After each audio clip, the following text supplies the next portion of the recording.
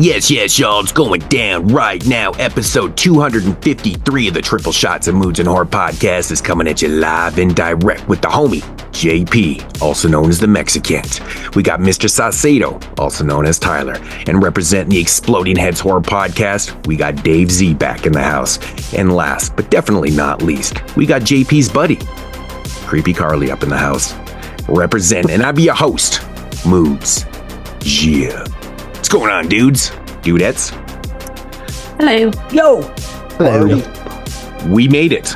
It's the top 10 of 2011. Are you guys excited? Fucking right side. I am hyped. It's like bittersweet that you spent all this time watching all these movies and now it's just, all right, on to something new. We always talk about this, though. Like, I was talking with the wife last night about this. We always love recording and doing our lists for these top 10 shows. But my all-time favorite thing about these episodes is randomizing the next year. I always get so jacked for it. Like, I'm so excited to see what year we're going to be doing. And then it just, the process starts over again. It's like never ends. But yeah, my favorite thing is like after we draw the year, like looking at what all came out. And then I usually watch one right away just to like break the ice. I think I did that for this one. Yeah, I think you know what I compare it to? Yeah. How we all get excited about the drawing at the end. It's like when people go to Marvel movies and everyone talks about the fucking stinger at the end of the movie. They're more excited about seeing, what's the next movie gonna be? It's like that, you know? Yeah, it is like that. I don't even stay for the credits. It's like, nope. You know, we've done a lot of I just know it's a thing. Right, yeah. right. I never see Marvel movies. Yeah, I just know it's a thing that happens, though. We have done a lot of top 10 shows. And I think this is probably going to be one of the most unique top 10 shows. I'm just predicting in terms of like kind of unique films on people's lists. There's just a lot of variables here. There's no, in my opinion, there's no like standout bangers for the individual for number one picks or even films belonging or going into the top 10s. You know what I'm saying? Like, I think there's so many films that could be interchangeable here, not on lists, on lists. I think this might be one of those years where we have an abundance of unique films. What do you guys feel like that too? Oh, for sure. I have movies on my list I 100%. had never even heard of until 2011, until we started doing this. Like, I was going through my top 10 list and I'm thinking to myself going, I might not have, like, I bet you me and Carly don't have any in common. And that's not true. Zero? Yeah. You're gonna have and I'm thinking me and Dave Z might have two, and like me, Tyler, I might have one or two. Like, but that's so unbelievable only to have like one or two the same as someone else. Like, we've had top 10 lists in the past where like 6, 7, 8 films are the same kind of thing, right? I think this year is going to be very interesting to talk about because there's going to be a mass variety. I just feel I'm very, very excited to see what people's lists are because I know. Like, Dave, you're a big fan of this year, right? And I've expressed my opinion. Like 2011, you know, when I was breaking down my top 10, and we're actually going to do an extended list for this also, probably top 25, but I had a hard time even breaking down a top 30 list. I cut like 4 or 5 films that I really enjoyed. Like, this is a really good year for myself and my type of taste. It seems like everyone enjoyed it except for Carly. Carly, what are your thoughts on 2011?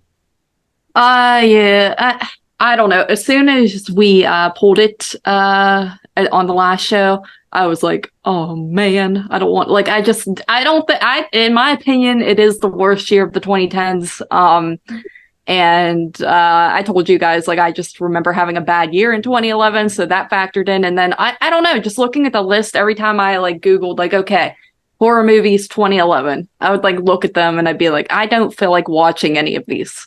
Even once it just wasn't my, a lot of the movies just weren't my taste, I guess, and they didn't make me excited to jump into them. But I mean, I think, you know, the ones I came up with on my list, I do quite enjoy. So it's whatever. But yeah, not my favorite year. No. I mean, I haven't. Is it better than the 70s to you? I mean, see, it's hard to say because like the 70s is kind of fun to me. I think that's the thing too. Like 2011 is so recent yet so far away at this point. But it's like I lived through 2011 or the 70s. I did not. So it's kind of fun to me to find these weird, obscure movies and watch them, even though by the end of it, I'm usually miserable too. I'm just kind of a miserable prick in general. But because this was the first year that you've been on that you were live through, right? I mean, well, 2005, but you did do 2005. Yeah, that was 2005. I was going to say. that was 2005 was nostalgic because that was like when I was really watching horror movies like as a youngin', where 2011 I was 14, not caring really about movies, so it doesn't really hold that nostalgia feel. But I have like I don't know. such a polar opposite, identity with 2011. Like, you had a bad year, you didn't like the year because I get that. Like, it's so weird because 2011 for me is almost nostalgic too, because it was about the time like I was really heavily getting into watching like, update YouTubers and things like that. And I was starting on my channel, and JP, same with him at the time. And these films they just hit at that right moment. And it's like, it's weird. Like, I shouldn't be saying that these films are super nostalgic, but again, it is 13 years ago, right? Yeah. And it's just right at that time where I was getting so amped up about like, just the whole horror community and things like that. And all these movies were hitting at the right spot for me. And I don't know, it's weird. Like, revisiting all these films, I'm just like, damn, dude, it takes me right back to that period where, there was a big, huge horror community on YouTube, and it was all fun and shit. And these are the films that I was talking about with people and stuff like that. And just relating with, others with these things. And I don't know, man, it just took me right back, and I had so much fun with this year. I didn't realize until, doing the prep, how many films I absolutely love from this year. It's crazy. Like, it was a really, really solid year, man. Like, I mean, I didn't go crazy with the watches. I had watched like 87. I stopped at 87 purposely, just in light of my boy, Sidney Crosby. So big Sidney Crosby. So, but nice. I just basically cut myself. Like, I could have watched like another 30, but I was like, you know what? I'm not going to ruin my shit, because out of 87 watches, I think I only had 4 rated under 5. Like, that's pretty fucking crazy. Right. Yeah. So, I mean, that's like my kind of numbers. Yeah, dude. But I stayed like you, Dave. I kind of stayed in my lane. Like, I purposely didn't watch like Weed Wolf and shit. Like, right. I could not make that.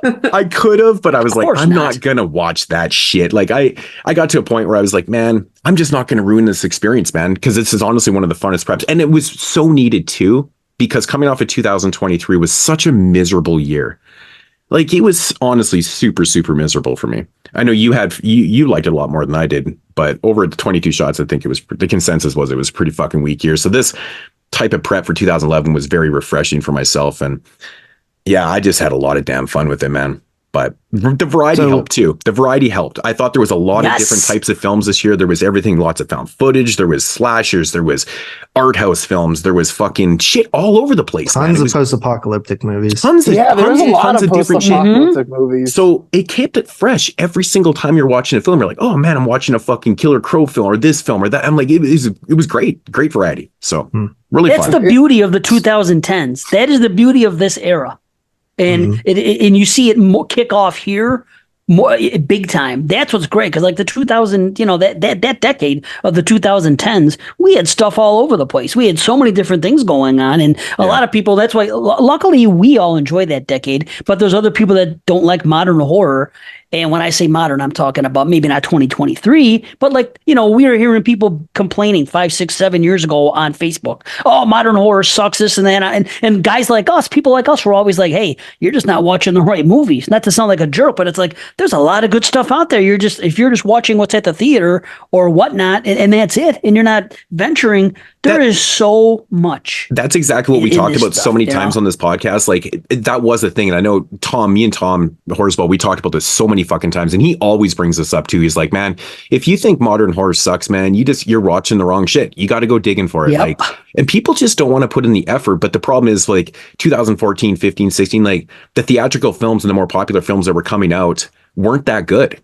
Right. Yeah, it wasn't people watched, so people were checking out the populars and the shit that people were like, mostly sharing around on their YouTubes and their Instagrams and all that, and their fucking TikToks and TikToks and whatever the fuck they are. I don't know what the fuck I'm talking about, but you know what I mean? Like, the films that were being shared around more, the more popular, heavy ones and shit. And it just, there's like a totally different level of films out there that are good.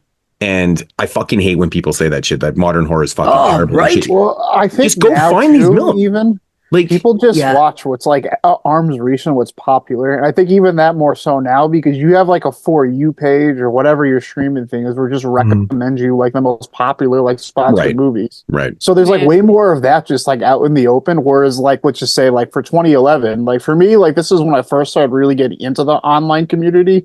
You didn't have like all these movies, just like these same movies being thrown at you. So you had to like, you know, just like do like Google searches and find like articles on websites like top 10 of the year, top 20 of the year. And you kind of like would get something like what we have here is like just different lists from completely different tastes. And you just found more movies that way.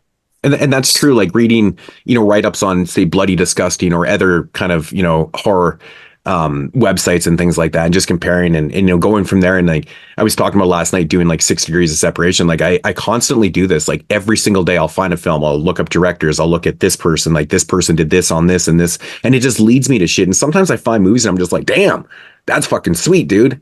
Like you just got to put in the effort. I know everyone's not like that obsessed like we are sometimes. I can get very obsessive actually when I start fucking around on the computer and like looking at shit. Like I can't stop. I just want to find more. I get stuck on Letterboxd for hours. I'm digging for music and movies all the fucking time. Like I'm trying to find shit. Like, and it's fun for me. And I love reading on shit. And I love comparing, like reading these articles, and then they'll mention some name or something. I'll go and look them up. I'm like, oh fuck, this guy, this fucking Job Boborowski or whatever. Like he did this, and I'm like, oh fucking, he worked on this one. I'm like, oh my god. And it just opens up all these ventures and all these alleyways, and it's just so it's really fun. But I get it. Not everyone's like that. They're not willing to do that. They're willing to just go on their Instagram and be like, "Oh, fucking Moodz posted a picture of long pigs. I'm maybe I'll check that out." So, you know what I think the problem is, honestly, is in this decade, in the 2010s, is that a lot of people, they just rely solely on what's streaming for free. I think streaming is kind of what really, actually that's a really good point. It kind of ruined it. That's what I because mean. like I have Netflix and I have this. If these movies come on there, I'm going to see it. And people seem less willing, which is weird because back in the day, in the 90s and 80s and whatnot, 2000s early, we would just go to the video store and rent them. Now the video store has become a thing of the past. So it's like, for whatever reason, people don't like to like do a search to see a new horror movie and rent it for $3.99. They just don't seem to do that. And they just stick with what's free on their Netflix. And I just think I don't want to say laziness. I just think that they are content with the horror that they come across. They're conditioned. And, you know, it's just you know what it is? It's the convenience factor though too, right? It's right there. It's convenience. Yeah. And the It's thing super convenient. But that's what I'm saying. They're conditioned to be that way based on how technology has went. Oh, Yeah. it's absolutely. sad. It The absolutely. thing is too with the video store too, like in like 1998, or for example, when I was like 7 years old, if I went to the horror section and found a cover I liked, I would just buy. I would rent it if my mom would let me. Of course. Like people now go like, oh, what's this movie? And then they look it up online and they see what people are saying about it, and everything just gets screened before other people's opinions. And sometimes stuff just like gets lost or doesn't get underseen or just. Well, most people nowadays, they don't also try something that they haven't heard about, right? Like usually it's like true. word of mouth. Like a lot of people don't just try random stuff unless it's like older. But that's to what sort we of do. like give That's what we do, I think. Like we do give that them shit. That's what I like doing. to give my opinion on this crazy year. So like Moodz, it's kind of nostalgic for me as well. So I remember getting into the YouTube sphere around this time as like actually I did post my first ever video in 2011, but I deleted it and then didn't post another one until 2012.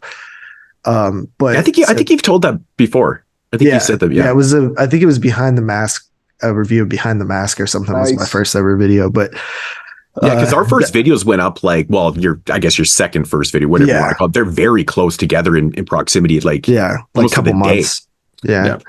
But so I remember around this time, I was like really heavy into watching like YouTube and stuff like that. And I have a general idea of like, of the feeling of this era. Right. So I remember everybody being angry at the time, like saying that that Hollywood ran out of ideas and this, that, and the other. And like everything was remakes or sequels. And to an extent, if you look at it, it was in the mainstream, right? Because a lot of the movies that came out at this time that we now know in retrospect are great were stuff that got direct to video releases. And when you're talking about that, there was a transition phase, right? So I would say in the 80s, obviously there was tons of theatrical horror movies.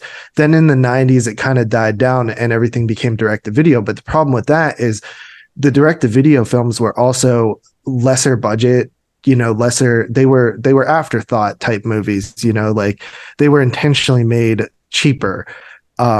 Like your Full Moons and your Traumas and stuff like that. And although there were cool stuff in the 90s, broad spectrum, it was a lot of like lesser films coming out direct to video. So everybody had the mindset that if it came direct to video, it was a lesser film, right? Right. So I remember that. Then in the probably mid 2000s, I would say like 2007 ish, we started getting, and maybe a little earlier with like the Japanese influence and stuff like that, we started getting like the Ring film and Grudge and stuff like coming to the video and stuff. But that stuff was still like harder to find. And then when you go into like the later 2000s, you started getting like all this like, high tension and these French films and different countries bringing in films. And then you started getting indie films that actually had a bit of a budget and creativity and stuff like that. And they were direct to video, but they weren't that kind of direct to video that happened in the 90s. And I think it wasn't until like 2012, 13, where people started realizing that that's where the good stuff was. It wasn't in the theater, because everybody was conditioned for so long that horror was represented in the theater. So whatever that was happening in the theater, that's what was happening in the year for horror. People weren't really watching all these movies at the time in 2011. It was like 2012, 2013, that people were seeing a lot of these films that are on our list, the indie stuff.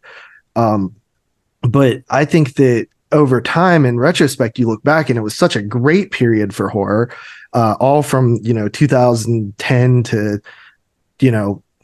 current really. But it's interesting because at the time I don't remember I remember this was like people were saying horror was dead and stuff.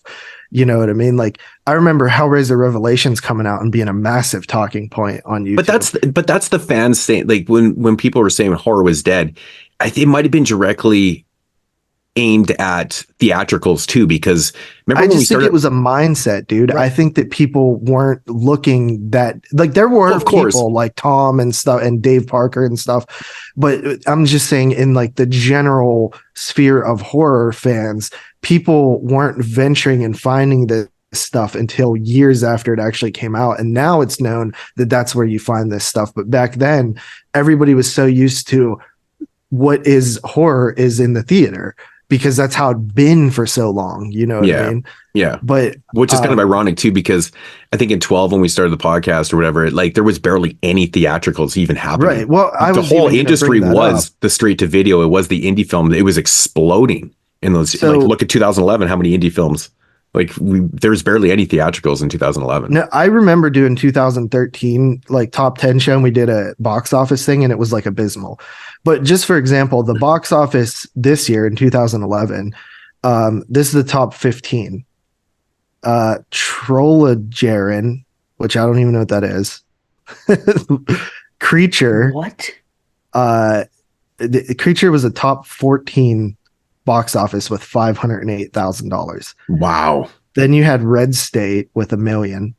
Then Dylan Dog Dead of Night with $1 million. That was the theatrical? Crazy. Wow. Yeah. Then The Thing with 16 million, it bombed. Yeah. That's sad, actually. I remember. Yeah. Then Fright Night with 18 million. Then Shark Night 3D with 18 million. Then Dreamhouse with 21 million. Then Don't Be Afraid of the Dark, which technically is a 2010 film, but with 24 million. Then Priest with 29 million. The Right is number 5 with 33 million. Scream 4 with 38 million. Final Destination 5 with 42 million, which is surprising to me that Final Destination 5 outgrows Scream. Yeah. And then Insidious with 54 million. I do remember that coming out in 2011. Yeah. And then Paranormal Activity 3 with 104 million. So your 3 films in Where's your top Cabin? 5. Where's that came Cabin out in the in Woods? Cabin 2012. came out in 2012. Yeah, Yeah, it was- That's why I was gonna say. Okay, okay. Yeah, that But it's movie was 11 made for in us like in retrospect. 2008 or something. And that Yeah. even, I was saying, was Mhm. that even might have been like 2013? Yeah, it was shelved for a while. Yeah. That is one thing Oh, I've been that's right. It noticing. was 12. Yeah. That's right. I've been noticing on IMDb the years changing so drastically now. Like Yeah. I was like yesterday, I was randomly looking up films from '93, and right away I noticed that Leprechaun has been changed to '92. And That bothers me so much because Leprechaun has always been 1993. so I started like trying to find things. I was like, man, things are changing all the time now. Like you really got to keep up to date on that shit. I mean, who knows? Some of the 2011 watches that we watched could have been fucking 10s now. I Right? know Your Next came out in like 2013. Yeah, it did. It That's made my true. It sure 2013 did. list. Yep. Yeah, right. I remember. Right. Right. So did Alice held it. Kills. Yeah, see, Alice Kills was on our. Well, I mean, there's movies that made 2016 lists that are officially 2011. Yeah, that's a Right, wild like- one.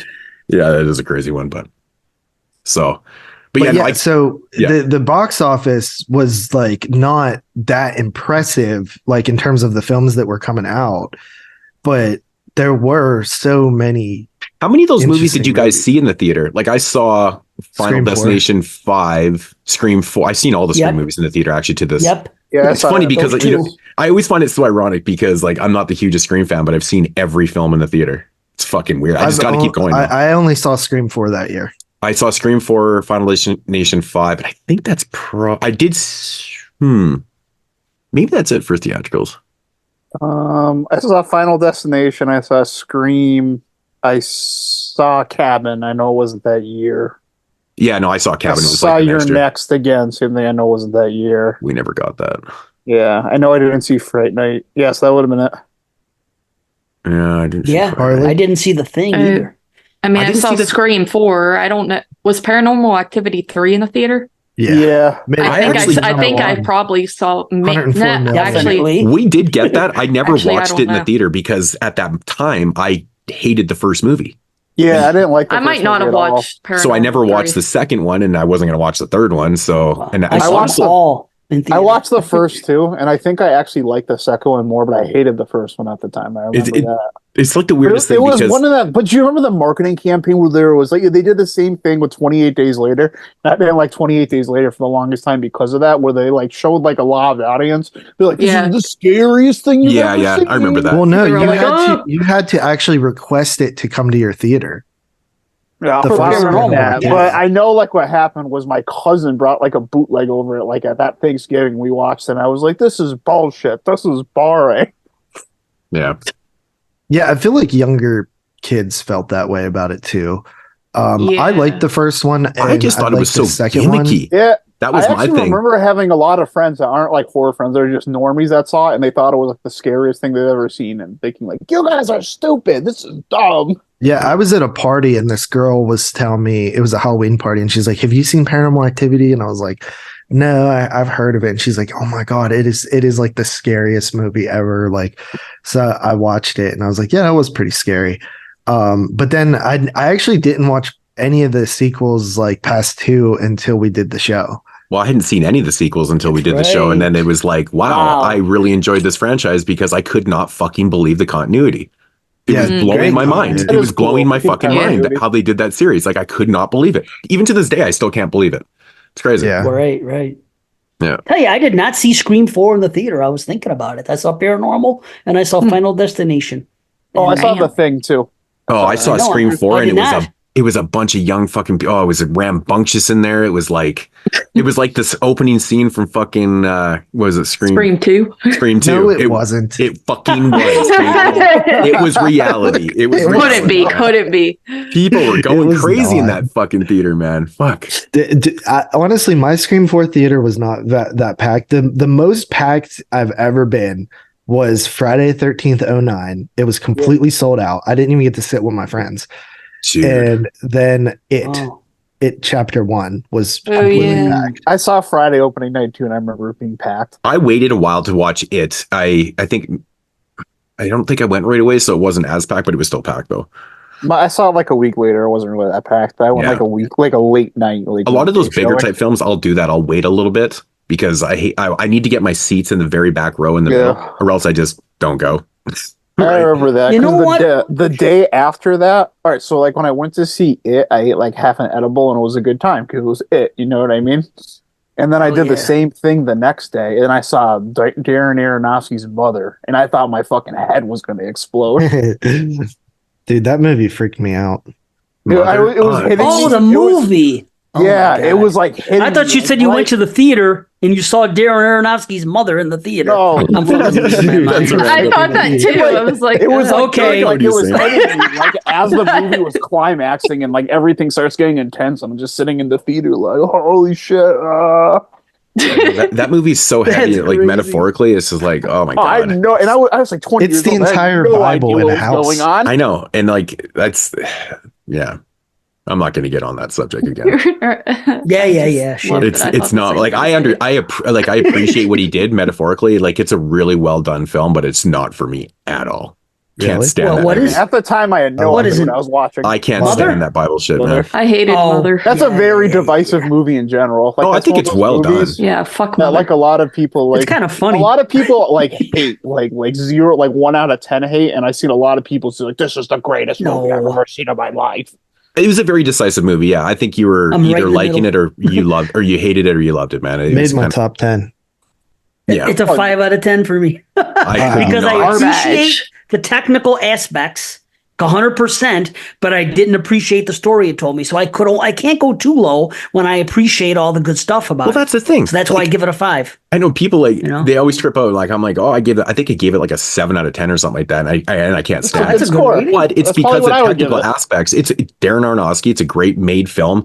What he did with the story, it's pretty crazy. Like if you're into that shit, but if you're not, you can't digest it. Like I don't know. I'm not into it, but I found it fascinating. It is like visually fascinating and like just the way I just found the idea fascinating too, to take the entire like story of the Bible and like tell it in a eventually, it's like so strong. But I didn't know it was about the Bible till people told me like a month later. I'm like, okay, am I supposed to like it more now? When Cain and Abel, I didn't at all. The Cain and Abel. Like, they called them Cain and Abel. Yeah, I was like, these are my sons, I can't Cain and Abel, and they started being the shit out of each other. Right. Well, I could have got that reference, but I guess I don't know. It didn't. You know what I'm saying? I didn't pick up. I actually probably would have liked it a lot more. Later. I think if I didn't realize it was about the Bible. I didn't realize until Jeremy told me. Yeah, I think I would have liked it more. The third movie he's made about like something religious. So just must interesting. Be yeah. Wow. Well, there's not too many religious movies in 2011. Well, I mean, we had The Rite and we had Priest, right? Not a whole lot of God stuff going on, though. Not a whole lot of Satan. Red State. So how you look at it? Red State. Yeah, well, it's more cultish. I mean, I that's guess. more preachy, right? Dude, that is totally about God, though. Yeah, that's like the most on the nose exhibit. I would say Kill List is kind of. It's Waco mixed with fucking. It's also a product of Kevin Smith's actual life, though, too, right? The whole First Baptist Church, because he was forced into the Catholic religion and stuff. He was forced into that shit, and that's where that story comes from. It's like a forcing thing, right? So, right on. Yeah, but I think that's why I like Red State. Well, too, Kevin Smith is religious. Yeah, but like when he was younger and shit, he didn't appreciate being like forced into like the Catholic religion and all that type of shit and stuff, right? So it was different, and I think that's what it mainly came from the Westboro Baptist Church coming after Dogma. Yeah, there you go. Yeah. Right. Dogma is so well written. See, now that's what I'm talking about. Wow. Comedy that can be kind of silly and goofy, but super, super fucking smart. That movie, I love Dogma. Dogma's really, really smart, man. It's really well written, man. Yeah, it's incredible. I liked all the commentary. You know, like a lot of people haven't like really seen it many times, so it doesn't really get talked about. I watched too long. It's too long. I haven't seen it in a long time. I love that Linda Florentino's in that movie. She's so fun. I love her, man. Yeah. Time's usually not really a factor for me unless it's like the type of movie that's just way too long. So how did we all do on watches? Like I stated mine. I watched 87 in light of Sidney Crosby. What did JP? What did you end up with? I know you did a cram session, right? Yeah, dude. I watched like 40 plus movies in like the last like 2.5 weeks or something like that. It was like nuts. I was doing like 3 a day. And you were still enjoying it? Because sometimes when you do those cram sessions, like it gets like tedious and it almost. I was only starting to get burnt out last night whenever I my last two movies was The Skin I Live In and The Thing. I was just ready to be done, but it was mainly because I just literally watched 3 movies. I pretty much only watched movies in my spare time during the last like 2 weeks or whatever, but I had fallen behind like crazy. I started off like okay, and then I fell behind. But the cool thing about waiting, cramming all of those at the end is that I pretty much watched all great movies, good to great, a couple not so good ones, but I ended up with a total of 71. And out of those 71, my lowest rating is a 4. And I have one film that's a 5, or 2 films that's a 5, a 4 and a 4. So everything else is 6 and above, not even 5.5. And I have 24 films 8 or higher. And then, so when we do our extended list, I'll literally start with 1 7.5, and then it'll be. Yeah, I'm going to break that down on when we do the extended list too. But I have, like I said, I think I had 4 under 5, and I think I had 5 rated at 5. But pretty much from 7 and above is like the majority of my films, man. It's crazy. And the bad ones I watched, like I went into them knowing that I probably was going to think they were bad, like Swamp Shark. Which I like Swamp Shark. It's just not, it's not a great movie. But yeah, the only thing I will say about this particular year is, although it is so deep and there's so many 8s and 8.5s and stuff like that, I do not have a like bona fide number 1 film that is like, like The Witch or something, So that's the only, it didn't have a film where I'm like, that's my number 1. I actually kind of usually I have a problem with that. And I always state like, I want to have that one heavy hitter where I'm like, bam, that's my favorite film of the year. But this year it didn't bother me because it was just like fun to kind of break down the top 10. And I'm like, man, dude, like I could have had 5 different number 1s. Right. And I actually kind of accepted that. I enjoyed that. So it's kind of different. It's fun. But that's pretty cool, man. Same with me. Yeah. Same with me, God. I didn't have a bona fide, and I always do. I've never gone into a show and not had a bona fide number 1. I always feel like I should, just like you said. And I didn't. And then it was the same type of thing, but the year is great. But yeah, same thing. I got to the bottom and I was like, this movie, can it be this one? Finally, I just settled. I said, you know what? I'm just going to pick this one because whatever. I just figured it out. But it was like, I'm still not so settled. different. There was a big tussle between my top 3. Like they were all in every position at one point, and then like my number 4, like kind of like started maybe joining the conversation. It was tough. Yeah. So Dave, what did you end up watching? There's at least. Good. Oh, I thought you were going to say something, JB. I was just going to say there's at least like 2 films that I didn't expect to be on my list that are. Well, in your top 10 or all? Yeah, top 10. Yeah, there's a bunch. That's an interesting one. I actually originally thought that 3 or 4 films were going to be in my top 10, and none of them ended up making it. Wow. Yeah. Wow. Well, this is what I did. I wrote 11 down. I wrote 11 down, and I wrote these down the day that we drew it.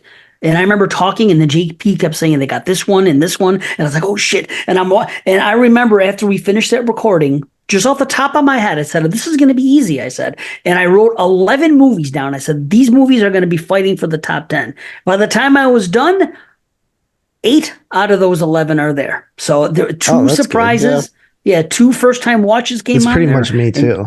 And jumped in. So I was happy about that because otherwise I probably never would have saw those movies. Yeah. And but it worked out. But I was excited about the year because I knew there was a lot of stuff I liked. And this is the weird thing. I finally hit this number that every year I say this is how many I'm going to watch. Like if you talk on Exploding Heads, but okay, how many movies are you going to watch for 2024? I always say this number and never hit it. And the number is 52. And I always say 52 because there's 52 weeks in a year, and me and my time trimming techniques are like, I think I'm okay to watch 1 new horror movie a week, and it won't feel like too much. I never have to cram.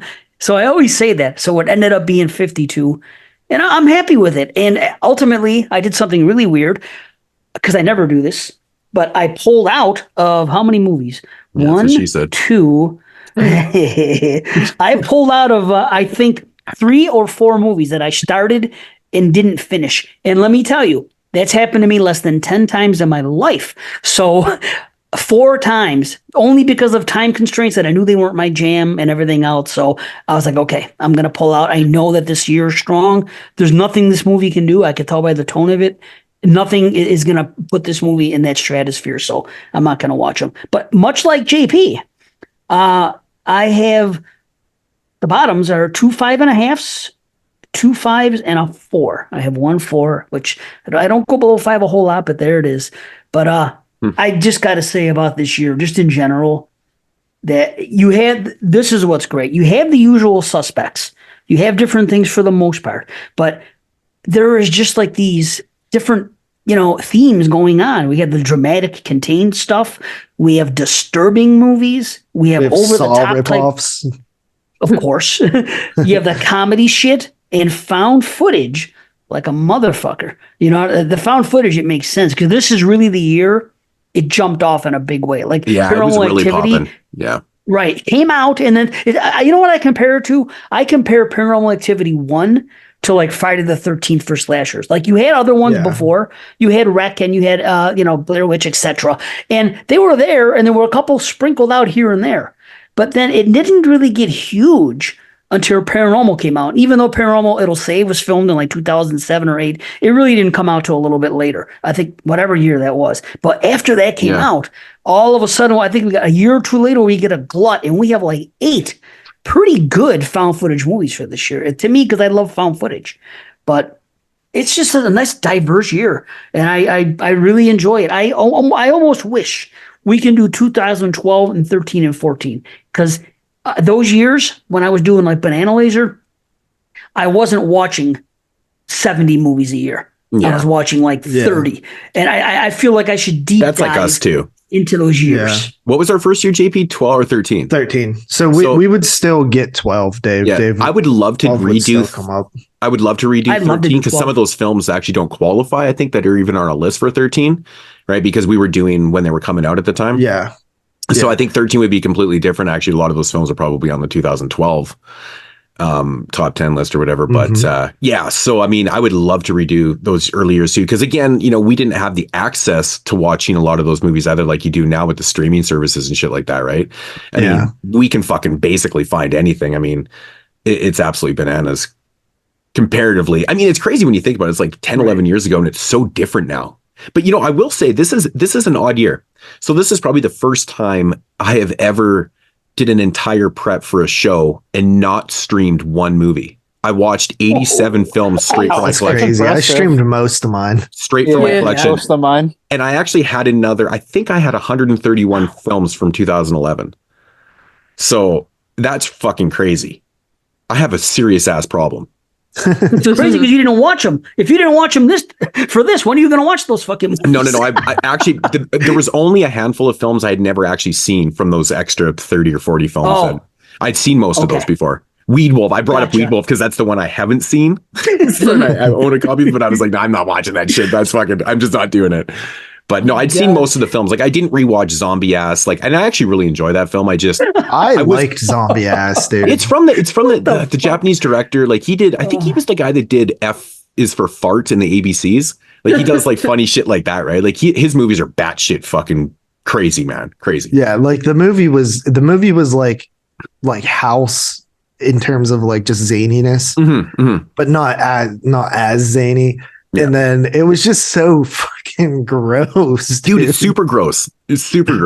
Yeah. Oh my God, dude. Yeah. And then I was so conflicted because the one chick has like really big, nice boobs, but she's like shitting, and it's like, this is fucking horrible. She shitted on him. It's so fucked. She really did shit it on him. There was a guy in the toilet that she shitted on him. Shitted on him. Nice. It's definitely one of those films you should probably watch once in your life just to see it, because it's you'll never like really forget it. It's just I remember because at the time, this time I was like looking at horror websites like every day, like looking at the new news and movies and stuff like that. And I remember the trailer for Zombie Ass coming out, and I clicked on it and I was like, this is the most stupid shit I've ever seen, but I've always kind of wanted to see it. And, I didn't know it existed. Did I Until review it 2 on the days ago. podcast at one point? I think you did. Because I'm pretty sure it's in the ratings. Yeah, I must have talked about it or something back in the day. Yeah, it was released by Tokyo Shock. Yeah, You said you talked about it on the podcast? Yeah, it was years like and years ago, long probably about the ago. time it came out, probably around that time, really. Like I just remember I was pissing myself laughing the entire movie. It was so fucked up. Like, it's just, you got to see it. Man. Wow. Yeah. That Maybe title, you like did. It's I not in the obviously ratings. listened, but It's not. So maybe I No, just talked. see? Maybe I talked about it. I just brought it up. On I the do show. remember you talking about it. Yeah, I think it definitely might have brought been it what up. we watched or Fuck. something. Yeah. Yeah. I don't recall hearing It's like that a title, till yeah. JP Nah. said it. Like That's why I remember. in That's a chat. title you I've don't always forget. known of it, but I don't know. I never it seemed like a good opportunity to watch it. It's never had another release because like all those older Tokyo Shock, which is the sublabel of Shriek Show, right? They're all out of print, so it's a little bit harder to find now. So, but yeah, going back to your total, Dave, I was actually laughing about last, and I'm like, Dave is probably going to come in and with this number, and I'm going to be like, dude, it should be so much higher considering how the fuck you watch movies. Motherfucker watches all his shit on 1.5 speed. You're really taking away time here, man. You should have like 130 films watched at that fucking sick. Well, check it though. Hold up now. It's 1.25, and let me tell you what it does. So how do you read the subtitles?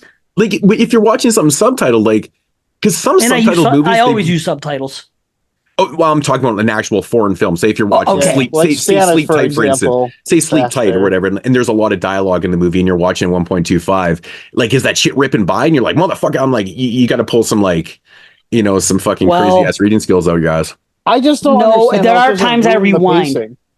Yeah. It doesn't at all because it's like, well, first of all, I'll rewind if I think I missed something, but it doesn't happen much with the subtitles. But it's actually funny. And it's like I said this before, with 1.25 for a while now, the only time it's noticeable is in the score. The score seems a little off, a little sped up. And when people walk, they walk a little bit too quick. But everything else, with the way people talk, the way people... It's like this. Let me say something right now. The Texas Chainsaw Massacre. If this is on 1.25, it would sound like this. The Texas Chainsaw Massacre.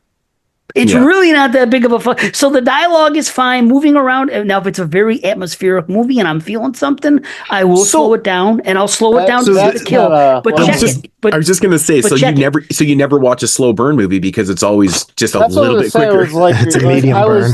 It's a medium I was burn. gonna say, like with the music and like the pace of the cinematography, like for example, like something like The Shining would be nowhere near as good if you watched at 1.25 speed. So maybe not. I watched for stuff on 2011 movies. Well, yeah, that's an interesting point, Tyler. There's some movies. That's an interesting point, Tyler. I think there's at least 2 movies I think we get fucked up on my list if I watch them at 1.25 speed because they're very deliberately paced and edited. Well, when we get to there's an it, interesting scene in The Shining when the blood comes down the stairs and shit like that. That's in slow mo. So then it's just in regular speed at that point. It loses its effect. But dude, First of all, it's still slow mo. You motherfuckers. Listen. First of all, 1.25 is not as fast as you guys It's are thinking nothing. it is. I know. I just And honestly have second of never all- watched a movie in faster. Like I mean, Try watching it I've- on 2 speed. Now that's I have done it with I've YouTube. watched like I the just last set up 30 2 minutes on TVs. 2 speed before. I've done that. yeah, I have too, and it's My just like patience- If it's a movie I hate. My But, patience can't handle it because when it comes to music, and you're right though, man, you notice the music and the scores are a little bit up tempo. Like it's going from like 94 BPMs to like 105. You're like, nope, that's not working, bro. So Like it my makes me thing anxious, is, man. As someone who also uses 1.25 from time to time, I think that for the most part, like if you're watching something like Attack the Block, it's not going to affect the film at all. Yeah. But It's if you're gonna affect watching how you- something like Sleep Tight, where there's deliberate pacing and stuff like that, it's not a good idea to watch a movie like that. I couldn't watch Attack the Block faster because I have to It's watch that pretty shit with the fast piece subtitles. itself. The subtitles and that, like I can't Well, understand a fucking thing I'm just anyone saying says in in that terms movie. of like what's happening. Like Yeah, you're it not was going to pretty know, but fast-paced. like whenever there's Right. actual That is moments crazy of accents. like tense suspense that you're supposed to be like on the edge of your seat, that is that's like the worst thing you could do is do 1.2. Right. You have to be able to react. You have to being, it's what's the word to say? It's just like educated guesses. It's like you're watching and you're like, okay, this is the type of movie that's going to be very atmospheric. There are some movies, and I'll tell you when we get them. I did not watch them at 1.25 because I seen them before, and I specifically wanted to get the full effect. For example, like Sleep Tight, I watched last night, and it wasn't on MB, so I wasn't able to 1.25. And a couple other movies, That's not a good one. I just wasn't. Right, I wasn't able to. So luckily, I don't think it affected anything, and I only used it for when I wasn't hugely interested in the movie. Or if it's a movie that I've seen like 10 times, I'm like, okay, I already know how I feel, this and that. But it's like I said, you don't really notice it after you've done. It's just like podcasts. I listen to the podcast at 1.25 and 1.5 sometimes. I think depending the on how slow they podcast talk. actually makes the guests sound funnier because it sounds like they're more quick-witted, like their comebacks are faster. Yeah, I don't think the podcasts are a big deal. So I couldn't do like another movie. Just thinking about 2011 off the lid here would be The Innkeepers. Right, like speeding up that I don't think would work either because that's another really slow burn. It's a very deliberate type of edit in the film, right? Yeah. And it's purposely meant to be like first time watch. It's for effect, and it really does. It's for the payoff, right? So yeah. I agree. But if it's a first time watch, 100%. But if I've seen The Innkeeper 6 times, I know how I feel about it. I'm watching it just for, just to do it because it's 2000. I got my notes here. I know what I like and what I don't like. So but let me tell you, 1.25, and you get used to it and don't notice it. And it's so funny. This happened literally about 4 hours ago. I was at home and my daughter walks in and I'm watching a slasher. And she's sitting there. She sits down on the couch. She's eating or something, and she watches for like 5 minutes. And she goes, "Is this one on 1.2 speed or not? 1.25 speed or not?"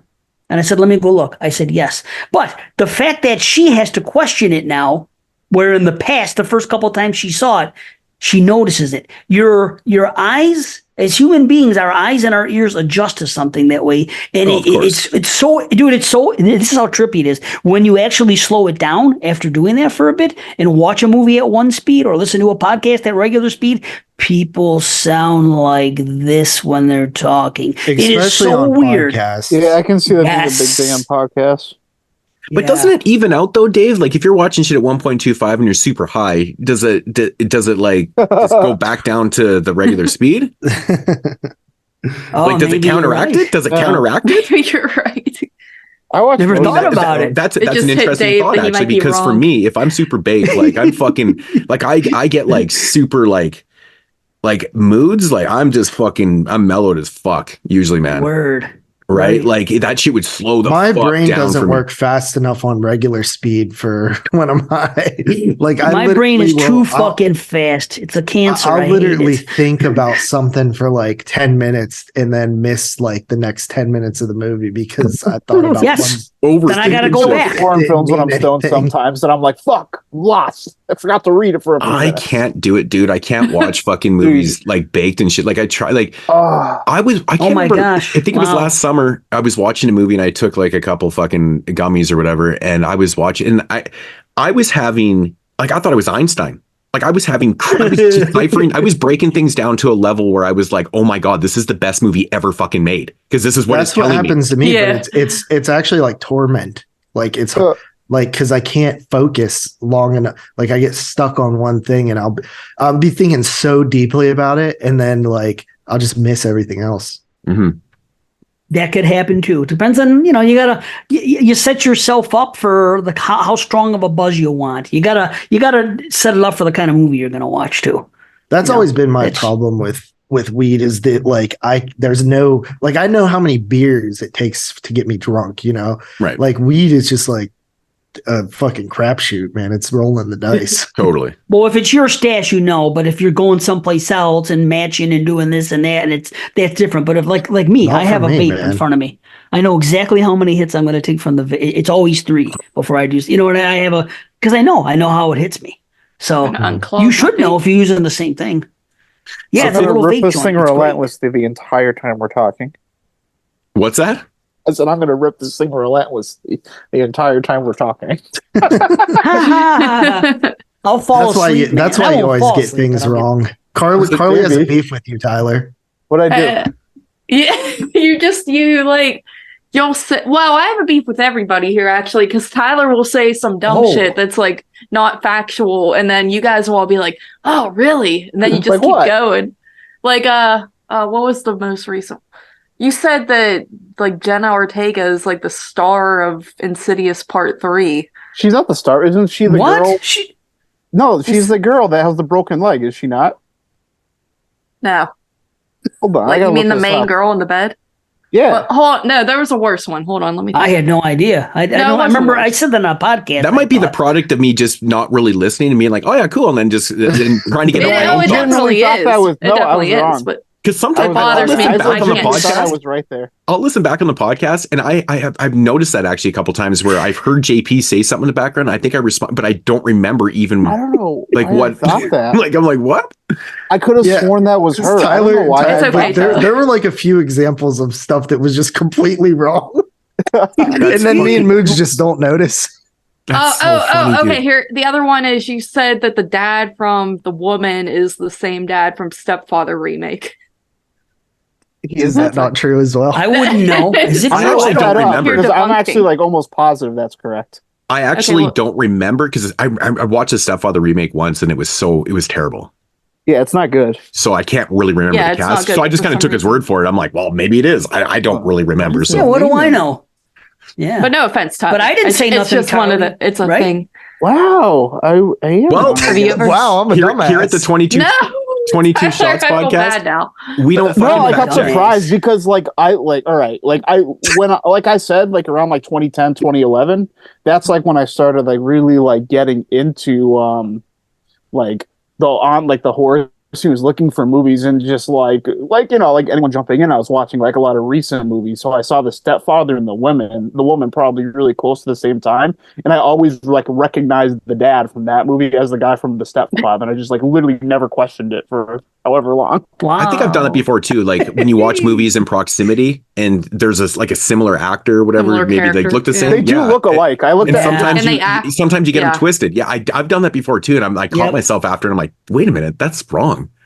Also, the Fuck. Jenna Ortega thing, she actually is in part 2, Insidious part 2 for like, I don't know who she plays, but yeah. to your credit, she is in that one. So what probably happened is I knew she was in Insidious. My brain just projected that she was the girl from 3 because they look similar. You know what, Tyler? Yeah. Don't overthink this. Don't get Oh, anxious. I'm Don't think not you worried. don't Yeah, think you that's suck. fine. Because I'm going to say here's- lots of dumb stuff. It was funny Here at the because I was 22 like, shots. when he said that, I was like, oh, really? Dang, that's crazy. I didn't Yeah, know that's that. what pissed me off more is that like no one even questions.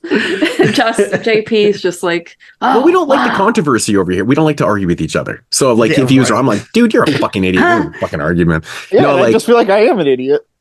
Yeah. Pure no. respect. It's okay. You are taking the place of Jeremy, so you have I to. thought that you have era to was perform. over, man. I'm done fighting on the fucking show.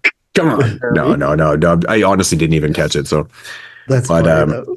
but yeah, no, Dave, 52 watched the, I want to thank you for, putting in the effort, man. That's pretty awesome, dude. Like, Oh, I wish I could have done more. That's a lot. That's a lot of films, man. That's a lot of films. So, Yeah, it's okay. Yeah. so what about you, Carly? What was your numbers like?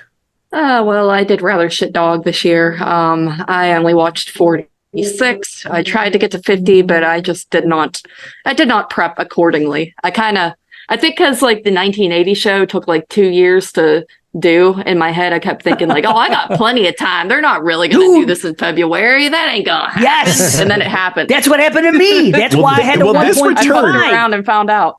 This return, we've actually been pretty damn serious because, like Yeah, we said, we're going to do these shows, and we've honestly only pushed one show since we came back.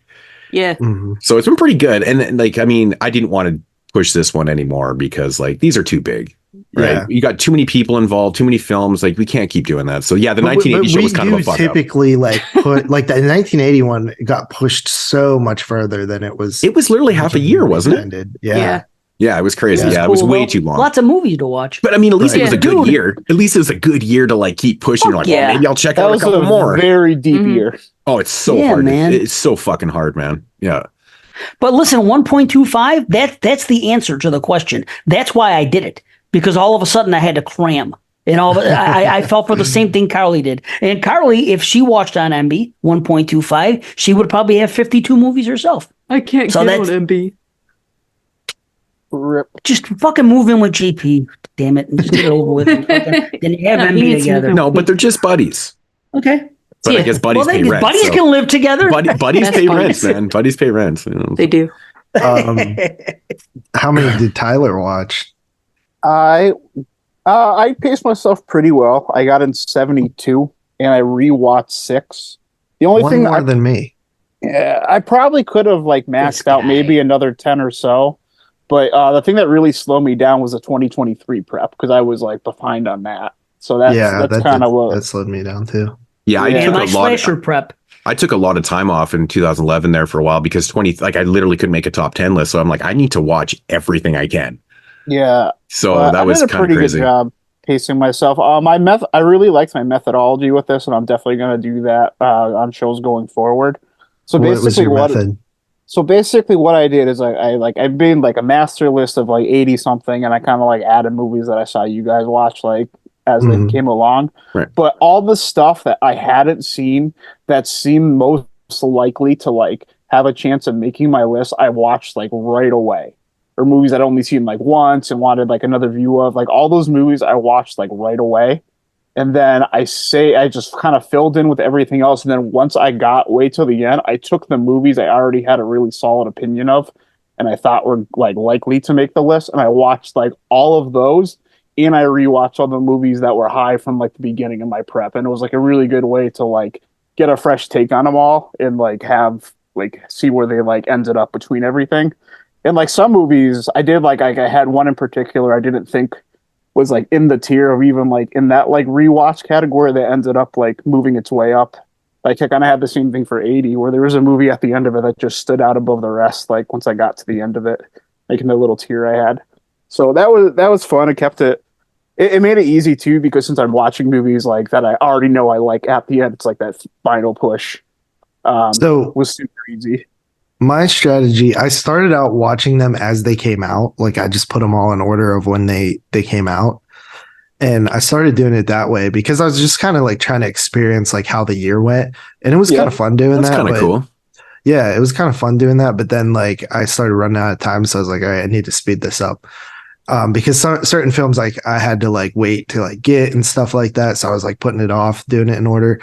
But then I just started randomizing, and I used to do that all the time too. Oh, that's why. Nice strategy. How you ended up watching Children of the Corn Genesis again? I'm like, dude, you're fucking. I literally like that movie though. Like, I do too. I like most of that franchise. No, yeah, but I actually like Children of the Corn Genesis. Like, so I get if it's just a rewatch for the year, but like, I mean, at certain points, you're like, hey, I want to watch some films that are probably gonna make my top 10 kind of thing. I'm like, but then again, like, I guess if you know that you're doing an extended list, like you might as well watch it because it might be in your extended list. Yeah, well, that's the thing is when I watched Hellraiser Revelations, I was like, dude, this is I would totally put this in my extended list because the more times I've seen that movie, the more I like it. Spoilers, motherfucker. Me too. No, it's I that was before I had watched a million movies.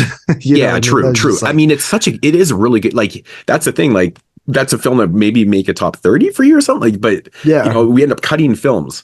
Yeah. So are we just doing a 25? Because I can def do a 25. And I will say like my numbers, like obviously I rate stuff a little bit harsher. And my numbers aren't like the same, like reflective of yours, but I will say like number average wise, this is my highest top 10 to date. And out of the 72 movies, I thought 14 were bad. So I think that's pretty good that I thought 58 out of 72. But what's bad? Like under 5? Under 5. Like, oh wow, you had 14 under 5. Holy shit. But this is the thing too, you got to remember, like I was saying earlier, I was watching like I watched movies I knew I wasn't going to like. It's kind of like, all right, let's get it done. You know what I mean? Just like, I like the whole flavor of the year like that. I watched some movies that were like Redbox core type movies.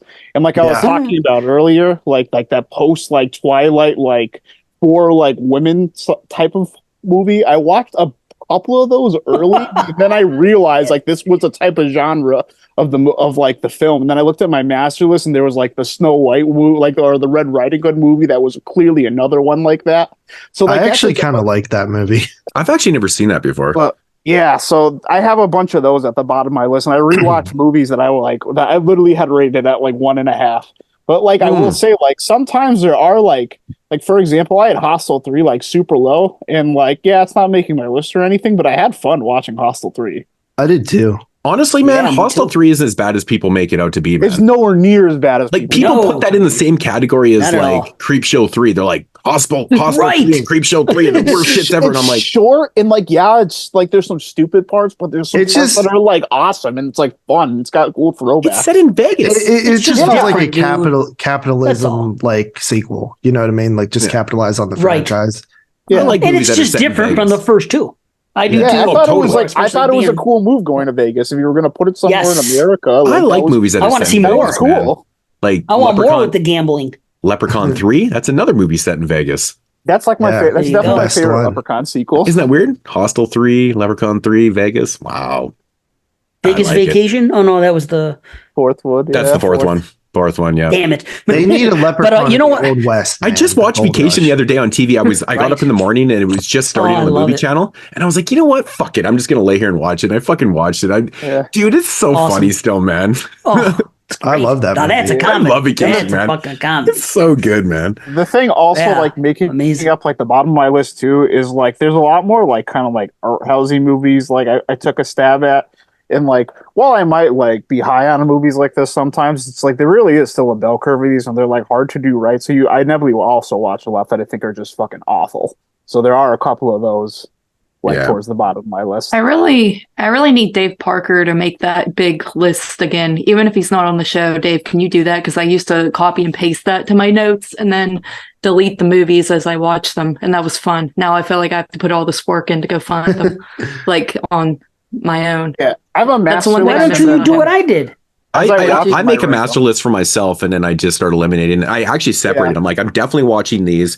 This is kind of a second tier. If I get to them, I'll get to these ones are probably not going to watch, but I'm going to list them anyways, just in case. Yeah, And then I kind of break it down. And sometimes throughout the year, I'll find stuff that I missed in my list and I'll add it in and watch them and stuff like that. And that's how I do mine. So yeah. It's kinda- You know what like, I when did this time? JP made a list. I used JP's list on freaking Letterboxd and I randomized. Every movie I watch, I randomized. And if it came up, most of them I watched when it came up. There's some I looked at. I said, okay, that's not going to be my jam, or the ratings are all real shit. I said, I'm not going to bother. But all I did was use JP's list and randomize it the whole time. It was like 1 to 84 or some shit. And I did Yeah, that. I think I had like 86 Right. on there, which I didn't get Yeah. to all of them, but I got to most of them. Right. But I added more of my own personal ones because there was like 5 like found footage movies that a lot of people didn't know about, but I like them, so I know that they're 2011. So I watched those, of course. But that's all I did. I just followed JP's thing. So So, so thanks. for those of you who don't know, you can actually, if you make a list on Letterboxd of like I did like 64, 68 movies, you can actually sort the list in a shuffle format. So it'll randomize the list for you. yeah, I didn't know that. Ooh. oh, I don't make the watch list. I make my watched list.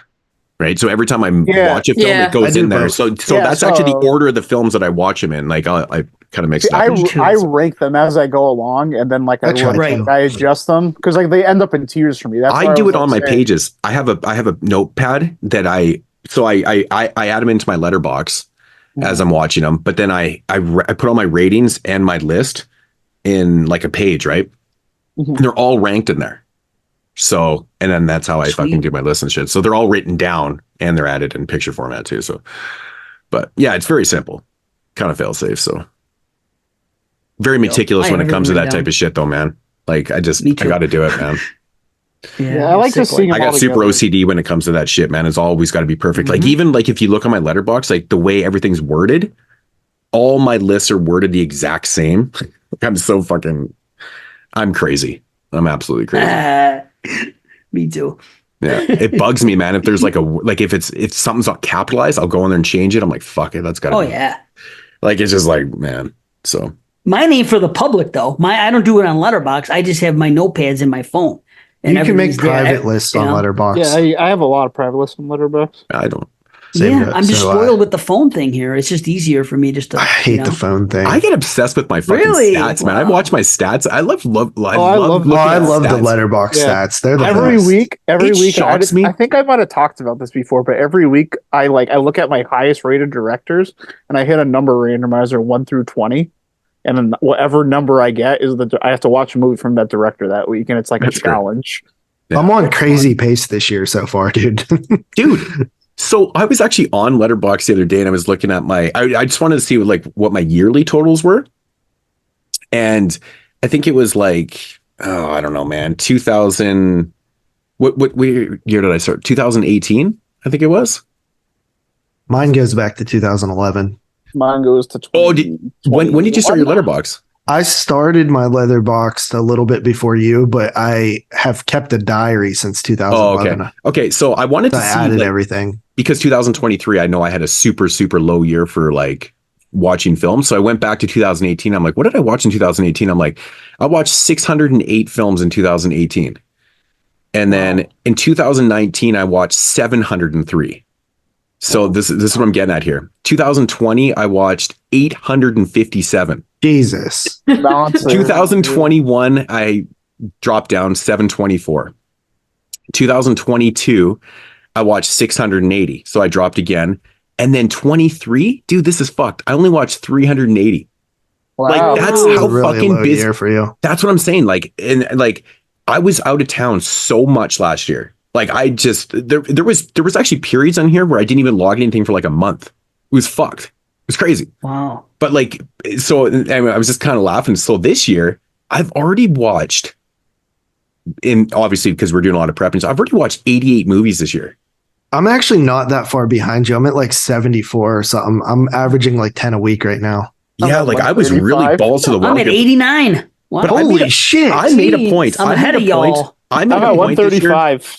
I made a point Tyler, fuck. for this 2011 prep thing. And I think I've been trying to do this when we do these top 10s. Like I want to have my list done and I don't want to watch any more of the films for the prep like 2 or 3 days before we record.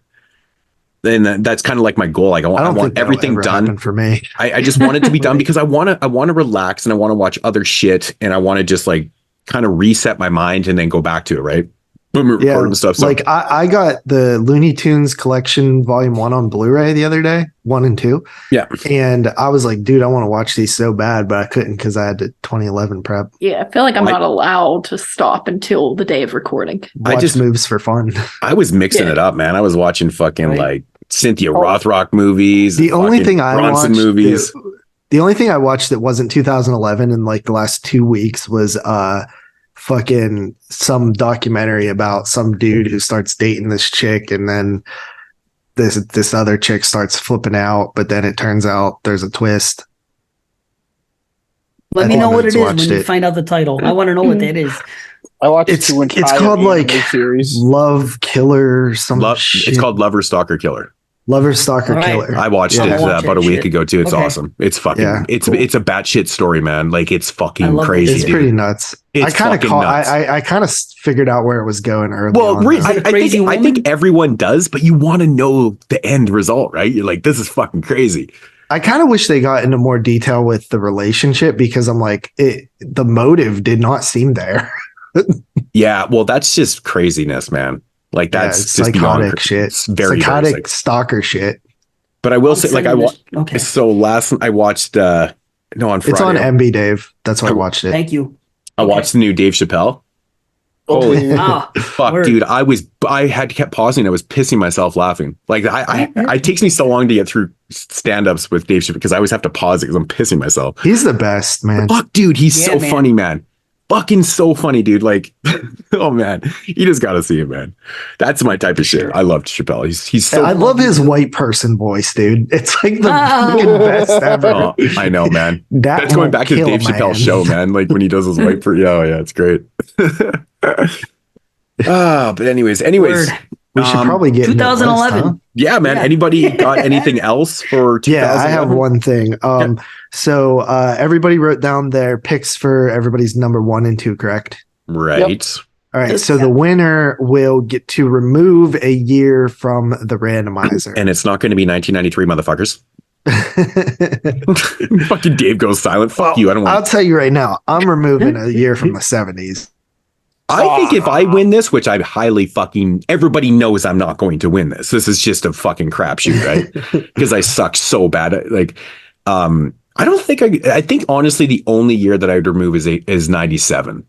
So that's a pretty good one. Well, also, you don't actually have to remove one. If you win, you could also add like double up on a year. So like, let's say you want to do 75, you could add 2. I would double up on 93 just to piss Dave off.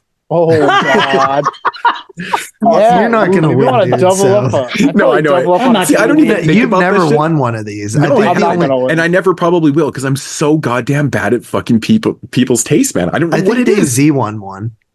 I did win once. Yeah. I think I've everybody's won but and me. Parker usually wins, but he's not here, so I have a better shot. He's always good at that shit, man. Like he's really Parker good. Parker got both of mine last time. Yeah, see, that's good, man. Like I can't. Fuck, I suck, man.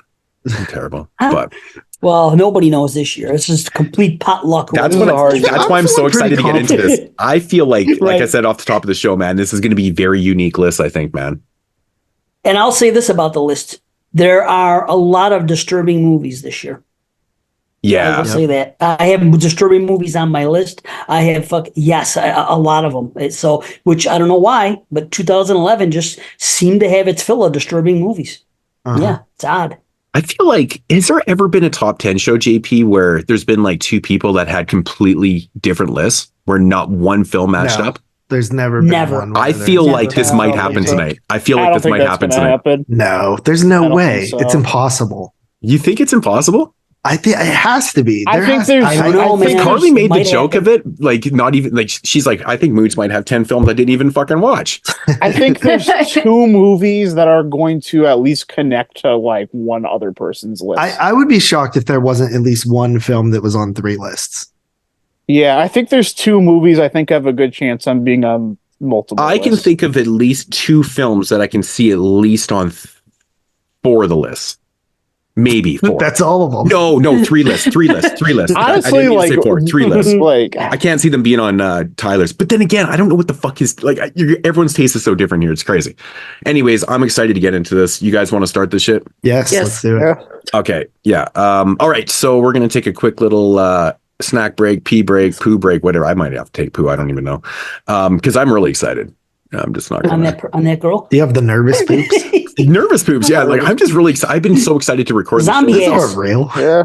Because like I mean, comparatively to 2023, I was not excited to do that show. I'll be the first to admit that I was not excited, but I was just excited to get that shit over with. This, I can't wait for the drawing. Anyways, we'll be back in a second here with the top 10, 2011.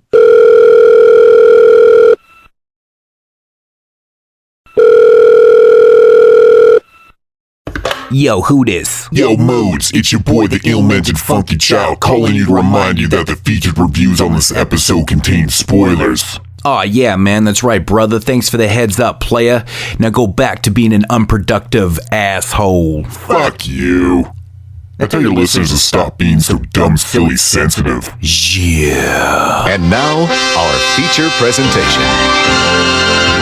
All right, so getting into the top 10 of 2011. So off the top of the show, I did a quick little randomizer, and this is the order it decided for us. So we got Dave Z, JP, Carly, Moodz, and then Tyler is the anchor on this one. So Dave, you want to start us off with your number 10?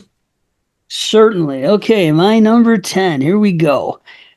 This is a movie. I saw it for the first time, I want to say in like 2016 or 2017. Not positive what year, because it wasn't available to us for quite a while, although it was made in 2011. And this movie is a German movie, and it's basically their take on an Italian movie, and that is Masks. It's like a giallo, but it's more like, it's closer to like movies like Suspiria and Stage Fright than a typical giallo. There's no, it's different. It's not like the cop investigation isn't quite the same as in a typical, giallo movie. Mm-hmm. But the thing about this movie is, man, the kills are really good. The story is easy to follow. It's cool. There's sympathetic lead. We are given an atmosphere that it's so good. It feels just like 70s Italian movies, which it's hard to do. We've seen people try even more so than, remember we talked about that director, an Italian Horror Month, the one that did Francesca and the other ones. Yeah. And he did a similar thing, and there's been some others as well. But for whatever reason, my opinion is that this one, does it the best. It works for me the most as far as the atmosphere, the way everything looks, and it's a great score on top of it. Yeah, and a really good story.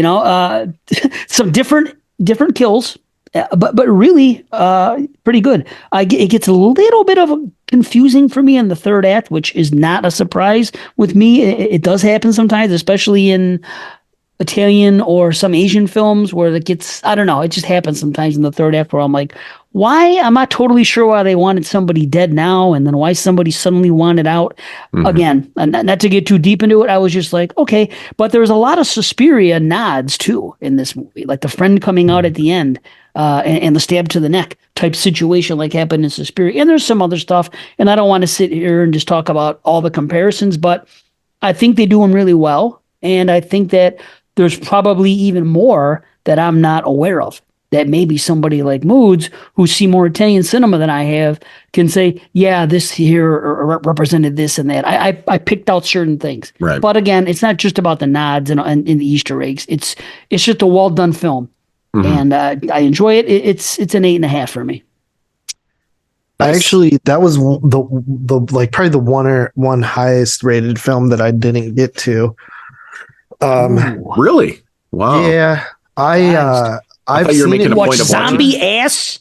Well, here's the reason Children of the that- Corn Genesis, Swamp Shark. He used to watching all the essentials. It's on MB. Well, you got no. Well, that was excuse. the problem. It didn't have subtitles, and the person who runs MB is in the hospital and couldn't add Oh, that sucks. my custom subs. You're right. You're Yeah. right. But I'm the so thing is- happy I the thing caught is, that Blu-ray, man, when it came I out. own Fuck. it. I own it, Oh, you but do own it. I'm not near my collection in the last like week or two. So Oh, Are you still at the hotel right now? yes. Oh, okay. Yeah. So basically I just couldn't watch it. You know, you could have just packed that shit, man, if you're gonna be there. well, for a while. I brought like 30 He DVDs made with sure he me, packed dog. Hellraiser Revelations. So you mean to tell me, right? You mean to fucking Awesome. tell me that you already didn't watch a film in someone's top 10? Dude, yeah. But I've seen it before though. So Right. Okay. that's Fair enough. at Fair least enough. fair. You know? That's fair enough. Yeah. Yeah. So all right. All right. What was your rating on that, Dave? 8.5. Yeah, 8.5. Oh, so you are Starting with 8.5. You know That's what? Dude, impressive. it's trippy. It's trippy because this is what happened. I have the only 8.5s and higher are on this list. Number 11 is an 8. So it worked out perfectly. And it was that way with the 25. I had 25 movies that were 7.5 or higher, but then I watched 2 extras and now I had 2 more. But up until a couple nights ago, it was 100% perfect where every 7.5 and higher was represented on 25 and my top 10 were all 8.5 or higher. So I'm so happy with this list. That's the thing. A lot of times I don't like my list. You'll even hear me say that on fucking some podcasts. I don't like my list for this reason, or it's too typical, or there's too many fucking Hollywood movies. There are lists that I've done that I'm not thrilled with, but that's just my honest feelings. This one, I'm very happy with this list. Yeah, That's why I'm so very excited. happy with mine too. Like this is, I'm excited. I was not that happy. I'm with my pretty happy with 2023 mine. So okay, so my turn. You know what, man? I started with 8, but I think I'm gonna bump this to an 8.5, you know, after thinking about it. Nah, I'll keep it at 8. I don't want to be copying Dave. All right, so my number 10 is a film that I've always loved. I've seen it probably 6 or 7 times now. I watched it when it first came out in 2011 or 12, whenever we got it released. I think I rented it from the Redbox actually, back when that was a thing. Is there still Can I Redboxes? guess? Probably not. Yeah, you can guess. Yeah. Okay, don't. I'm guessing for some reason, just because you've always loved it and you've seen it 6 or stuff. I'm just gonna guess that it's the freaking what do you call it? The Ty West one. Innkeepers. Innkeepers? It's a good guess. Innkeepers. I've never that's seen my that guess. until this year. Holy fuck. Well, there you go.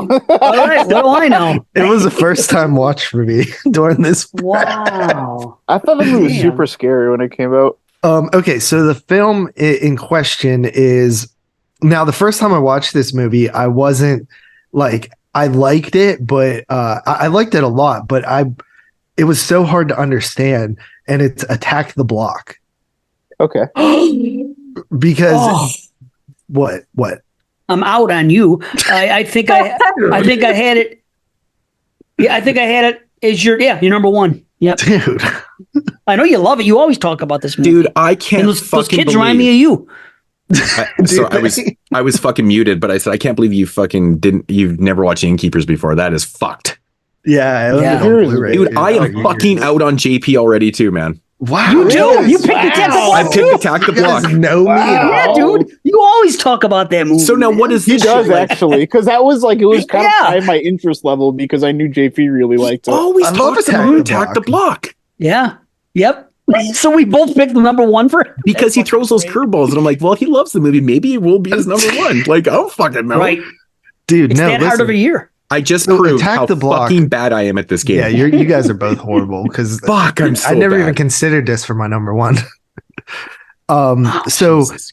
Attack the Block, it has a very thick British like street chav dialect, right? Even with the subtitles, I still don't know what the fuck they're saying.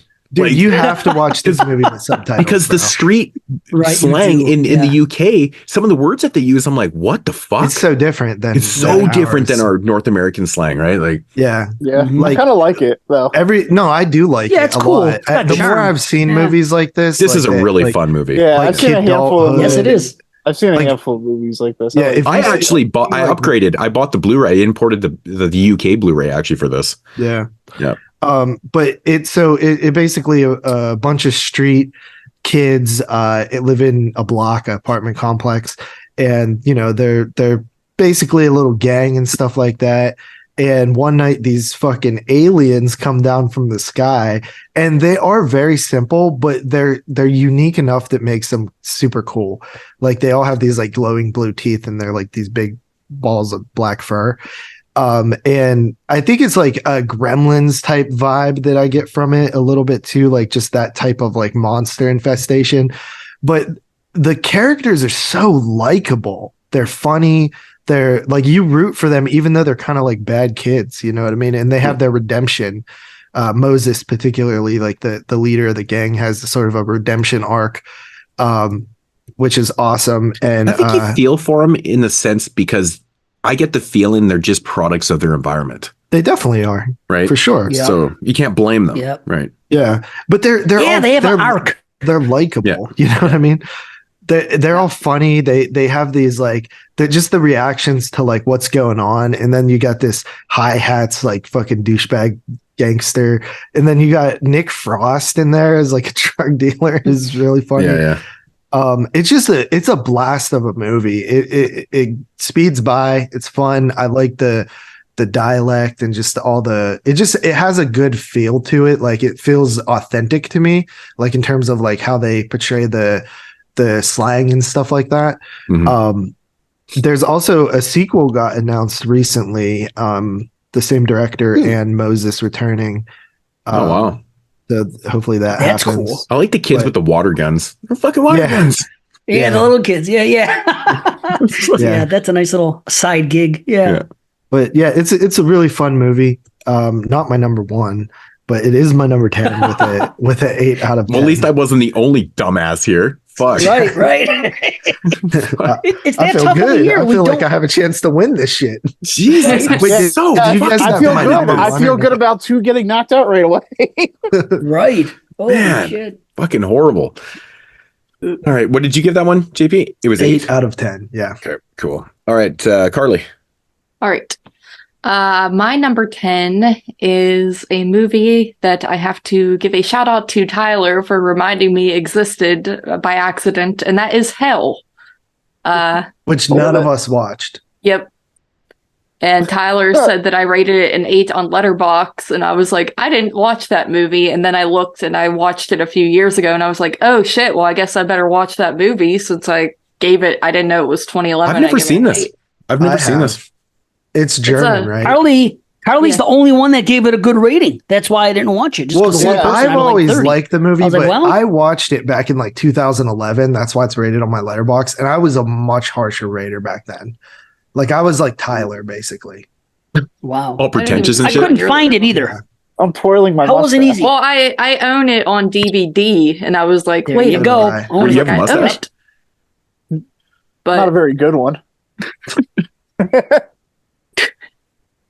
Well, it's obviously so good hell. enough to twirl. Fuck. why did mustaches get brought up? I have no Because I clue. was twirling my mustache because He said it you reading the said back very down, hard yeah, like sorry. me. I was like, ah.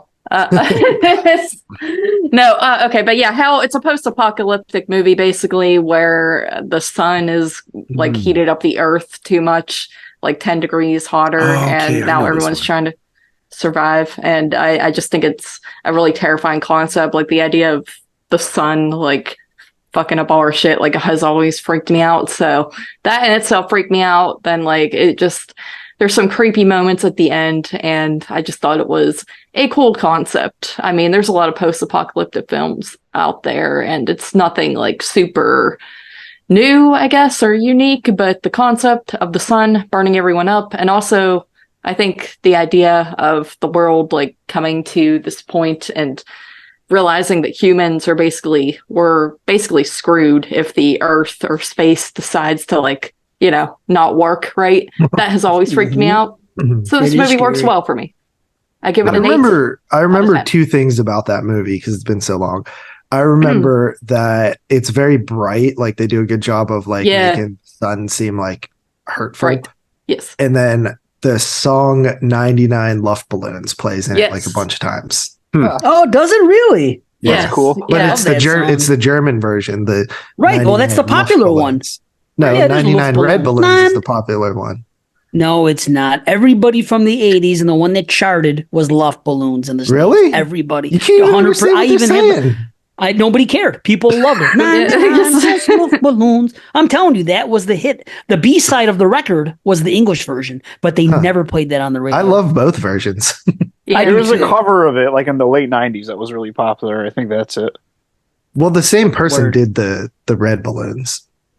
Oh, I didn't know that. Right. But there's a cover too by some punk band, and they Goldfinger. That's the version I always heard by Goldfinger. And that was is that like a ska band?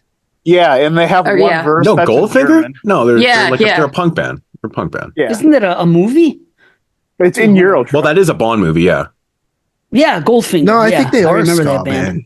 They're like ska punk. I think they are too. Like, you see them at Warped Tour. It's more punky. I've seen them play a couple times actually at Arts County Fair. And they were more poppy. They were more poppy, I believe. Yeah, I wasn't. Anyway, Carly, I wanted to ask you 2 questions because you talked about the shit that freaks you out with stuff coming to the earth like that, and I'm the same way. Have you ever seen 2 things? One, a movie called Melancholia, and another, the Twilight Zone episode called The Midnight Sun. Oh, that episode's so fucking good. Oh my God. Is that fucking... Dude, you know what the sun's gonna do it. You know what's fucking weird, The Dave? sun's dangerous. I fucking love. I was just talking about Lars von Trier last night, and then I realized I completely had forgot that like Jordan Peele had redone like a season of that or whatever. 2. It's not good.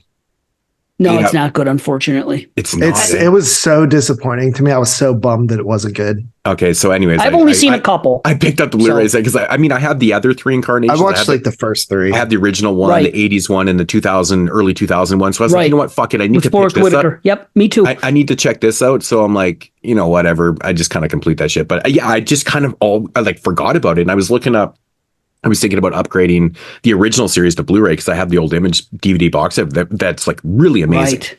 Really amazing stuff. But I was like, you know what? And then all of a sudden the Jordan Peele thing came up and I was like, oh, fuck. I completely forgot about that shit. And the price was good. It was really cheap. So I was like, fuck it, man. I might as well pick it up and check it out for once, you know, kind of thing. So yeah, but it's not that good. It's the only one I don't own.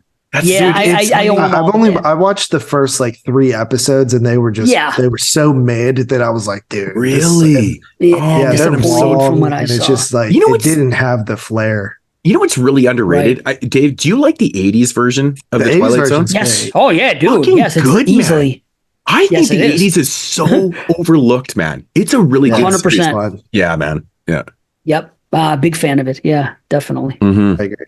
So, but Carly, have you seen those? No, Melancholia and the Midnight Sun? No, I have not seen Melancholia, that word, but I have I've seen the Midnight Sun episode, and yes, that does freak me out. And then I've also seen the movie Knowing with Nicolas Cage. Dude. I watched that at a movie night. I watched it at a movie night when I was 11 years old.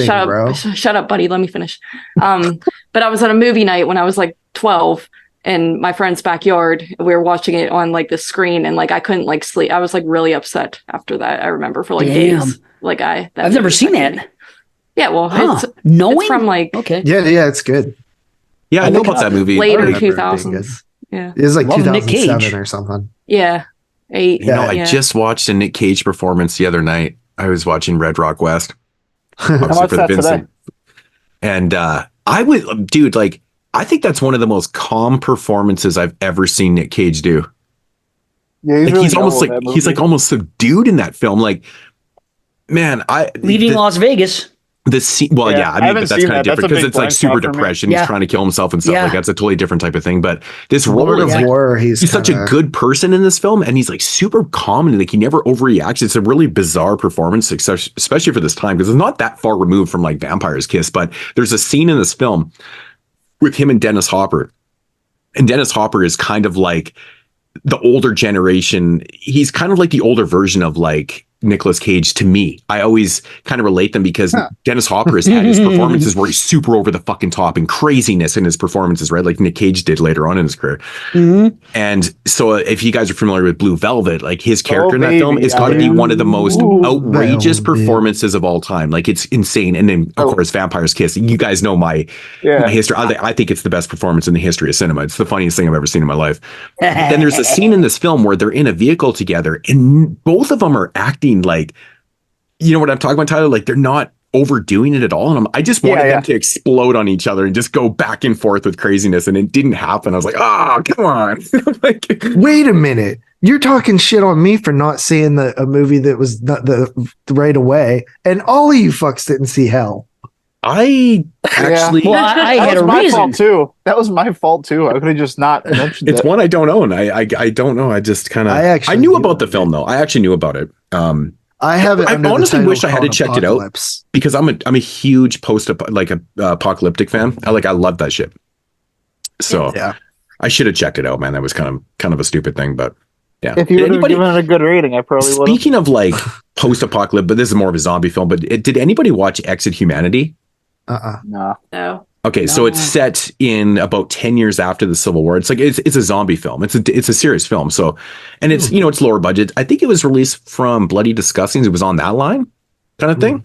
Okay. And I had watched like it back Chop. in the day and liked it. I really enjoy it, man. That's one of those movies I think that could really benefit from just maybe like a Blu-ray release, kind of clean it up a little bit.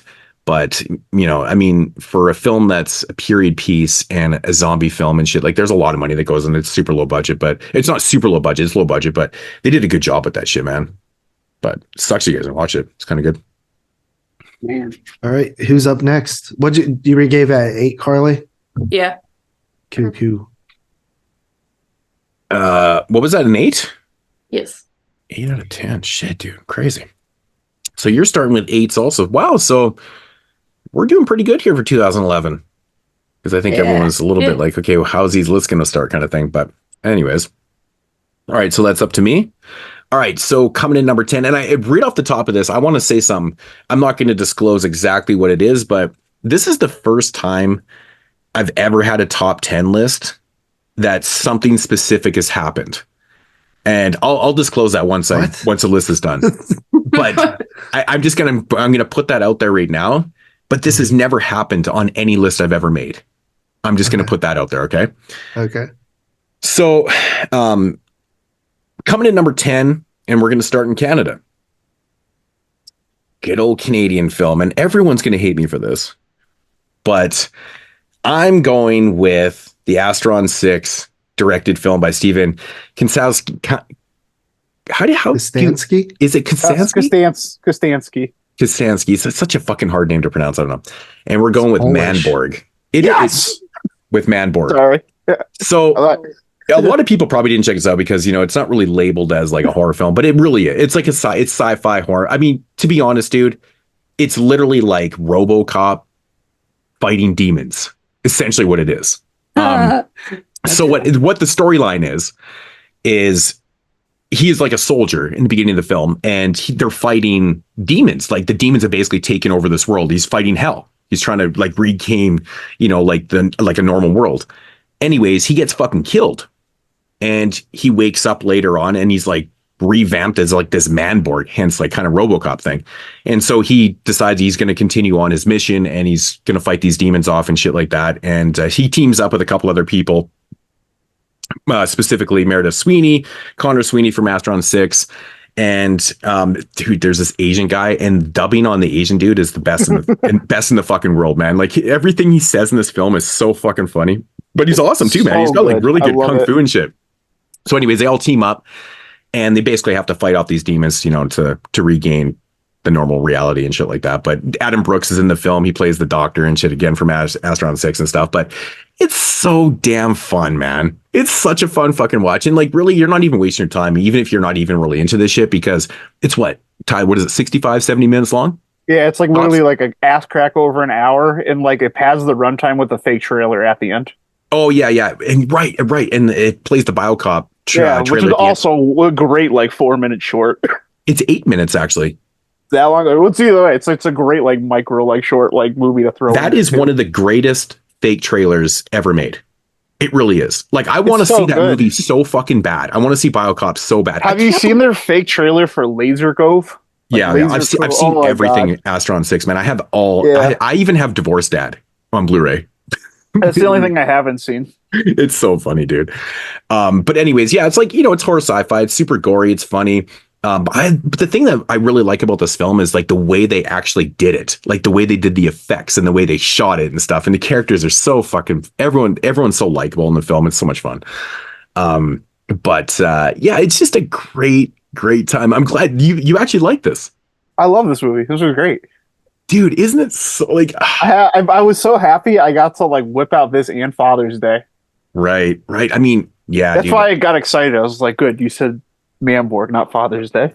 Yeah, so Manborg, man, I'm like, dude, I'm thinking to myself when I'm making my list, I'm like, no one's gonna fucking have this on their list. There's no fucking way.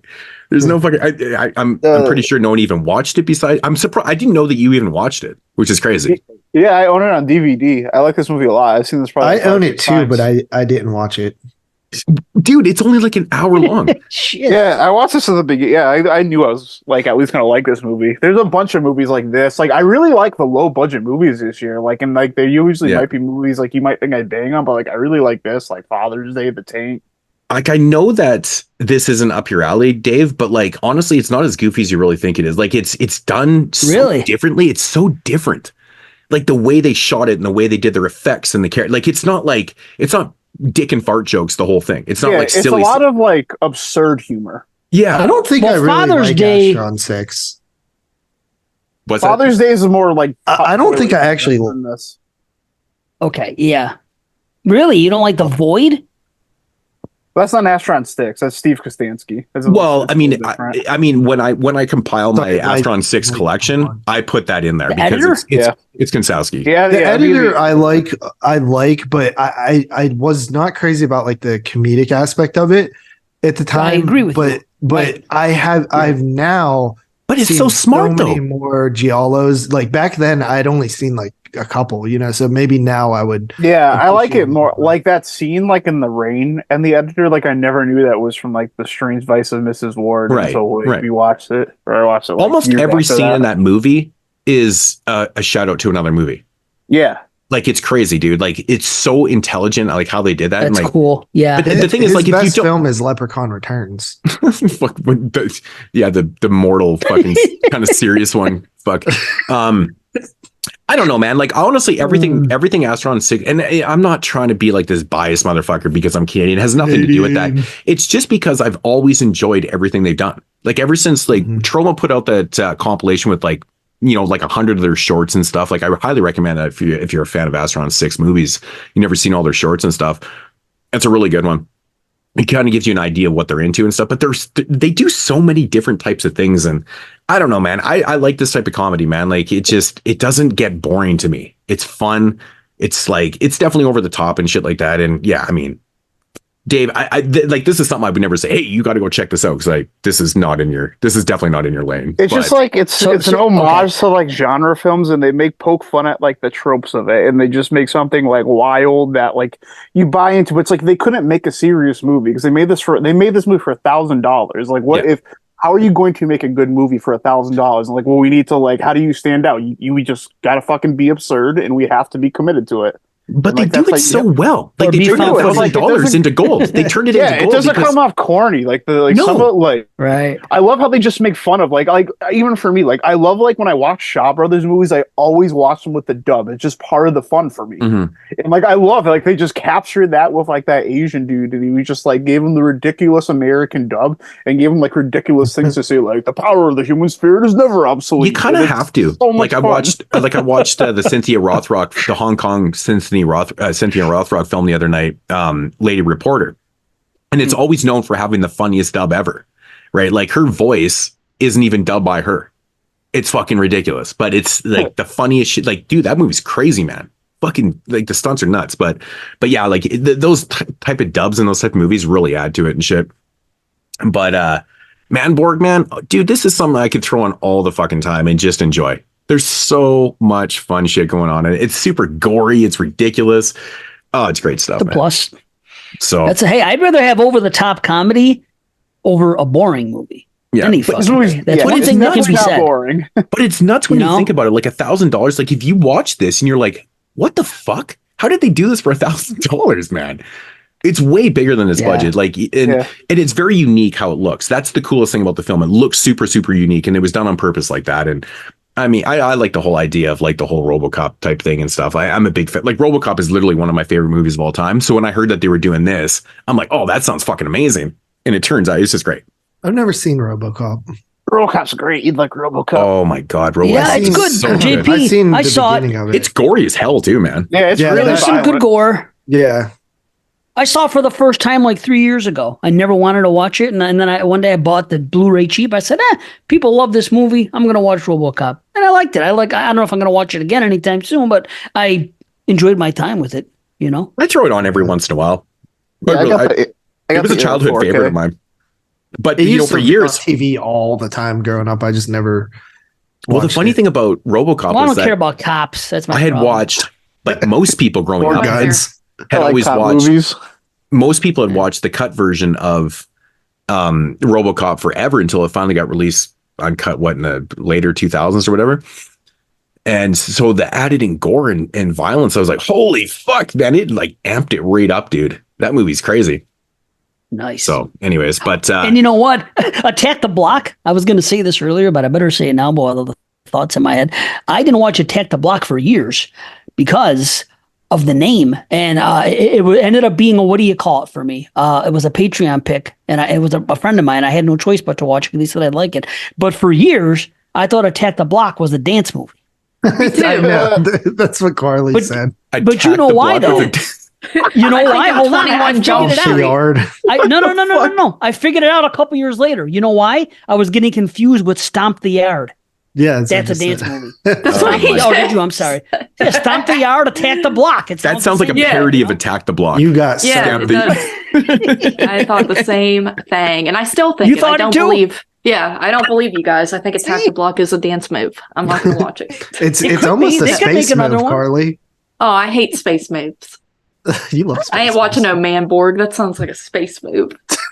Well, it's Yeah, the Borg. I it's agree. not- It's not set in space. It's set in What about Big Bad Beetleborgs? Future. it's set in a post-apocalyptic world, basically. Anything with Borg, I'm not going to watch. I don't think. At least Oh, get that initially. man, Borg. Borg man. Come on, man. It's fucking awesome, dude. It's so much fun. It might Anyways. be. I guess the word Borg turns me off. It's I don't know. just so fun, fun. man. Like, I mean, this is something that you can't get in this mindset. Well, I'm going to take this shit serious and then start. I actually read a Right. review on this one time, and someone was like picking shit apart. I'm like, what the fuck, dude? What are you doing with your life? Are you happy? Because It's a joke. The whole movie is just a joke. there's no way you're happy with your life if you're taking the time to write a fucking 16 paragraph review of Manborg, which probably took him 3 hours to write, which is ironic because the movie's 65 fucking minutes long. Yeah. To That's like Rambo every little Raps thing in reviews. Manborg. Spent more Borg time on a than the movie. Letterboxd review than watching the movie. Are you not understanding what Astron 6 is all about? This is what, like, honestly, dude, I think they're really, Right. really talented and clever with their shit. It's just on how you perceive it and stuff like that. So, anyways, Brother, I agree. I appreciate the passion on people that do things like that because I know they're doing it because it's their taste and it's their humor and they're enjoying themselves and they're making something that other people will like. So I'll never diss a movie. All I'll ever say is I'm not into that type of humor. Oh, and that's absolutely. really all I'll say. Yeah. Yeah, but I respect it at least. I would never trash it. I just say It's not for me, you know? Right. Yeah. And I mean, that's, you know, it's like with me too. There's tons of movies out there that just are like, we just talked about Mother. Like I know it's a good movie, but it's not for me. I'd never watch that again. So what's your rating? 9 out of 10. I'm starting with 9s. Wow. Fucking Moodz higher than me. Telling you, man, 2011, man, fucking, it blew my shitter out. It blew my motherfucking shitter out. It's great, man. Yeah. So, all right, Tyler. All right. So, my number 10 was a movie I definitely I liked when I watched it, and I didn't, but I never really took it seriously as a film that was going to make my top 10. But it kind of just stayed in this territory, just outside the tier of that might make movies on my list. And at the end of it, I kind of just looked at that and other movies in the tier, this movie is just better than all of these other movies. So I gave it another spin. I think this is probably one of the biggest overlooked gems for the year, and I think it's going to be pretty well received throughout this show. And that's Alice Kills. So this movie, it's basically just a woman goes crazy type movie, but the thing that makes this good is they do a really good job with the main character and with the friend that's not really in the movie that long in in a strong part. But it starts off with her going out with her friend, and they're just you can tell it's that kind of friendship where they've been friends forever, but it's they maybe have grown apart, or there's resentments over things. You kind of see there's an uneasy friendship there, and then you also see Alice is fucking jealous. She's a jealous bitch. Well, then you also see the I kind of felt like the other girl super selfish too. Was kind of jealous. I felt like the other girl just constantly had digs at Alice for everything. I feel like it's actually very realistic to most. Yeah, girls' and it felt really authentic to me. Yeah. And I thought there was a lot of really good chemistry between the two. And obviously there was there was you kind of get some lesbian vibes from Alice towards her friend. Maybe not that she is overall, but at least towards her friend, and maybe that's just But yeah, they go out to a bar drinking, and you can already even tell that's not really Alice's scene. Where it's that's kind of what I mean. Where I think a lot of people, she's an introvert. She's an introvert. Yeah, and people do have these friendships where maybe you guys were really similar when you were 13, but at that the age they are now, they're just they're not the same. They're not the same people they are, and they're kind of friends for the sake of being friends. And that's what this feels like to me. And so they kind of get into an altercation over the bar over some bullshit. It's really just typical what you would call high school drama. And they go back to Alice's apartment, and then this is where this development keeps ending, keeps continuing, and creating this relationship between them, these two. And it gets to a point where they're farting around the rooftop of Alice's apartment. Did you just say farting? Nobody says that. Are you 80 years old? Nobody says that anymore. That's amazing. They're farting around on the rooftop playing grab ass. Are you drinking their wine? Grab ass, one of my words. Like that. Yeah. You have this Listen, dude, you are morphing into Jeremy, man, because that was pretty. You would say, These two broads are up on the roof farting around. These broads. The 22 Did he shots say is like a broads? David I Cronenberg didn't say movie, man. broads. No, Okay, Jeremy. just making sure. He's You might as literally well morphing have. into Okay. Jeremy. He's literally Right. morphing into Jeremy. It's David Cronenberg, man. Holy But fuck. anyways, yeah, they're up there, just hanging out. They've been drinking. They've been doing some drugging. And Alice's friend is standing on the ledge and kind of just she's throwing the daggers, and everything just hits Alice, and she gives her a push. And this is kind of the big antithesis of the movie, because if the movie didn't do such a good job developing the believability of this and this uneasy friendship, I don't think it would have been as effective. But it really did. That's the strongest part of the movie for me, for sure. I love the dialogue of the drug dealer. Yeah, He's Oh, a dude, he's so typical good. one of he's my biggest complaints about this movie is I think a lot of the side characters are not very good, but the drug dealer is done well, and everybody knows a guy. Oh, his monologues are everybody awesome. knows a guy who is way smarter than what he does in life, and he has all or at these least thinks philosophies they are. and shit At like least that. thinks they are Right. confidently. It's like Michael Shannon for some reason. It just always reminds me of him, man, for some reason. But He's yeah, good. And then she kind of just does this, like, there's a police investigation, like, going around. She finds out her friend's not alive. Her friend's alive, and she goes and sees her at the hospital, and she can't talk. And like that, like the stuff at the hospital with her friend, and her just like silently seeing there, like screeching and like at this girl, like play, like that ruined her life. It just, it's pretty good. Yeah. I like all She's that banged stuff. up too, man. Yeah, she's fucked. Like she'll just like she'll never like. But Poor thing. and then I like this, like, and then she kind of has more time, like, in solitude at her home, which I also think is good. I think the more time she spends away from, like, some of the supporting characters, the better it is. Because they really, like the boy, like, that whole, like, story angle of, like, the boyfriend and, like, the girl that took his spot. Like, those, they were just pretty much cannon fodder. But thankfully, like, the last act of this movie, like, kind of transforms into, like, a dark comedy and gets kind of tongue-in-cheek. And it's, like, it's a really cool transition, and it's a lot of fun.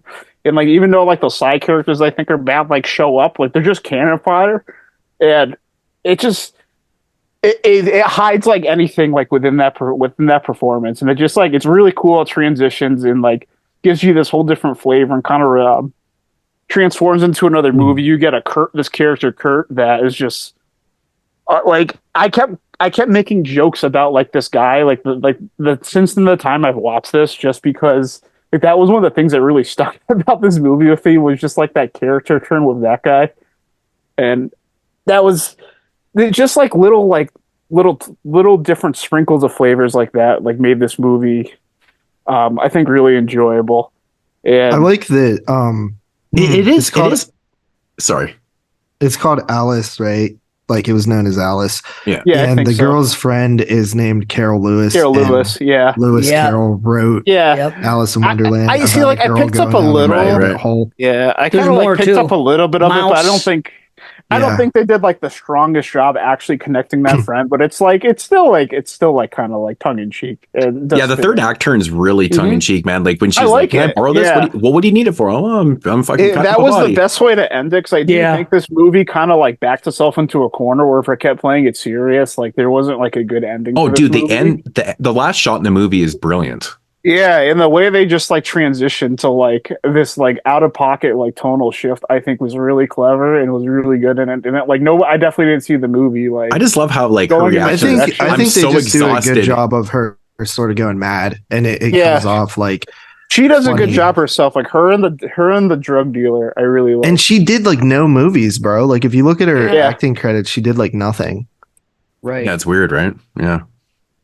But yeah, this one's enjoyable. Good. I saw this like right when it came out, and I liked it. And this was one of the movies I watched twice. Well, I think this was on our 13. This is on the 13 list? I definitely remember hearing about it. I remember Jeremy talking about it as like a review of the week way back then, and hearing about it then and watching it because it was like on Netflix or something. Mm-hmm. Yeah, but I didn't have it on my list because I didn't know it qualified. Yeah, but I honestly like going into this, I really didn't think I was going to like. What, for 2011? No, for 13. Oh, yeah. So I didn't really think I was going to like this movie going into it, but yeah, I kind of like enjoyed it a lot on the first watch, and I had it in a tier lower, like I said, of movies that I thought were in top 10 contention, but I only like, as I was looking back at like all the movies, I was only like remembering the things I liked about this movie, and the things that like I had issues with like didn't really like bother me. So, this was like the little movie that could for my list. This was definitely another good example of low budget horror from this year, done differently and done well. This is a really cool little gem. I think more people would probably like. So what do you rate that one? I'm gonna give that one a 7.5. Oh, 7.5. This guy. This fucking guy. I actually not bad though. Him to start with 7, so I'll take it. It's not bad for him. I thought he was going to say 7, so that's cool. All right, so back to the top. Dave, number 9. Okay, so here's one of the disturbing movies on my list. Movies disturbed me this year, and this movie hit me in a way that I didn't watch it a second time. And I feel that if I do watch it a second time, it could go either way. It could go a little bit down, but it could go up. And it's just one of those things. But I know for a fact I'm not going to be able to replicate the experience I had the first time, which was this one time. So what I'm going to do is I'm just going to read one of the synopsises on IMDb to not give anything away, because this really is the beginning of the movie. And then what happens from the beginning to the middle to the end, it goes in just different directions. But this is the description. After a nuke bomb, residents of a building manage to rush into the building's bomb shelter before the superintendent seals the door. The group acclimates to the cramped surroundings while the superintendent asserts his dominance over the shelter and its inhabitants. And this movie is called The Divide. Yep. And wow, I don't get disturbed much, but when I do, it sticks with me, and I put movies in high regard when they can do it. And that's just what happened here. These people are all trapped in the beginning in this building, and they go into the bomb shelter or the basement, whatnot. There's lots of room there, and the superintendent's going in there, and he's throwing his weight around, and you got different characters. It's almost like throwing a movie together like Dawn of the Dead, the remake, with a bunch of different people in a mall, from different walks of life, and just different personalities, and the way it starts and the way it ends up finishing, you never would have thought that, at least from the standpoint of what's going to happen with the characters. This movie, first of all, the gore looks good when we get it. It's not a traditional horror movie. I could understand someone leaving it all. It's not traditional to me, but it's enough for me to want to put it here, and because I enjoyed it so much. But the gore looks good. It kind of reminds me a little bit of Wreck in the beginning with the whole, we're not going to let you out quarantining. Right. Same type of thing. And I'm digging it. And then next thing situations become more dire, and I don't want to get into anything particular because I think it's better off if no one's seen the movie to go in without knowing the directions, because that's what did it for me. I'm like, I'm expecting this to be one kind of movie, and it turns into something completely different, and it just knocked me out of my socks. I was just like, wow, because things start happening to certain characters, and it's really great character stuff. It's the type of stuff where you can look at it happening and saying, okay, why would this person let this happen and blah, blah, blah. But if you really look at the character and really look at some of the things they say, and not just, one character in one situation they're in, but others, what leads them to do that? It all is pretty believable to me. Just to say, well, yeah, somebody could fall apart in a situation like this. It's still crazy, man. Because when you're when you're lumped in with a bunch of fucking people, I mean, shit's going to go down, right? It doesn't matter who you are, what type of situation.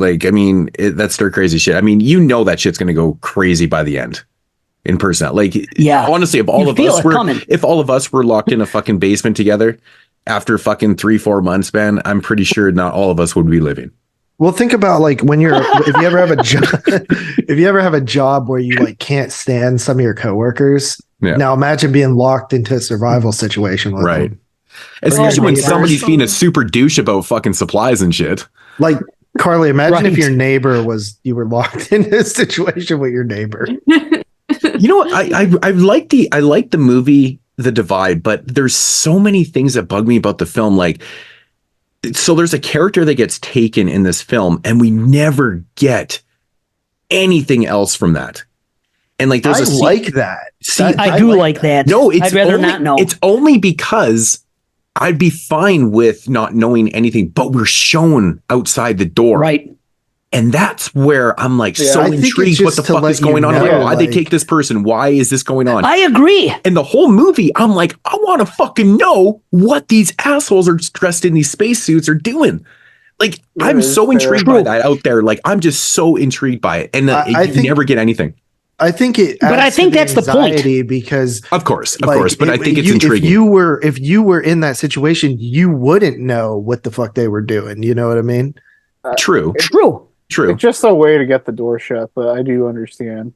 Mm-hmm. But the thing is, but I think there's a whole other story there. There's a whole nother movie. Yeah, no, that's what I mean. That's what I get. When you say you want more of it, because they could have just not shown it. Right. Well, the thing is, I wanted more of it too when I saw that, just like you did.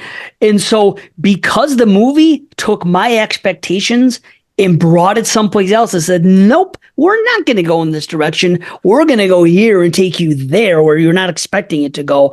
I guess for me, even though I felt like you did, that's probably why I enjoyed it more, because it went in that other direction that I was never suspecting. Anytime you catch me off guard in a movie and I can't predict what's going to happen, I'm going to love it. And what happens with the one character especially, which really, really, really broke my heart to see, but you could see why, because if somebody has a child, and I kind of like put together a story, like a person used to have like a sketchy type of life, and then they got their shit together, and then they became a parent, and they were walking the line and doing everything they were supposed to do, and everything good about a child is in them, and they change for it. And then all of a sudden, that situation changes, and now you're left to everything else, and maybe your lifestyle, what it was like before, and how you feel about yourself personally. Mm-hmm. And what happens to that particular character in this movie just fucking haunted me the whole movie. The way that person was treated, I have not felt so disturbed.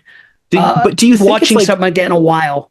Like, I mean, maybe it's because you've given up mentally too, and you're just like, it's honestly like, it is hard to watch someone that had gone from that place to a good spot to like kind of digress to the point where it's like, yeah, it is disturbing to watch, but like, maybe it's because like you've just lost all the ability for hope at that point. And Mm-hmm. you know what I mean? Like, I get exactly what you're saying, man. It's brutal to watch. It's so fucking brutal. But like, you watch that shit and you're like, damn, dude. Like, but then again, it's so easy. Like, if you're trapped and you don't see the light, that's probably what's going to end up happening. Like, you don't give any fucks at this moment.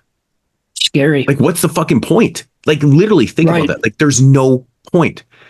The one thing I take away from this film is like the very end shot is so haunting. I love that. It's so haunting. Yes. Yeah. I loved the ending. It hit me. And the thing, even with the brothers, even what happens with the brothers, the way it starts, you can kind of see sprinkles of it, but you never really think it's going to get to the point that it gets to. Like I said, the superintendent, the way it starts off with the superintendent guy, how he's overbearing and everything. You expect this movie to almost be like 10 Cloverfield Lane, but a lot more abusive, as instead of just keeping him trapped there. This is, like I'm saying, it's subverted my expectations twice. And then it went to a place that, see, now I feel like I'm spoiling it a little bit because I'm telling the listener it's disturbing. I didn't know it was going to be disturbing going in. I just thought it was going to be this post-apocalyptic thing, and they're going to get whatever. I wasn't 100% sure. I did not expect this. So that's why I say I don't know if I watch it a second time, if I'm going to have this, but the experience was so good to me that I don't want to shortchange it. So I didn't watch it again. I said, I don't care.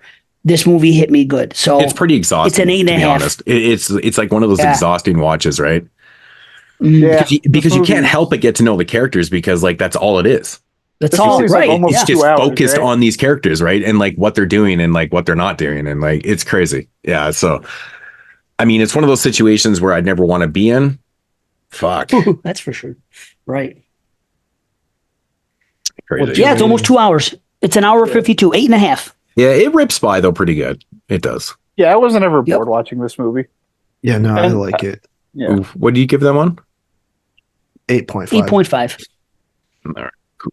All right. Next up for me, my number 9. I'll be kind of short with this one because we just did a review on it a few months ago. That is The Woman. We did a full length. Actually, we've done 2 full length reviews on it. So you can check those out. But yeah, this one, I just really, it's disturbing. It, like, the father his performance is insanely good to me. Angela Bettis is great. Meg is great. What's her name? The actress that plays Meg. Lauren Ashley Carter. Peg. Yeah. I mean Peg. Egg. Oh, I always think Angela of Family Bettis. Guy. Angela Bettis. It's like Peg, Meg. When you say Peg, I the wife. Right. Yeah. When you say Peg, I think of what's it called? Peg King of Bundy? the Hill. Peggy, yeah. Yeah. Yeah, I love King. I'm a massive King of the Hill I fan. love King of the Hill. Love it. Me too. But yeah, this movie gets like crazy, goes into some dark places. But yeah, I mean, we did a review of it. I don't really want to recap it, but yeah, I gave it 8.5, number 9. Nice. Cool. Right. Is it my turn? Yep. All right. Okay, my number 9 is actually a movie that I did not like the first time I saw it several years ago, and this is only a second time watch for me, and I ended up enjoying it a lot more this time. I think I just paid more attention to it for one thing and let myself get invested, and that is Absentia. So Mike Flanagan. yes. So yeah, first time I watched it, I was kind of just like, why? Because I've seen so many people blow it, and I'm like, I don't really understand what the big deal is. It's obviously like a lower budget film. Okay, it's his first time. Like, I just didn't really understand. But this time, I don't know. I just got really into the story, and I think it's a very depressing movie. Like by the end, I just have like goosebumps and everything. It's just like very dreary throughout the whole thing, and it doesn't really let up by the end. So I think it, I appreciate that. It kind of stuck with me, and I think the performances are good, and yeah, it's just a good film. I mean, I think the one thing in this movie is there's like a score that's very repetitive and kind of gets on my nerves a little bit. That's like the thing I remembered the first time I watched it too. But other than that, I think the movie itself is very, very decent and impactful if you actually give it the attention. So Absentia, I give that an 8 out of 10 as well. Nice. Yeah, it's creepy, man. Yeah, it is a creepy film. Yeah, pretty kind of unique too. I always liked it, man. I saw it when around the time it came out, and I always thought it was a really good one. Always kind of stuck with me.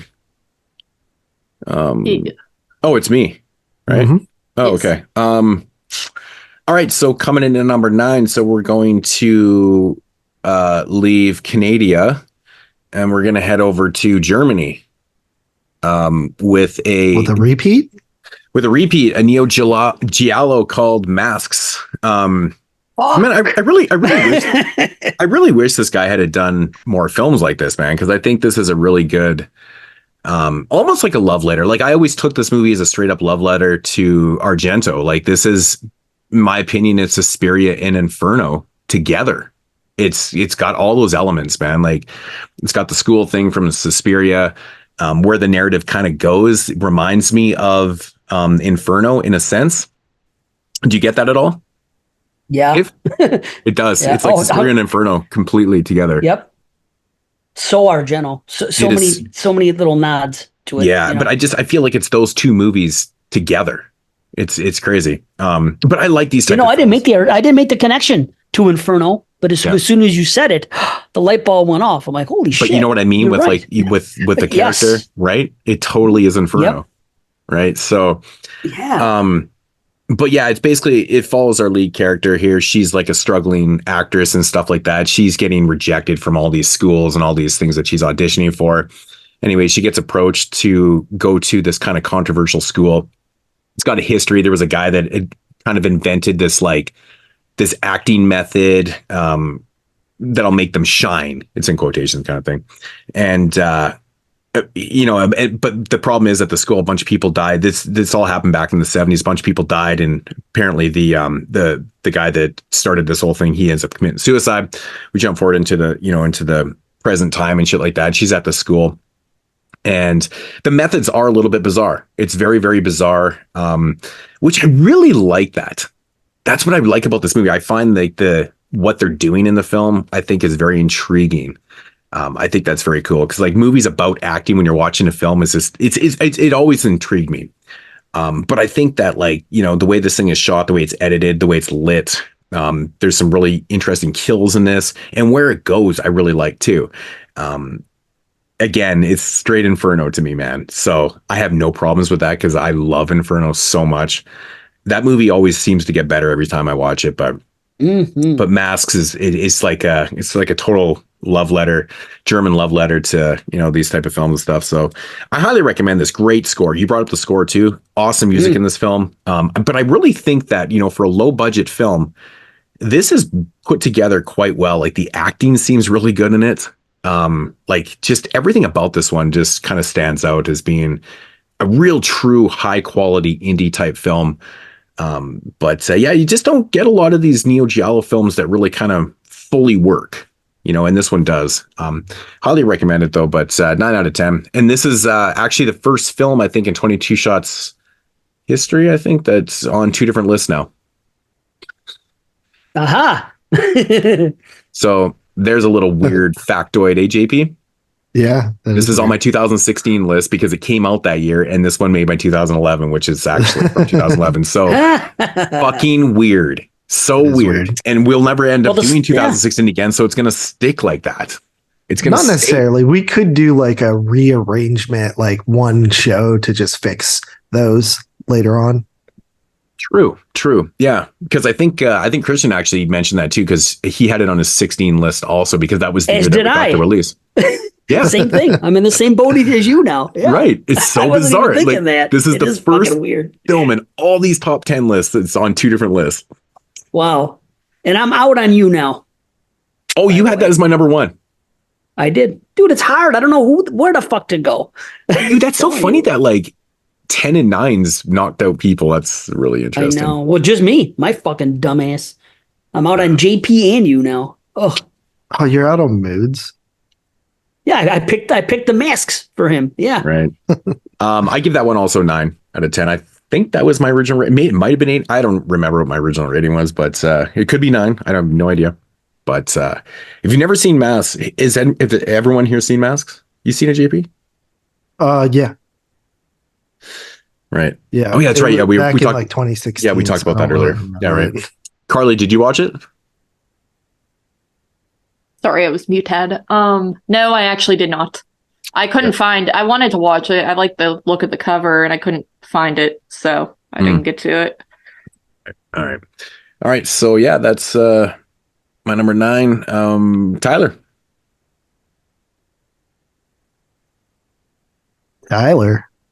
Come on. He's fucking muted. Come on. And he's probably talking right now. I didn't know I was muted ever. Ever. Wow. I was probably saying stuff the whole time. So you were essentially just talking to yourself. Everyone ignoring about masks. Right. I've done that once in the show too. I was like, JP, you haven't seen the fucking Innkeepers? What an asshole. And I'm like, oh, fuck, I'm muted. So, as I was talking to myself, I got a bit of a curveball coming with this one. It's a bit of an unconventional pick, but I like this film so much that there's just not a way I felt like I couldn't include it. So my number 9 is Ari Aster's The Strange Thing About the Johnsons. Bruh. I'm putting a short on your film list. This is a short film. It's just a hair under a half hour, but it sure does quite a lot in those 30 minutes. This is also definitely does that. one of those. It's a super like pitch black comedy, and like the way that like Bo is Afraid is. It's just like you can see like this just like sick like Ari Aster humor bleeding out in his work, and I just love it. It's like I'm such a big fan of this type of tone, and it just makes me happy that he made this like in a film program, like some other kids in the class, to then show the class. Like, imagine like this is what somebody. I would have loved to have filmed. Awesome. I would have been like, that guy's going to be a serial killer. Could you imagine being filming the reaction of the people watching this for the first time? It's so gold in school. Oh my god! I will never watch this again. It's so good. I absolutely love this, man. I rewatched it. It just makes me too uncomfortable. Dude, it is so... It is. Wow. Where do you think he came up with the idea for this? Like, how do you come up with this idea? Dude, don't say anything, because Dave did not see it, and I want him to... Dave, do you know anything at all about this movie? It might be the most disturbing thing I've ever seen in my life. Up. I know it's fucked up, and I listened to when these guys reviewed it, but I forgot everything they said. Right, so oh my god, it's so disturbing. It's only 25 minutes, and Ari Aster made it... Like I will probably be the only one that has this because it's a short film, but I think most people here would probably say this is pretty good. So just watch, just 25 minutes. But the broadest way I can say this movie is like there is a father trapped in an uncomfortable situation with another family member that goes on for a long time, and it just like presented in such like a spine tingling, like dark comedic kind of way, and it's just so much fun. It's so dark. It takes place over what, like 10, 15 years and 25 minutes? Like, it's as long as it's not a young daughter, I can deal with it. No. It's worse than that. Dude, you say that, but only a daughter would bother me. Anything else, I'm fine. You say that, but you fucking have like you love Megan is Missing. Yeah, I love Megan is Missing, but the way he's talking about, well, yeah, that's fine. But I think this is worse, man. Fuck. But what he's talking about, I'm thinking it's going to get perverted and shit. That's what I'm. The way he's talking, it's disturbing. I was audibly going, father and daughter. I was watching it. I watched it early this morning because I just felt like I had to after Tyler said that, and I was literally going, "Oh my god! Oh dear!" I was trying to like hint to everyone like watch this. You know what I love about this though? Like when you think the opening scene is going to be the most disturbing thing, it seems like it's fucking just child's play. It's fucking kids. It's kids play compared to what the rest of it is. Nothing. Oh, awesome. But I like this a lot. I will show this to people forever. I will probably just visit this at random times because I think this is so much fun. I hope like one day this gets restored and put out like as like a special feature on an Ari Aster movie. Because this thing's great and it's definitely worth like the 25-30 minutes of your time. Man, this should get its own special edition with all features and everything, man. Like, but I'm gonna give this one an 8 out of 10. Cool. Nice. That's interesting pick. All right. So Dave, number 8. Yo, top of the order again. Okay. Another movie, which isn't really a traditional horror movie.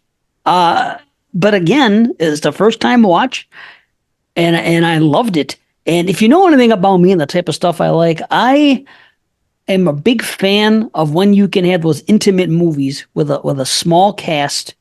And if I could pay attention the whole time and I'm into the story, you've got me. If I don't get bored for a minute, you've got me. And if you got good horror elements in there, that's what I need because there are so few of those type of movies that work for me.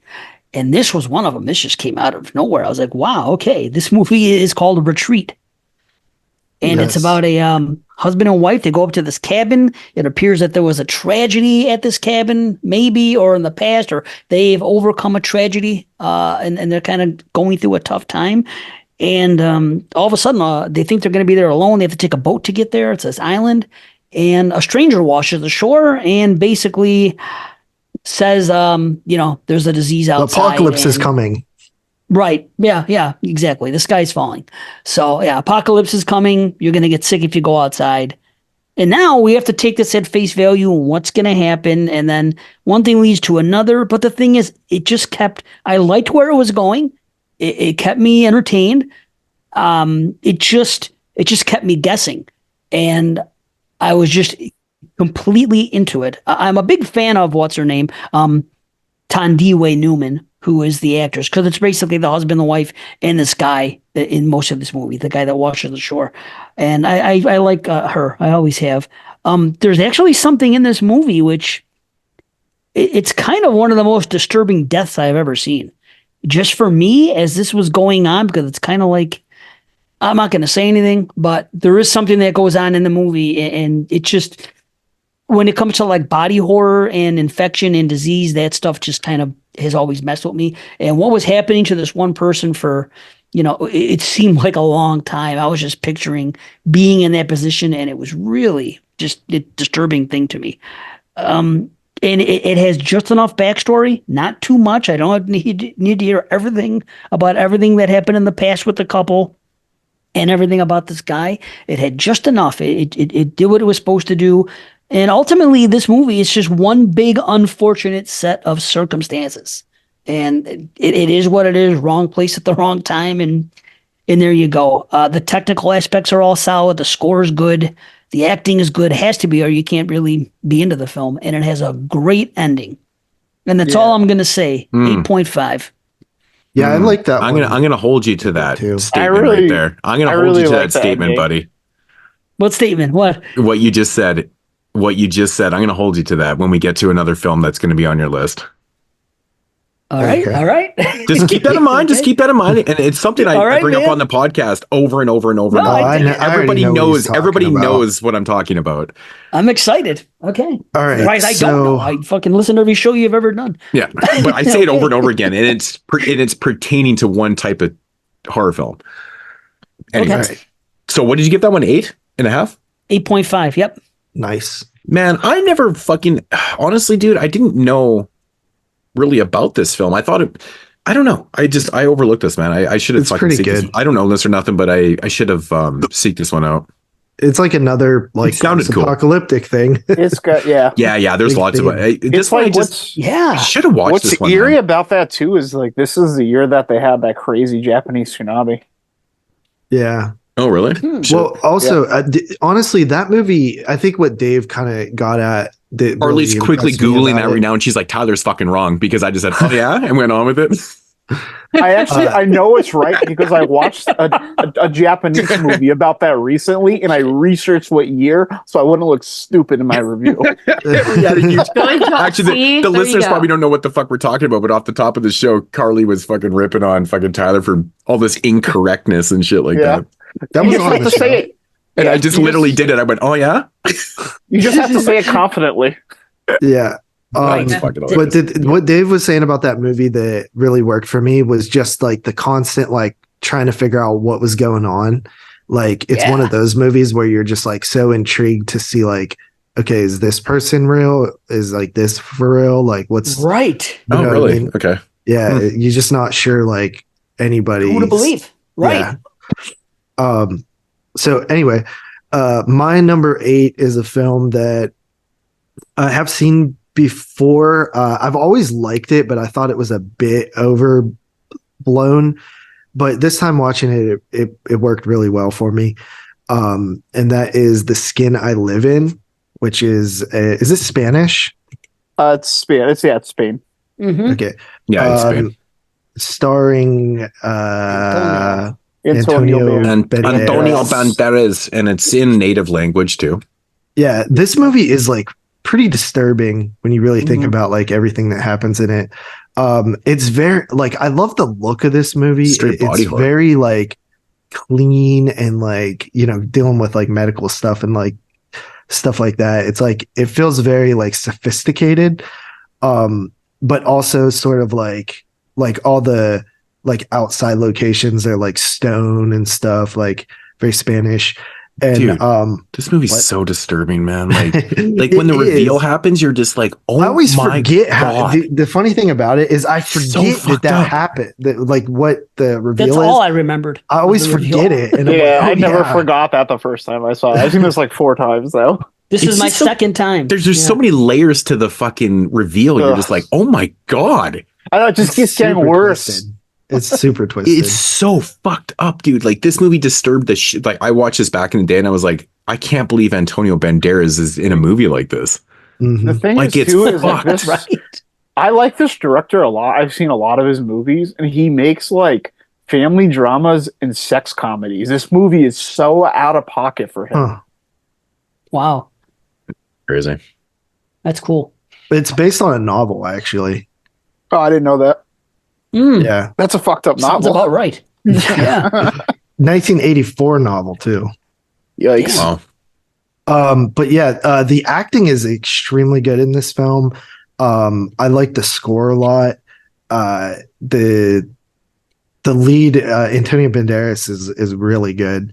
And then it's like it really makes your stomach turn like once you figure out what's all happening. It's like horrifying.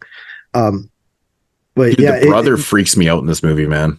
that dude's a weirdo, man. The He's a furry- Yeah. fucking total fuck up, dude. He's a total fuck up, man. Yeah. That honestly, Wow. like when he shows up with the tiger costume, like the first time I seen it, I almost was out of it. I was like, "This is fucking." Yeah, I every But time But then when you, I get to that you part, I do the soonly same realize thing. that he's a total piece of shit, and like he's just out Right. out to I lunch, always man. do the same thing at that part. Like, what the fuck is going on in this movie? Yeah, I The forgot about whole that guy. relationship with the woman and the 2 sons is kind of weird. It feels like unresolved, or like it just feels like it doesn't feel like possible or something. Well, It's uncomfortable, are like they the film. natural brothers or are they stepbrothers? I can't remember. They're natural. Well, they're same mother. Same Right. whole different pole. Yes. Same whole different pole. Okay. Yeah. Same whole different pole. But it doesn't feel like real. Like that part just always felt like kind of, shoehorned in a bit. I don't know.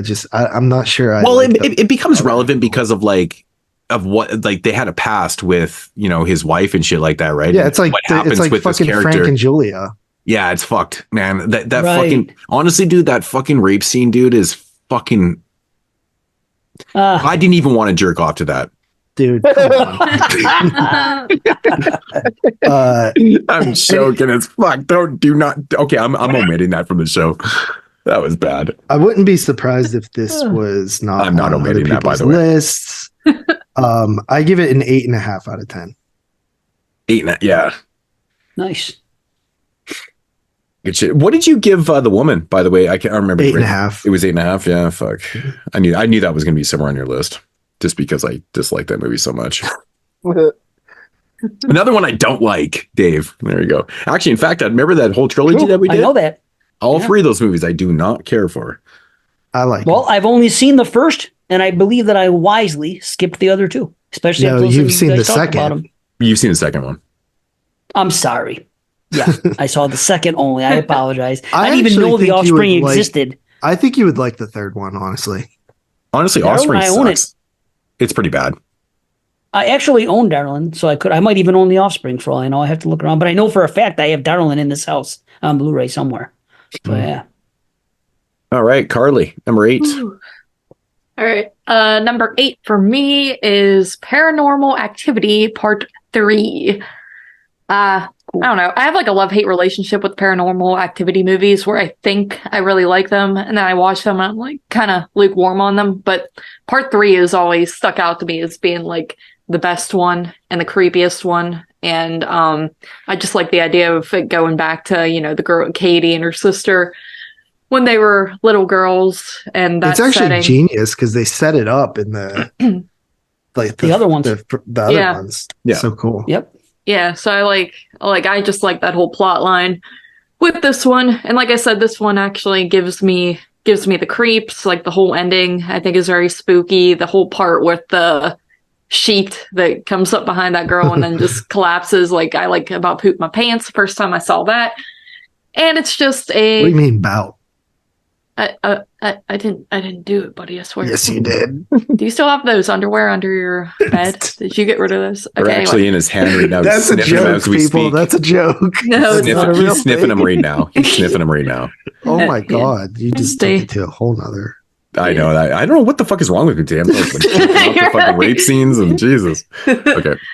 But yeah, I give it an 8 out of 10. Like I said, it's probably my favorite in that whole franchise. I actually I wasn't going to rewatch this, but I rewatched it thinking it was going to be on someone's list, and it did make someone's list.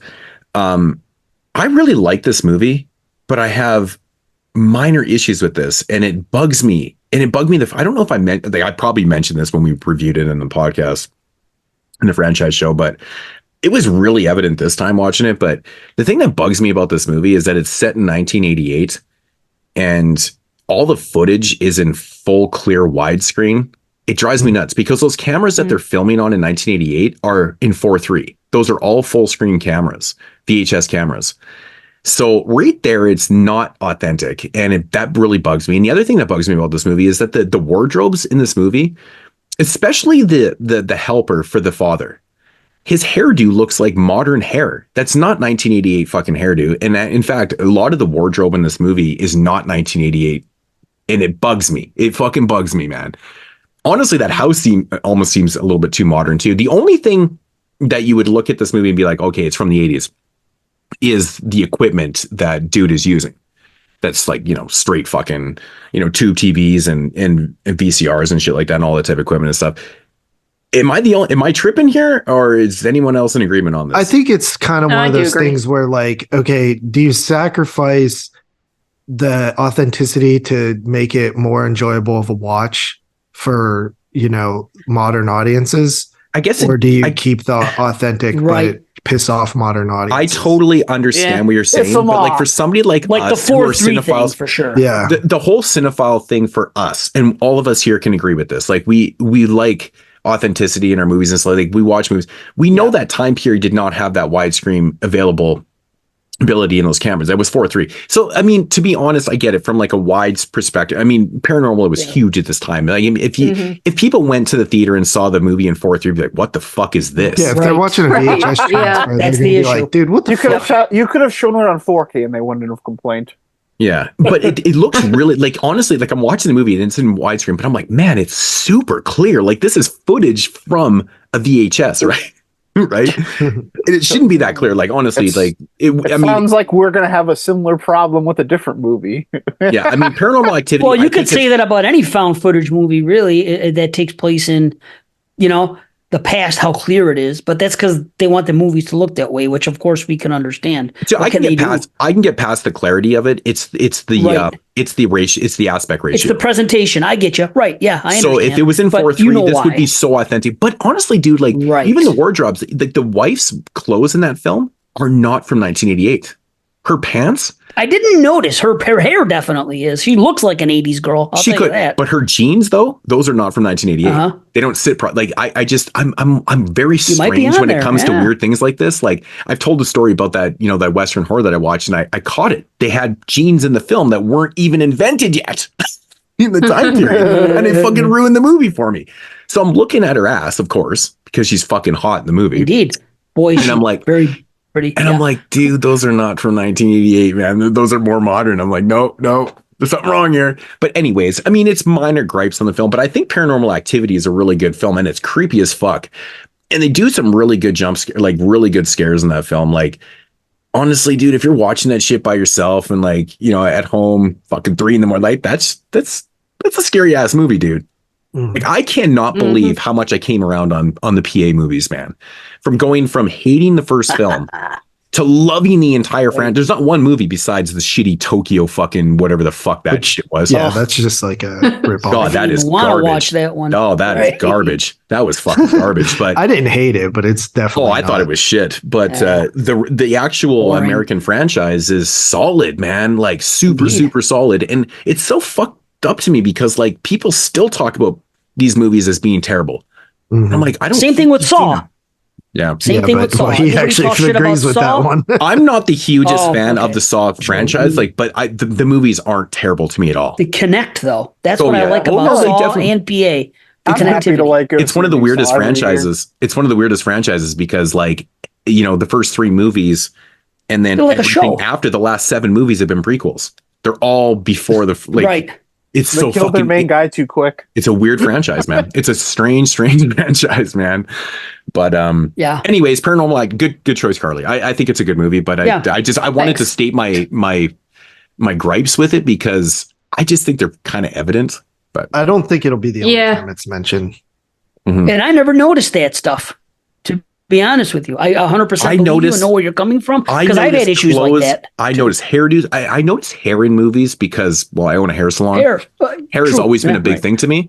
Right. And but the dude's hair in that film is not a style from 1988. It actually bugs me because it feels like it's straight from 2011. Like it literally is a hairstyle from the actual year this movie was produced in. Which is a weird choice because they made the others look like 80s and they do other 80s things. The kids are playing with light brights. The references are 80s. Some of the toys are 80s. A lot of the stuff is pretty genuine, you would think. It's almost like laziness on the producers to not have them their hair. Yeah. That's weird. That's on wardrobe department though. Yeah, that hairdo, that's honestly the worst thing about the film is that dude's hair because it's like it's so 2011. That's exactly what people look like in 2011. It's like holy shit, dude. Like I couldn't buy into that for a second, but it is it's a fucking scary movie though, man. Like it honestly freaks me out. Oh yeah. Oh shit, that's me. All right, so what are we on, number 8? Yeah, number 8. So yeah, we're gonna leave Germany and then we're gonna take a minor trip very, very close by. It's in proximity. We're gonna go over to the Netherlands. with a very disgusting film called The Human Centipede 2. The Netherlands? Yeah. Huh? That's a Netherlands movie? Yes. It's co-produced with the US, but I thought it was a UK film. it's actually not. It's shot in the UK. Shot in the UK. Yeah, all shot in the UK, Netherlands production / US, whatever. I don't know where the US even comes into factor in this because it's literally Tom Six and the UK. So I have no idea what the fuck that's about, but we're going to call this a Dutch film. Yeah, so The Human Centipede 2, if you know the story of the first film, it's basically people that are fucking put together and to create a fucking human centipede. So this is a really interesting film. So we did we reviewed the trilogy actually. And so this one totally takes like a different kind of stab at it. It's shot in black and white. It gets very, very kind of artsy, and it follows this dude. He works in he's like a security guard in a parking garage kind of thing. And we realize right away that he's like a super fan of the original film. So I really like that angle right away. Like he's a super fan of the film. Like he's got this cutouts, and he essentially just wants to build a super fucking human centipede. So he kind of goes crazy, and that's essentially what he does and kind of thing. I fucking love this movie. It is so fucking batshit gory and nasty and brutal. There's so much shit in this movie. I can never get it out of my head when I watch it, man. I'm like, oh my God. I still think that casting the lead in this, what is his name? Lawrence Harvey. He's the most beautiful casted person for this because he's so creepy looking. True. He's so creepy looking. Little gremlin. Like you couldn't ask for a better fucking cast to be the lead in this film. Like it just blew me away. It reminded me of like how good of casting Joe Spinella is in Maniac. Exactly. It's exactly that type of level of casting. It's so perfect. Like he's so creepy looking and so fucking awkward. And he's short like a gremlin too. It's bizarre. But he got that big stomach. Oh, he's got this big fat fucking gut, and he's and the cool thing, which he doesn't have anymore. Have you noticed the other movies he's in? He doesn't look nearly as big as he does in this movie. Really? Remember when he was in The Editor? He was the guy in church, the priest or whatever. Right. He doesn't even look like the same guy. Yes, it looks like his face and all, but his body, like as I'm watching it this time around with that knowledge, because I've seen him in that movie and another one since, and he doesn't look that way. I'm like, is that stomach a prosthetic? And it's not. He just gained the weight for it, or he was always that big and then he lost it. But lost a ton of weight. Yeah. Yeah.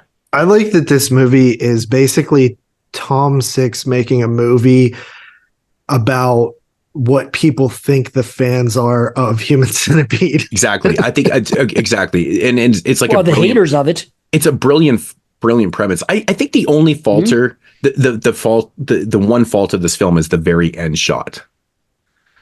If you guys can remember. Can't remember. Yeah, of course. Why are you one of those people that think it's didn't really happen? It didn't. I think it did. Okay. See, this is my issue with it. So because the baby's still there. Well, either it didn't happen, and that's just a fat cop out. Like it is what it is. Yeah, it doesn't ruin it for me. I just look at it being like it's like the dream sequences. I hate when like at the end of the movie reveals that it's just all a dream. I fucking hate that. I think they're cop-outs. It's probably better if it's a dream though, because if it's not a dream, there is no way this guy is dragging this overweight small little guy is dragging with asthma is dragging all these people around and getting away with this. Well, he does it so convincingly. Well, they show him. I just don't doing it. I just physically don't believe he would be able to do this. But the thing that makes me think that he didn't do all this shit though, like it was. That's why, like, if it's a dream, like it's kind of a cop out, but it's probably better if it's a dream because I just do not believe this guy has the social capabilities. Or I think the point of the film to do this. I think the point of the film by Tom Six is to be like, hey, this is what people they're viewing my original film, and this is what they're thinking of doing and shit like that. But in reality, no one's actually going to fucking do this. And I think that's what the shot shows at the end. It's like, he doesn't fucking, this is not capable. No one's going to build a fucking 50, 60 fucking human centipede. Like it's actually out of this reality. It's almost fictitious. It's like, it's sci-fi at this point. Well, it doesn't Especially work giving- either. It's very especially- crude. Especially giving this guy's condition, like he's super overweight. He's got fucking, Yeah. he's got super health conditions. And plus there's a scene in the film where he demolishes his wife. Like what he does to his wife though, that's totally in his mind. Like she's a fucking raging cunt. Oh, you mean his mother? or his mother, Yeah, his mother, Mom. his mother. And she's a raging fucking bitch. And Indeed. like, and, everybody has these thoughts. You're like, I want to fucking kill that person. Like what ends up happening to her is brutal. Like it's just out of this world nasty. Like you generally wouldn't do that to somebody. So like it's another part that kind of convinces me that this shit was like in his head in the I guess your security booth or whatever you want to call it, I guess. It kind of bugs me a little bit, but at the same time, I mean, I think that was the point of the film for Tom Six though. Yeah, that's all. that's in where your we head, differ. you weirdos. Stop projecting. It's See, this gory. is where we differ, and I'll tell you why. I think that Tom Six, and he did a similar thing with the third one. Actually, it's much more obvious in the third one because he actually has dialogue in the movie that critics have said about his movie. Right. And people are Well, it's a right. parody. So he even takes, yes, more parody, of course. But the second one, I really think was Tom. It was kind of like what I said the guy did for Terrifier 2. Like everybody complained there wasn't a story in the first Terrifier. So like, okay, MFers, this time there's going to be a long drawn out story. Here, you want story? Here you go, people. And I'm going to give you that. So I think what happened here was a similar thing. And I could be wrong. This is just my take, is that all the people that said everything they said about the human centipede, they made it sound, especially normies, because this kind of broke through. You know what I mean? And people were talking about it, right? All the stuff people were saying to criticize, the most disgusting movie I've ever seen, and this and that and everything. I think he said, okay, you want to see a disgusting movie? definitely that. I'm going to show it. And that's what I think he did here with intent. He tried to think as gross as possible. And I think that's he kind of what I succeeded. said. Yeah. But I think it's real because, and without spoiling, because the baby. I think the baby. I agree. the baby's still there. So it happened on a course of like 2 or 3 days. Yeah, I know. I contemplate, I honestly, that kind of set me off a little bit too on my theory. So It's nice we can theorize on it though. That's kind of what I like about it, is that we're discussing it. I know it drives me nuts with that baby because like I feel like with that shot the way it is and stuff, and like just given everything that actually happens, like it does seem out of this world kind of thing. But I feel like Tom Six is trying to make a statement here, but given what the reviews and what the consensus was on the original film and stuff like that, it makes sense to have, oh man, my fans really fucking think like this. Like this is, and it worked perfectly into my mind. But that you're right though, man. Like, I don't know. It's tough. I want to believe it's true also too. So maybe I'm a little biased, but I think the baby think crying that gives me enough to. But even the They girl would from the not- first if film, it was like the actress. if it was Right. all him fantasizing, they would never show that baby. Right, that's what I'm thinking. That's the reason for it. Correct. That's what I've always said. And plus, like I said, I want to believe it's true because if it's all But how do you not, then it's explain- not the same. But how do you explain him at the end, like him in the booth and stuff like that? Just he went right back to what he was doing before. He still loves the movie. Like it He just did goes what back to- he set out. Yeah, that's what it's kind of cool. He set out. He had a dream. He was obsessed with this movie. He goes, "I'm going to do this." Now he's done it, and he goes back to regular life again. One of my favorite scenes. One of my favorite scenes in the movie is when he first feeds them and they're not shitting in each other's mouth fast enough. And he's like tapping them. He's like, "What the hell? This is supposed to. This is supposed to. Right. Because it happens it's not in the movie. real. Like because obviously in the movie, there's edits and stuff like that. But he just wanted it to happen right away because it was like the climax to him. And he's like, "What the hell?" He starts smacking him and stuff. Which is kind of a double meaning too. Like it was more of a climax, right? Like it's about his climax too. Like fuck. Indeed, that shit. Yes, man. But I love the fact that they room brought is back so the chick fucking from the first nasty, film dude. and stuff. Like that's some pretty crazy shit too. Yeah, like, that's pretty, that was pretty cool. I thought that was pretty interesting. But I love the way this like is shot in black and white, which I think is another It works statement by perfect. Tom Six is like it's black and white, right? Like I love that. I love that kind Is of. there a color version? yes, and I don't want to see it. Well, Yeah, I kind of don't want to see it, that either. but I kind I of would like to do, see just- it for the I'm third act. curious. The third act when he's just annihilating everybody, like it's so fucking brutal, dude. This movie is nasty, man. Yeah, this movie's pretty nasty. Yeah, dude. Like when he like when he's losing his fucking mind when the shit's not working, he's just like, fuck, I'm killing everybody. Like, holy fuck, man. Am I the only one that views this as like a dark comedy? Oh, it's definitely funny. Oh, okay. I laugh. I'm just The like first sure 20 I'm not minutes? the only one. Oh, dude. The The first 20 minutes are hysterical. I'm like Oh, yeah. laughing at the shit though too. Like I think that's fucking I hilarious. do not. I get a little grossed with it. I've never It is actually gross, looked at but this it's movie. funny. I've never looked at this movie as a comedy, but I get that point of view. Like for some funny to me. reason, They all are. moments in it, but I don't All think three it's of them. comedy, It's like really. this movie. Oh, it's Well, the not third a one- comedy, but to me it is. But like The I third feel one like the actually is a movie's kind of comedy, like is kind Yeah. of like winking at you. Like ready for this line? Right. I Yeah. found my bee. like it's not forefront comedy. It's more of like Right. Yeah. tongue in cheek, kind of like wink, wink. Like yeah. I get that, but Yeah, I but don't when know, his man. mother comes in and she's like, "Did you shit the bed again?" That's fucking, you're disgusting. And then later on, the best line of the whole movie is, "Kill us both. I'm begging you." You don't laugh at that? Oh, I crack up every fucking time. yeah, I laughed a lot during this movie. This was I definitely laugh like at top the fact that she This thinks is my she's humor. like getting casted in a Tarantino movie. it just feels like such oh a my dream. God, yeah, that part. It's like Jesus Christ. It Yeah, feels right. it feels so fantasy to me in the scenes where like the mother's banging on the floor, like turn that music down, and all of a sudden the neighbors like down there like in their fucking faces and doing shit. I'm like, fuck, like that doesn't fucking happen. Like in Some people reality, are that shit does assholes. not fucking What happen. doesn't happen? Like neighbor all of a sudden just comes down, gets in their fucking face, and being like, "Shut the fuck up! Like stop banging You're on my not from fucking." Brownsville, bro. Well, I mean, does it really like Did people just anybody watch enter other that? people's apartments and be like, "Hey, right in their fucking face at their dinner table and shit"?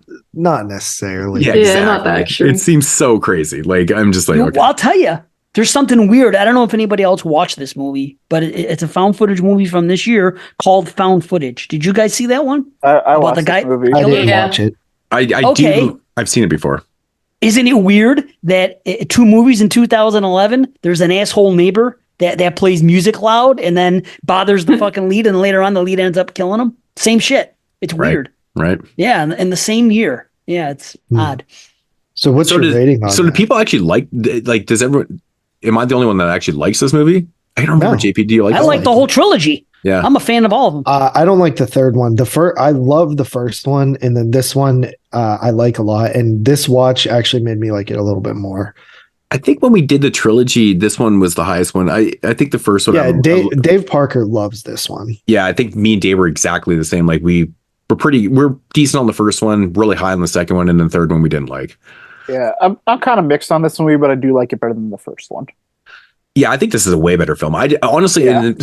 it's nothing to do with the black and white cinematography and like how it's a little bit more artsy. I think it's part of the actual narrative, part of the metaphor and stuff. So It's like one of those things. It's like I probably like the first one seems worse to me, like in comparison, because they're both kind of trying to do the same thing, but this just does it like way better. well, the problem with the Well, I think first the one for me, Much worse. the I two think the girls in the first one film. is more like tame, right? Like it's Yeah. Yeah, compared to more of this. a- Yeah. Yeah, I think they were trying to do the same thing. They were trying to get the same response, but like they were like the first one's like this one now He's that a this surgeon. one's yeah, like well now that That's this the one difference. exists. Oh, now that- yeah, this guy's No, just I'm like just an saying now idiot. that this one like exists, like the first one just is like too tame. That's trying to like get the same reaction out of you. You know what I mean? the best thing about the first film is the actor that was cast as the lead. That dude, Oh yeah, he's Laser. hilarious. I love that part where he's just like legitimately creepy love looking. The first film, I I think love it's him. super uncomfortable. Like it blew my mind when Yeah. I first seen it. well, of course, it's uncomfortable, man. You got your mouth on someone's asshole. Fuck. I love that part. Uncomfortable shit. What's in this? Oh, drink? dude, It's just like, hold on, one ugh, second. if no. 1 second. One of my favorite parts too is whenever the actress that was in the first film says like, yeah, we made sure we like showered and stuff like that. Oh, Yeah, yeah. right. Because everybody talked about, I remember everybody talked about that. Like, oh, the actors literally had to put their like asses like in Really? the face. And it's like, it was their like, cornholes I hope in they their mouths, for showered. sure. I remember them Oh. saying like, I hope they showered and stuff. And I was like, wow, they actually commented on that. Yeah, because Top this is six because this just on movie's set in interesting boards, reality. like, Because who's it's talking set shit in about my reality, right? movie? Like she's an actress and she's talking. Yeah. It's set in a I reality. wonder if like someone that worked on the film like just did research and looked like all over the internet to see Dude, all the shit they were Bro, talking about Tyler, the movie. Literally, me and Dave, the entire point of this movie is a response to people's reactions. No, I mean like I hope there was somebody that legitimately who was their job though was like, all right, now no, go on like the literally, internet. Tom Six like paid Yeah. attention to like everything that was being said about the movie. Yeah. like Yeah. it's that's what's so interesting, And that's how about the third one came Yeah. about too. it. Yeah. Yes.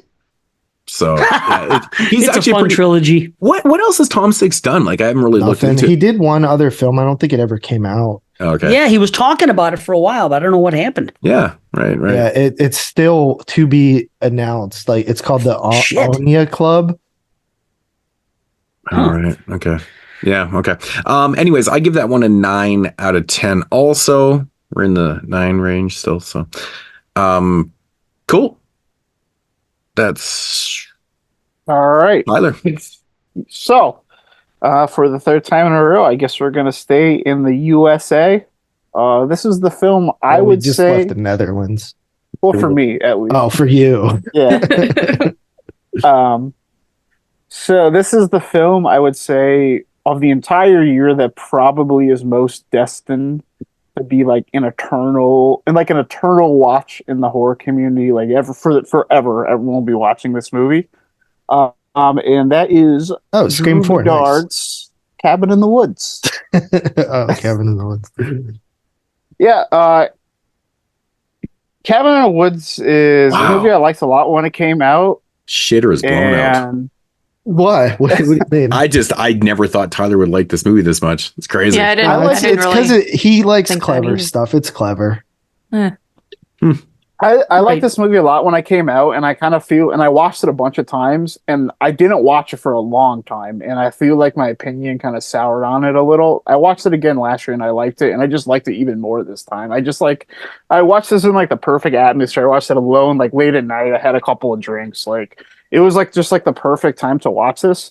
And something that like really struck me this time about the movie is one thing I always have remembered about this movie, even from like the first watch, is the characters. Like the characters are so good in this movie. All 4 of like or 5 of the friends are all like they all are like unique in their own way. That there's things you remember about them, and they have a ton of chemistry together. Like this feels like maybe the most authentic group of friends I've like ever seen in a horror movie. And I don't think they're even the best characters in the movie. I love Bradley Whitford and the Richard Jenkins combo. That makes the movie for me. I love when I watch this movie, I never experienced like working in an office. So like there's just like this mundanity of absurdity in like this office setting, almost like the show The Office, that these two have with banter that's just like so fun. I love the little party they have in the middle of it. And they just like they tie the film together in like such a good way. This film is paced really well too. You don't really get anything until like literally 45 minutes in before anything like violence starts happening, but it really builds like a good layer of like mystery, and it has all these cool like horror throwbacks in it, like all these and you see it like a lot more. I'm noticing like now I've seen this so many times, like how good of a job they do in like this whole like concept where they're trying to like make these people like take on the characters they're supposed to play. Like I laughed like really hard this time, like when Thor was just like, yeah, fucking drunk. Like I got absolute like ape. And that shit was just like, it was just so funny to me. And then like how the girl was just like extra slutty. And it really just like worked well for everybody. Loves Marty. Marty is a character you never forget. And once this movie like pops off, it just like it's really exciting. It never really lets off the gas. There's a lot of really clever shit in it. There's a lot of really really funny shit.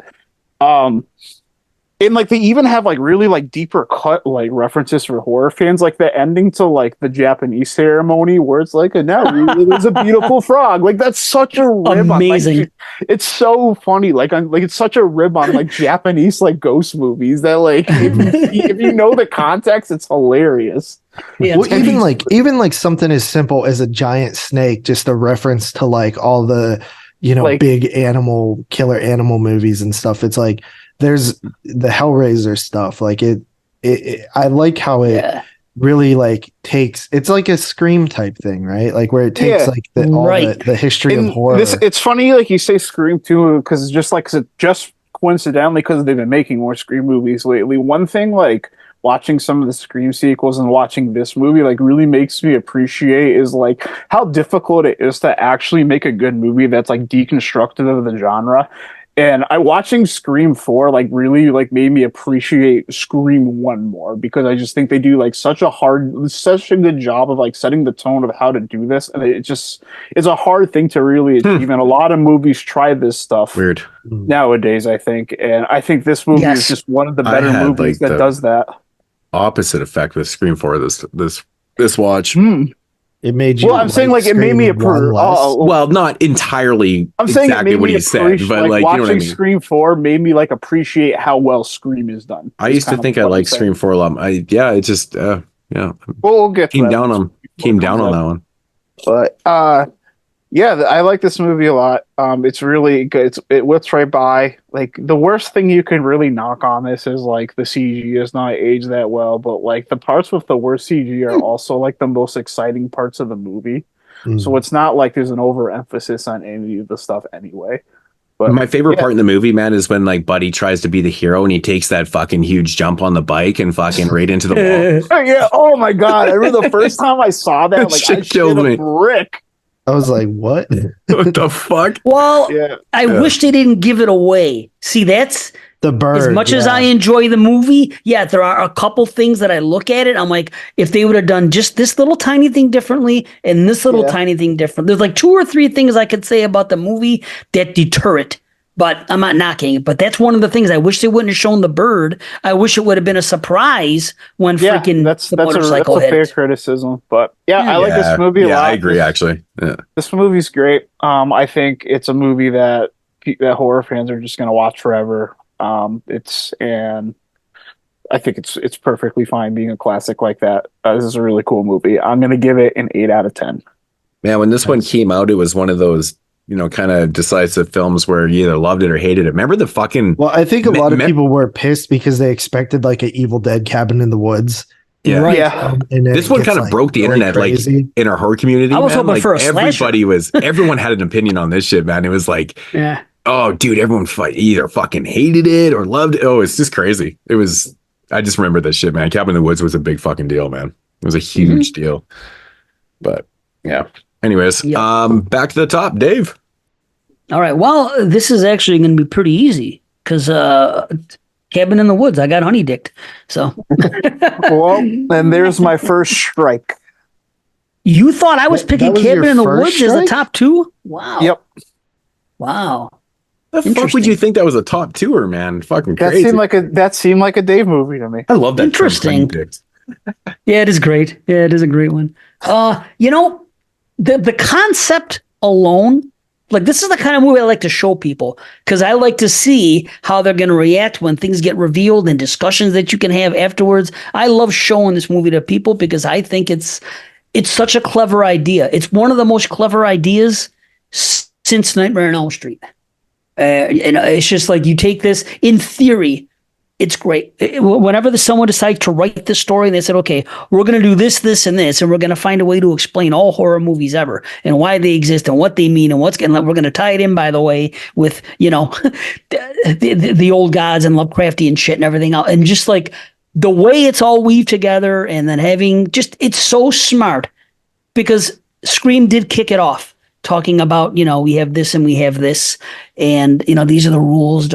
It's similar here. It's like, okay, you got a character that does this. How come this one's acting sluttier than usual? This guy's acting like more of a jock. You have all these, you got the token pothead.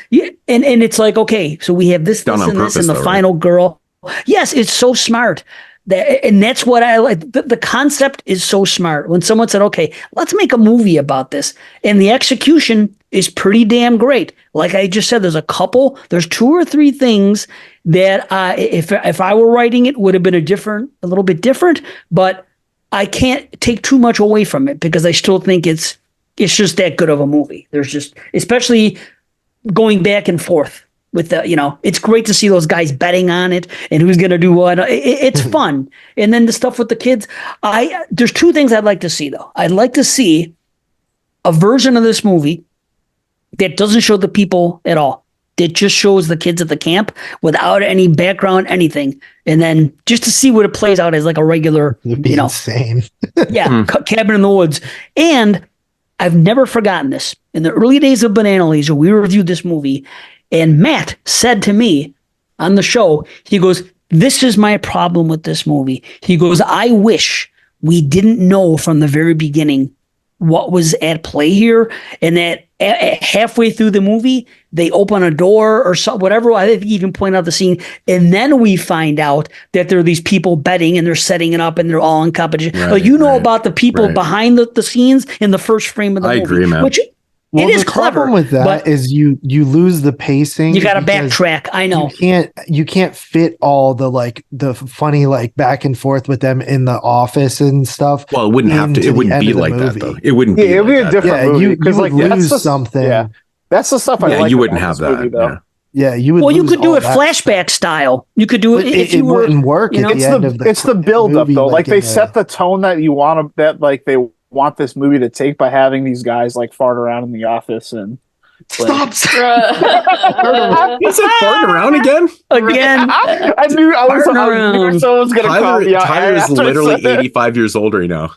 It's great. Keeps farting around over there. Well, that is the cool thing about it is you could go in different territories and it would probably still be a really cool movie. Like there's I can see how that would work as a movie too.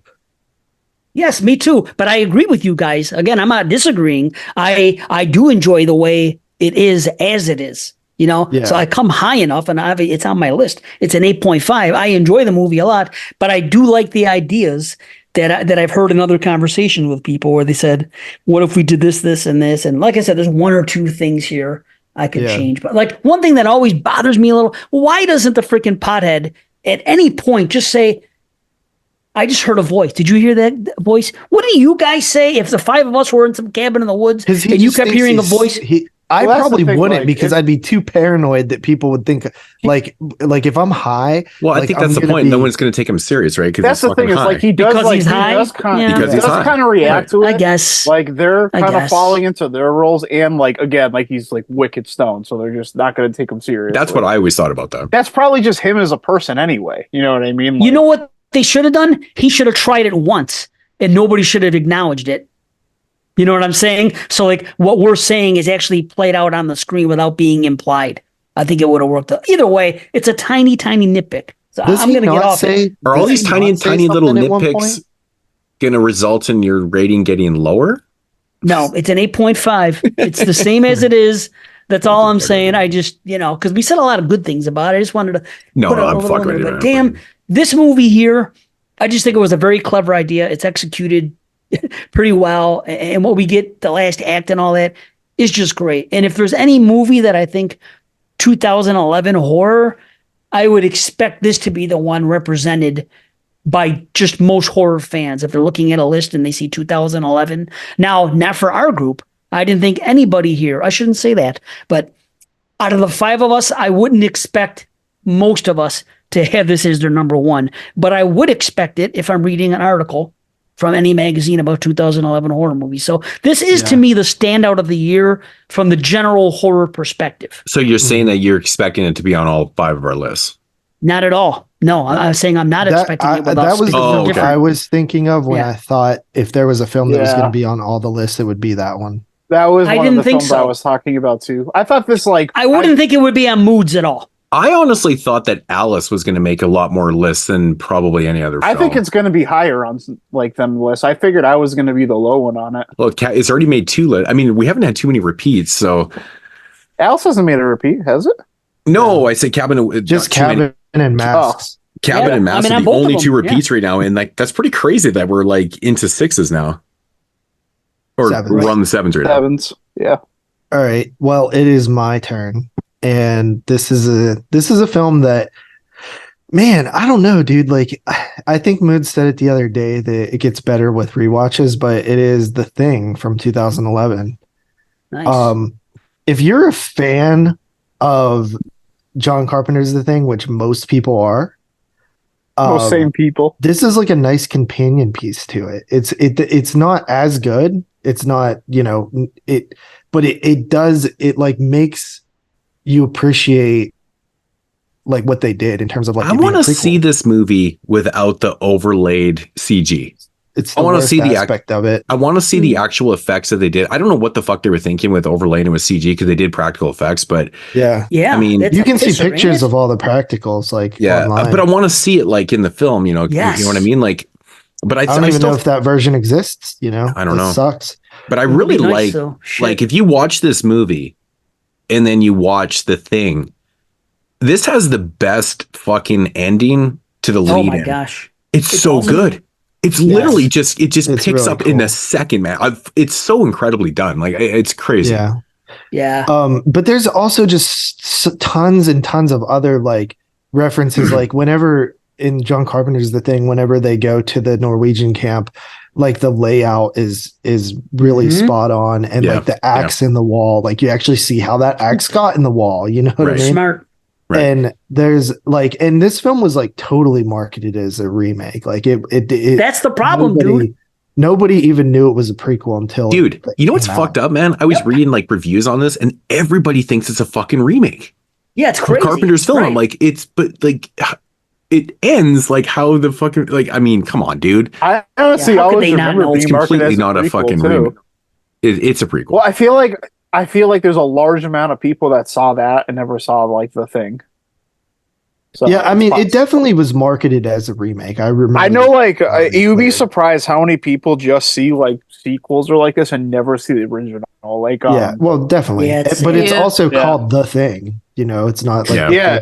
or like The Things. I think that guy actually kind of heard it. Like they couldn't come up with a better title. Like they just renamed it The Thing.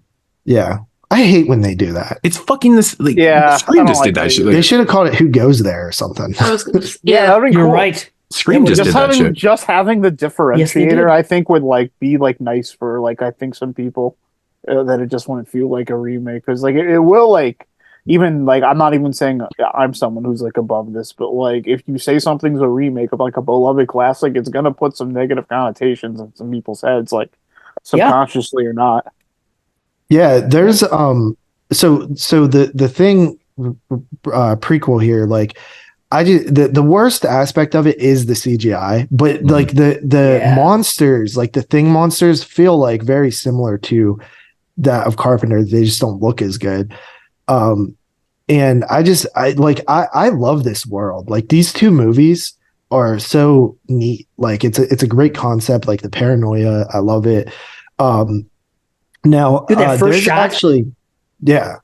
It's scary. The end shot's amazing, obviously, but the way the movie begins with those two dudes going at that scares the shit out of me. Yeah, 'Cause, and it's just scary. like creepy too that to find like this alien saucer like in the Antarctic or whatever. Yeah, I love that aspect, man. It's fucking And sweet. so there's actually a game, The Thing game, yeah. that came For out on the PS2. Yep. And Really? Wow. I bought it when I was a kid, and it's actually like really solid and is like a sequel to The Thing. The first, obviously not this one, but the John Carpenter one. Carpenter, and it does the same shit that this movie does, where it recreates the locations and stuff like that. And it's like fucking awesome, like that they did that, because it's a follow up to the Thing story. And I just think it's cool that those two things exist, this prequel and then the sequel, even though like for forever it was like a standalone film. But I love this world. I think that this movie gets a little better each time I watch it. So I really dug it this watch, and I give it an 8.5 out of 10. The one thing I don't like that they did in this film was try to recreate the the bodies fusing together scene, the classic scene from Carpenter's film. Because like to the average person, I feel like it comes off as being like a total remake thing, right? Yeah. Like you didn't have to do that scene. And like as much as I love that fucking scene in the original film, like, or not the original film, but in Carpenter's film, it didn't need to be here. It bugged me. Like that was the one thing that bugged me about this rewatch was that scene right there. I was like, oh man. Plus, it's shitty CG too, so it's kind of like, but it just, I wish they hadn't done that. It's just, no. And they did a blood test type scene, except it wasn't the same. Yeah. Right. Yeah. So they do a couple things. Yeah. But I think that also like leads to like the just idea that these are scientists and stuff, and they're just doing the natural progression of what like scientists would do, similar to like in The Thing. Right. Yeah. All right. Carly, number 7. I was honey dicked by my buddy. I didn't expect this movie to even like be on lists for some reason, but I'm actually that's the first one I'm out on. I called that as your number one. No, my number one. Yeah. Wow, everyone's out on the number ones right now. 2011 would be my number one. So what happens if we all are wrong? He doesn't know you at all. We're definitely. I think we're all out right now. At least get one. Somebody will get one. I don't know. Yeah, this is I don't think anyone's What the way this is going, I doubt it. It's going to two. If we're all wrong, we should have an agreement year that we. That was the first one I was out. Vote on it. Yeah. Although I'm still in on Tyler, Dave. I honestly feel like I might be the easiest ones to predict this year. Maybe. I hope. In fact, I'm doing good. So I mean, just JP. I should. I only have one off. I have one off of Dave, and that's it. Yeah, just the one on JP. Too. So okay. But yeah. So Thing 2011. Yeah. Funny thing about this one, when I first started to get into, actually making my own horror collection, I used to just order classic movies off Amazon. Like I would 10 movies per month or whatever back when I had money.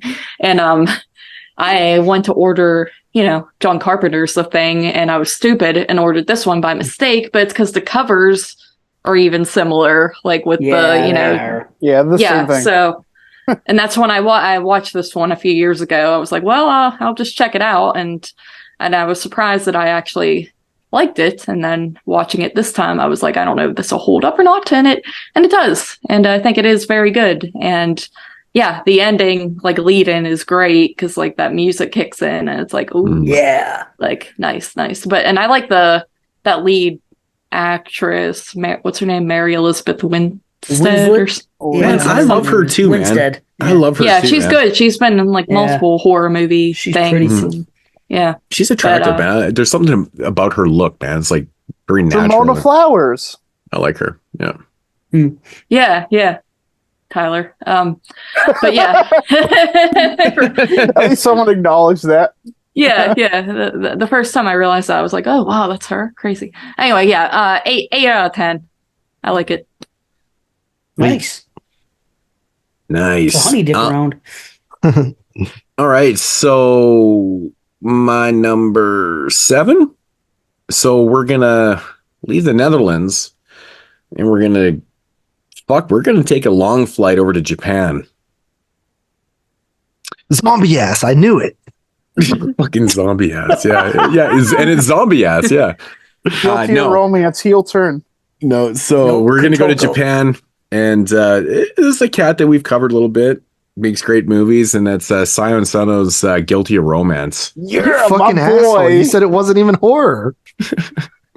Dude, just like you, man, I don't fucking tell the truth on my ratings or my fucking... My boy! You just got fucking catfish, bro. Wow. Don't catfish me. I invented catfishing. Bitch. But anyways, You invented honey dicking. So I'll explain myself here. I wasn't actually trying to fuck around with this, but when I first watched the film, I didn't really think it was horror enough for my list. And then I started thinking about it after the fact, and I was like, Jesus Christ, man. I'm like, this movie's fucked up, man. It is really fucked up. And I kept thinking about it for days and days. And I'm like, man, and I'm like, it didn't leave my mind. And I'm like, well, I'm not going to rewatch because it's 2.5 hours long, right? It's 224 if you watch. Yeah, and it literally stuck in my mind though. This movie is 2.5 hours long, and it doesn't fucking feel like that, dude, because it's crazy, man. So the movie starts out with basically this investigator. She's investigating this murder, really nasty murder and stuff like that. And so the movie is kind of non-linear, right? Is how you describe it, Tyler, right? So we follow, this police woman. You have two concurrent storylines. So playing out at the same time. So the movie starts out. That's why I couldn't follow it. So the movie starts out with this murder, and we get introduced How the fuck did you ever like Ju-on? To our police investigator.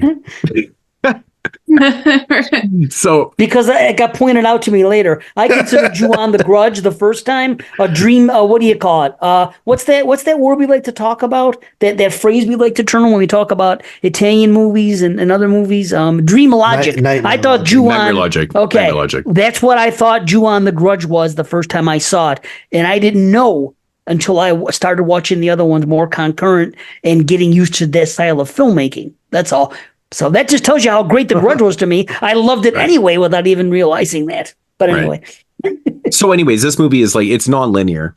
So we start out with this murder. We get introduced to our detective, and then it basically starts following our main character, and it's her story. And she meets another girl and stuff like that. And then and this is probably where you got confused, Dave. It's going back and forth. It's going back to like, the past story leading up to the murder, and it's following the detective story, which is like, the current story kind of thing, right? So I get it. So anyway, so it goes back and forth, and you read from the hop, you're like, okay, so we know that one of these characters ends up getting murdered because that's what we are introduced in the very opening scene and stuff. So it follows our main character, Izumi, or whatever you want to call her. Izumi. So fucking beautiful, man. Oh my God. This she's so goddamn beautiful, man. That's his wife. Really? Oh my God, dude. Like, she's so fucking hot. I told you that I literally love her. Dude, when I captured I'm going to tell this story on the podcast. So I'm watching this movie, and the wife comes home with the kid. And when they come home, I always pause the movies because she starts, and I'm watching the subtitled movie too, right? So I always pause the movie right away because I don't want to miss anything. Well, she comes down to talk to me, and it's literally on that screenshot that I sent you guys in the group tag, and it's straight up full frontal shot of this lead character, buck naked. The wife's like, "Oh, nice," and the kid comes downstairs and he's like, "Oh, gross! What's going on?" And I'm like, which is weird because I mean that's a beautiful girl. You shouldn't be saying all gross. But anyways, he's still young. It was the bush. But it was like that moment. I was like, oh my God. But so anyways, this character is an interesting, it's almost like a character study. It's so bizarre. So she's like a housewife, and she's like one of those very kind of like loyal housewives that like does everything for her king husband. Like there's scenes in the film where he gets out of bed and she's got his slippers perfectly placed out on the floor. So when he gets out of bed, his feet go right in there. He gets home from work, they're placed perfectly. She's that kind of obeyed Japanese wife. Her day job is she works in a grocery store. She not sells, but she gives out like samples of food and stuff like that. She gets approached one day by this woman, thinks she's very beautiful. She's like, "Hey, come do some modeling."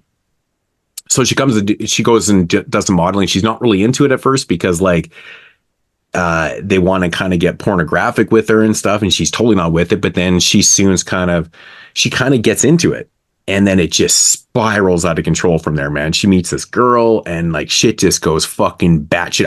I don't want to give too much away about this, but man, it just spirals out of control to the point where you're like, your head is fucking spinning, man. Like it's so crazy how a person of her status can go from what she was to what she became. It's fucking batshit, dude. It is so nuts.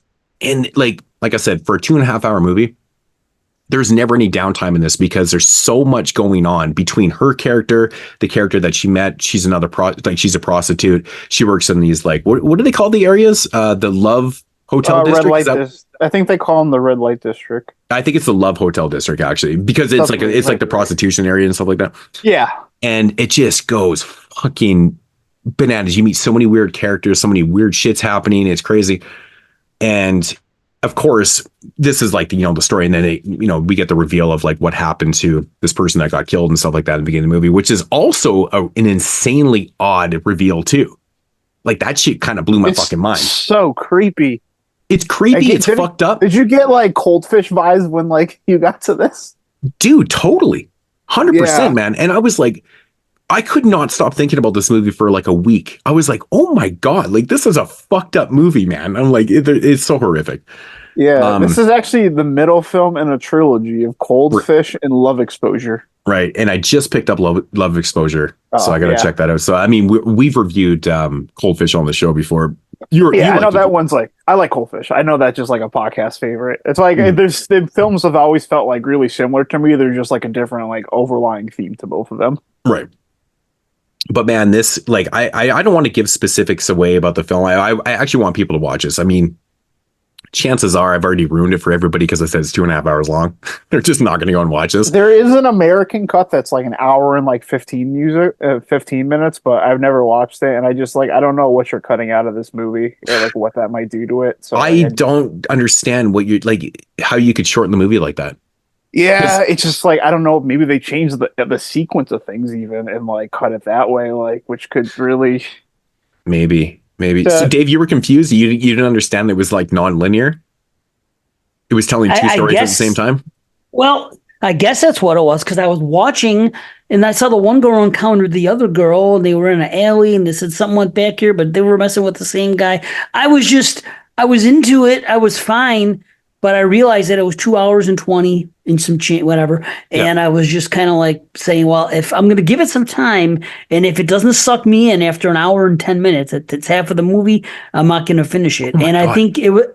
I think the reason I didn't get sucked in is because I just didn't understand. I didn't realize it was like you said that it's a non-linear. Yeah, it totally. Like, I like that though. That happens to me sometimes. I like that. That happened last year. What was it? 2 years ago. You and Brandon loved this one Asian movie that came out in 2022, and I watched it and I said something happened, and you guys both said, "Oh, that's because this was the past and this was the present and this and that." And I was like, I didn't even realize that. So my dumb ass. It just happens to me sometimes. I don't know why. My brain just doesn't. I don't know what it is. I think I'm just very familiar with watching these Japanese construction films and stuff. And they do this a lot with like non-linear storylines and stuff. And right away I was like, oh, okay, so we get the police investigation and it's going to follow our character, but you don't know which one is actually the one that died because there's a murder. But like, we get introduced to our main character, and then she meets this other girl that gets her into prostitution, blah blah blah, and it just dominoes that effect. But we don't know which one actually is the victim, which is kind of cool. And then it goes back and forth throughout the film and stuff. And but there's a whole storyline even with the detective, which is interesting too. Yeah, like it's all fucked up too. I think this film is very much about all three women. Yeah, it really is. 3 women. Yeah, the detective has her own storyline, and then it's a female detective. That's right. She goes and she lays down in that place. That's why I got confused. I'm like, wait, so she's with the same. Anyway, I don't want to get into spoilers. There's that crazy scene in the film where like we realize like who she's cheating with on her husband, like the detective and stuff. And you're like, oh my God. Like that's fucked up, man. Like what the fuck? Yeah, I've never been more confused. I have no fucking clue what you guys are talking about. Well, because at least you know going into it. You didn't watch this one, did you? Well, it was one of those things where like it was on the list. Then you said you weren't sure if it was horror. And then I was like, it's 2.5 hours. I guess I'll cut this one. Right. Oh, I mean, it's definitely a big. I get that. Big. Yeah, I can see it though. The running time, it's long. But honestly, dude, like I said, before I watched it, and it didn't feel like 2.5 hours went by, man. Even when I had to pause it for 5 minutes to talk to the fucking wife. That's like how Coldfish is too. Fuck it, ripped by, man. The structure of the movie makes it like change, like helps it blend together and like change the tempo up so you don't feel the run. Well, because there's like literally like 3 or 4 different stories happening at the same time. Yeah, and like everybody also has their own story, like on top of like the central story that interweave. Like it's really cool. But like our lead character though, man, like her story is so fucking bizarre. How you can be this person and end up where she does. Like it's fucked. And I love the way it's constructed, the way it's filmed. Did you notice in the film, Tyler, like every time they cut back to her working in the supermarket, the sausage size got bigger? I didn't notice that. That's funny. Wow. Oh, you never noticed that? That is so in the beginning of the film, she's handing out little ones.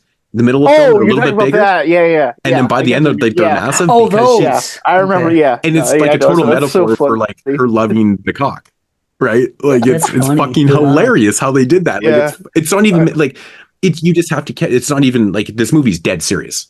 There's not a fucking joke in this movie. There's like in these type of movies, there's always like almost like it's the same thing I was like talking out before of like kind of the wink wink. There's like that's just something that's like ingrained in like Japanese dramas. Like it's just like you learn to like just see over time, and it's not that like I know it's like this. I think a lot of people. Some people have a lot of time getting into like certain countries' films because it's just a different style and things like that seem jarring because they're dumb in American movies if you put that in there. But it's just the flavor of it. Yeah, Guilty Romance, man, is it's definitely the one film that just stuck with me, man. I'm so happy that I went out of my way to watch that and shit. I'm like, yeah, changed my mind on it too. But that's the thing about films, right? Sometimes it takes some thought process after the fact. You know what I mean? Yeah. So 9 out of 10 for Guilty Romance. I do recommend it, especially like, you know, if you like Japanese films. It's a good one, man. Science Sono really doesn't do bad movies, man. Like I've never watched anything by him that He's a workhorse. Like. Yes, he's a workhorse too. I like him a lot. You know, I mean, I haven't seen all of his movies. I've seen a lot of them. But man, dude, he makes quality movies, man. He really is solid. He really directs women well, and he likes to tackle like a lot of taboo subjects, which I really like. Yeah. So Tyler, number 7. All right.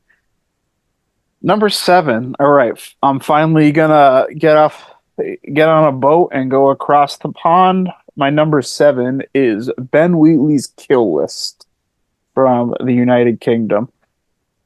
This movie is a movie that I've seen probably like 4 or 5 times now, and I honestly like up until watching this the first time for the prep, I was really not the biggest fan of this movie. I always felt like this movie was really dry, and it had like a really good ending, and people just remembered it for the ending, and like really like overrated it.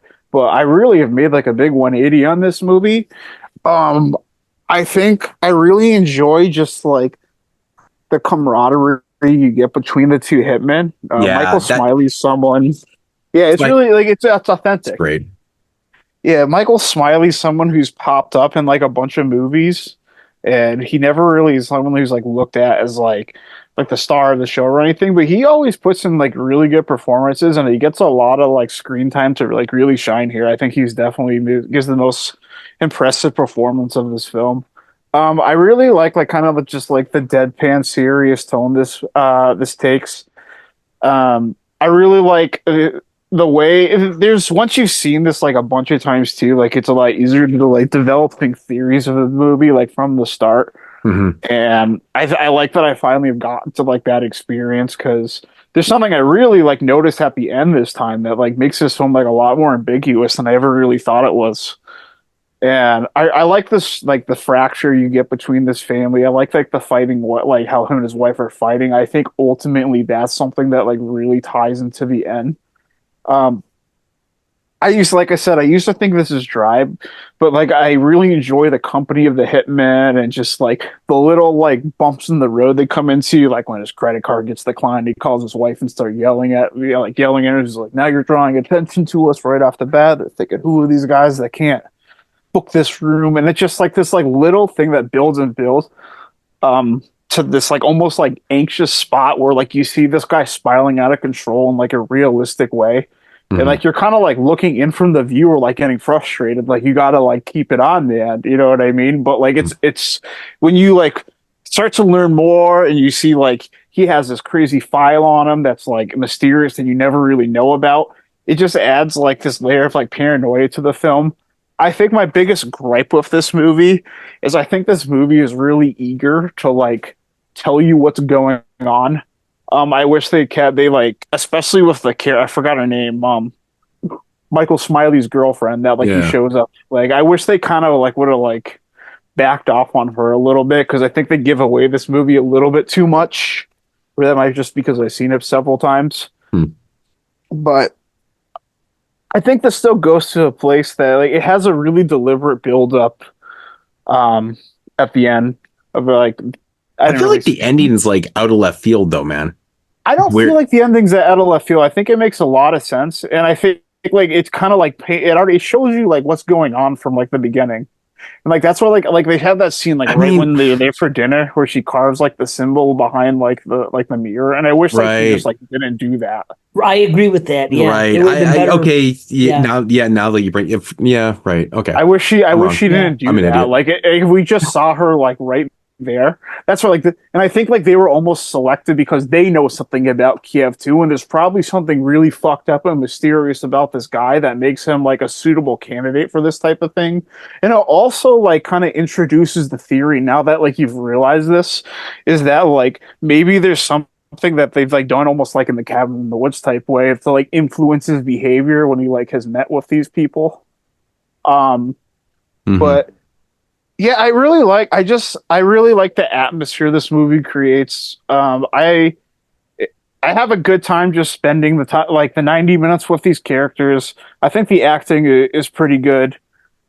You get some really unsettling scenes, but yeah, I really like the ending too. Like I know me and Dave were talking about the ending a couple weeks ago, and some complaints. I think just the way like the sound design is like set up in that scene, it's nothing you would like ever be able to tell anyway. But this is something I really noticed this time is like there's like a reaction the wife has at the end, which suggests like something more than him just being like a victim in this type of thing, and more as like there's like a more overarching plot implied beyond all this. And I thought that was like really ambiguous and really cool, and it really just made me wish that they held off a little bit, like I said, about kind of like letting you know what was going on.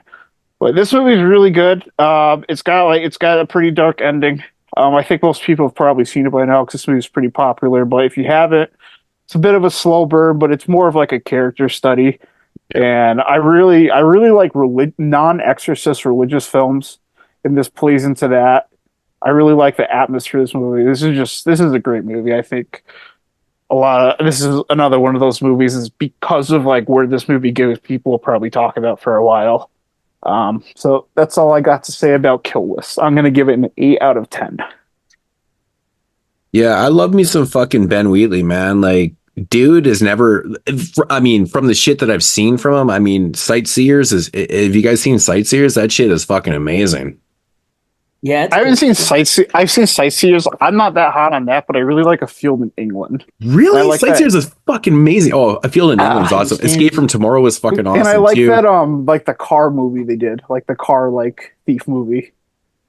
High Rise, it was cool. Yeah, too. High Rise. That movie was cool. I like that movie. Is his movie Rebecca a remake of fucking Hitchcock's? I think so, because I saw that. I was like, holy shit, someone remade Rebecca. Then I saw it was him, and it was like a Sears. I was like, oh, okay. No. Because I just saw the title, and I was like, it's got to be. Because he's Rebecca. He's British, right? I'm not watching that. Yeah, he's British. Yeah, so and then of course he did the Meg too, which I mean, I actually like the Meg too, so it's just out of left field for. Regardless, it was a paycheck movie. Totally, but it was fun. It actually had. He made a Boston crime drama. I really want to see. Cillian Murphy's in it. I'm gonna check that out soon. But I mean, from Sightseers to like Escape from Tomorrow, feeling like he's done some pretty interestingly different shit though, man. It's crazy. Yeah, he definitely has. He hasn't really stayed around in like the same genre, which is cool. Right. Yeah, cool shit, man. Cool shit. What do you get? That was 8 out of 10? Yep.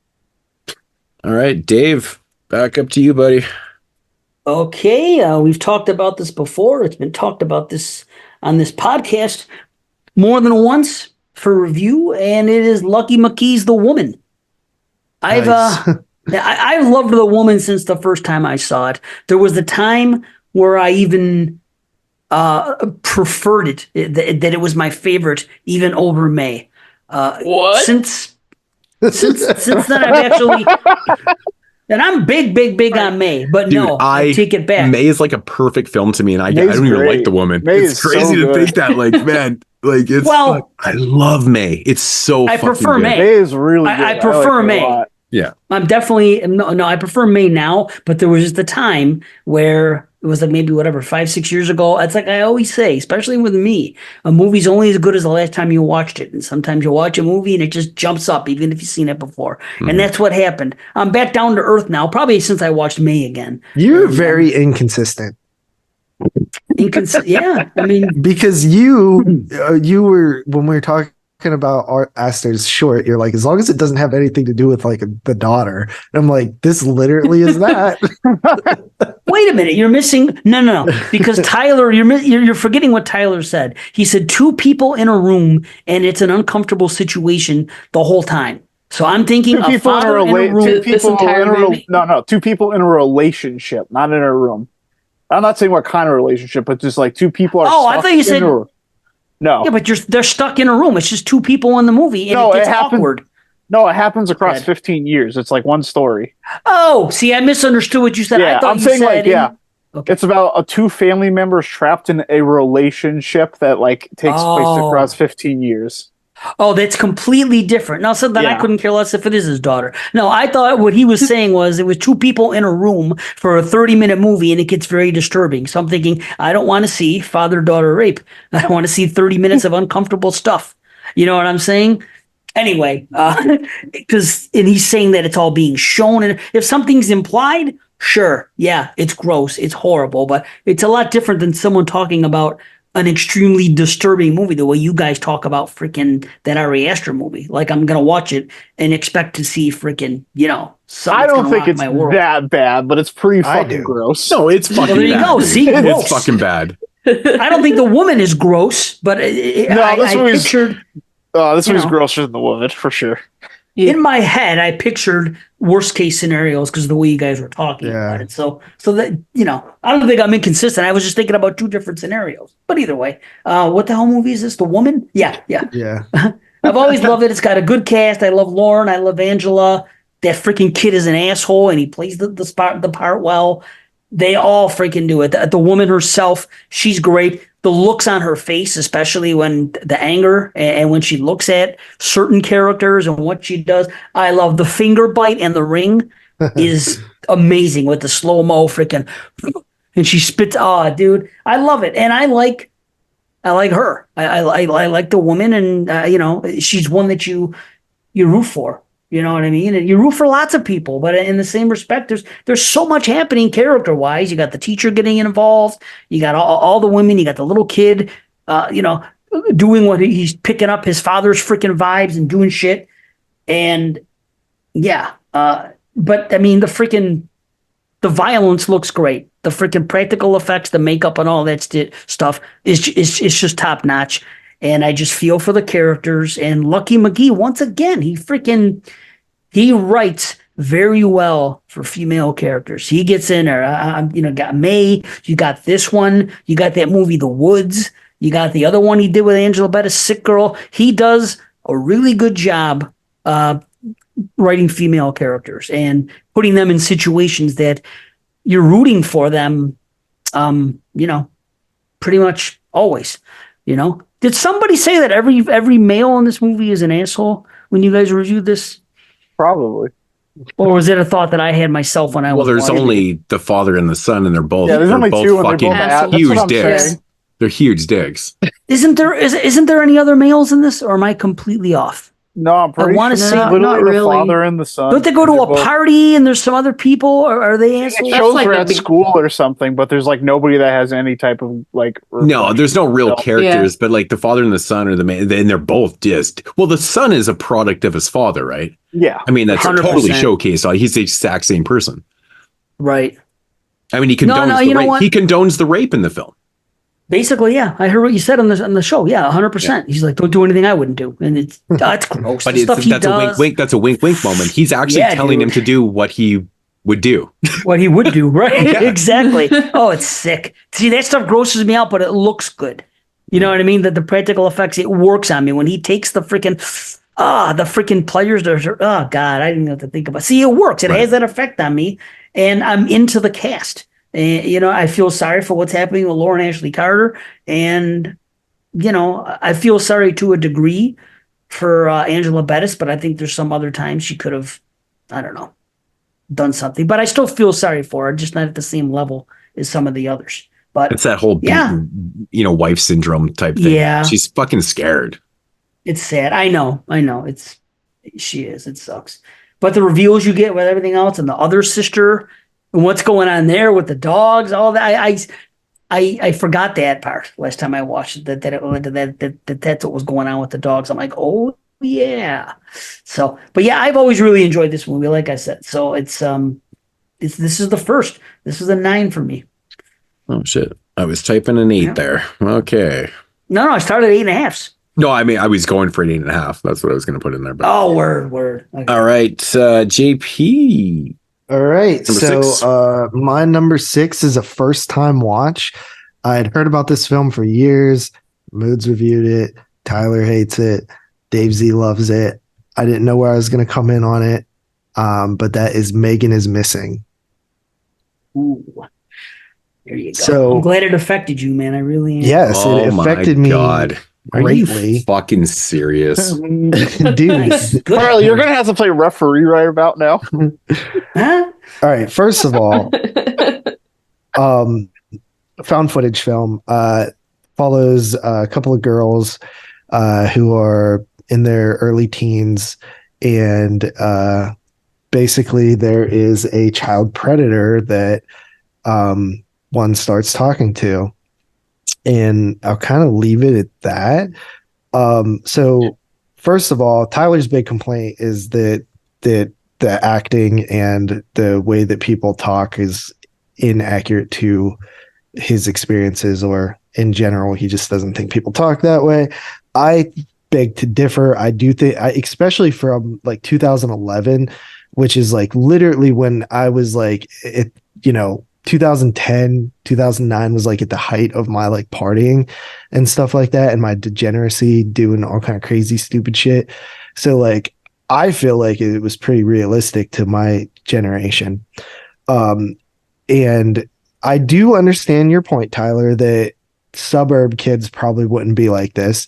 And that is a more fair argument. That's exactly how suburb kids are, though, man. Like I don't discredit man, that at all, man. When you live in the suburbs, man, as a white fucking gifted fucking kid, I just don't think this is exactly how you act. Suburban kids. These kids have silver spoons in their assholes. Okay, but I don't think there's like 40 of these kids going to party in an abandoned building with like the real Slim Shady collecting $10 outside the door of like 3 other. Okay, 30. that whole thing like bugs They're me a popular because crew. what is They're a what is popular with the crew. The Yeah, he is, and his $10 friends. thing? Like every Yeah, they're party older. collects money Yeah. for No fucking party. No. No. The only high time you school ever party. collected money at a party is when, like, when you're kids and have to afford the alcohol. No. For the keg, of course you pay. What about the other like 40-year-old dudes I at the threw, party? and my wife she can vouch for this, man. Like I threw tons of fucking keg parties back in my day, and we always used to fucking have people fucking throwing the money in at the doors for the to pay for the kegs and shit. And that was just for keg parties. That was only for keg parties, man. All parties was BOBY, like bring your own fucking booze, man.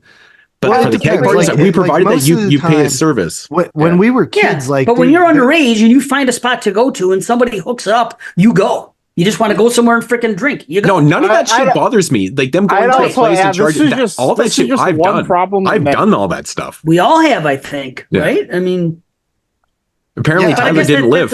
Apparently Tyler didn't live. I went to plenty of parties. As there's no party I've ever been to, an abandoned building with flashlights and freaking 40 high school girls and like 4 like 40-year-old guys. Well, you got to well, how is it different than a Woods party? Did you guys go to Woods parties? Because there's not 40 girls and like 4 40-year-old guys. Dave, I grew up in Canada. All I live around is woods, man. We have fucking bush parties. We call them bush parties, man. We're at bush parties all the fucking time. Man. Yeah, so did we. There's so would you also- rather go in a house or in the woods? Listen, beyond that, in the party, there's literally shots in the movie where they cut different camera angles in the song, in the beat. Never changes. If this is supposed to be cameras they found, they wouldn't have any of that shit. No one at this party is Tyler's doing right, anything. though. He's right about this. They're standing around, like pretending to do drugs. They're not talking over the music or anything. He's It's right, literally though. look like you're having fun or pretend to smoke this joint, and none of them smoke it. That guy throws a punch at the girl, not remotely close, and it sounds like they're fucking slapping ham against the wall or something. It's so bad. And there's someone walking around the whole time holding a camera in boom light shadow. It's horrendous.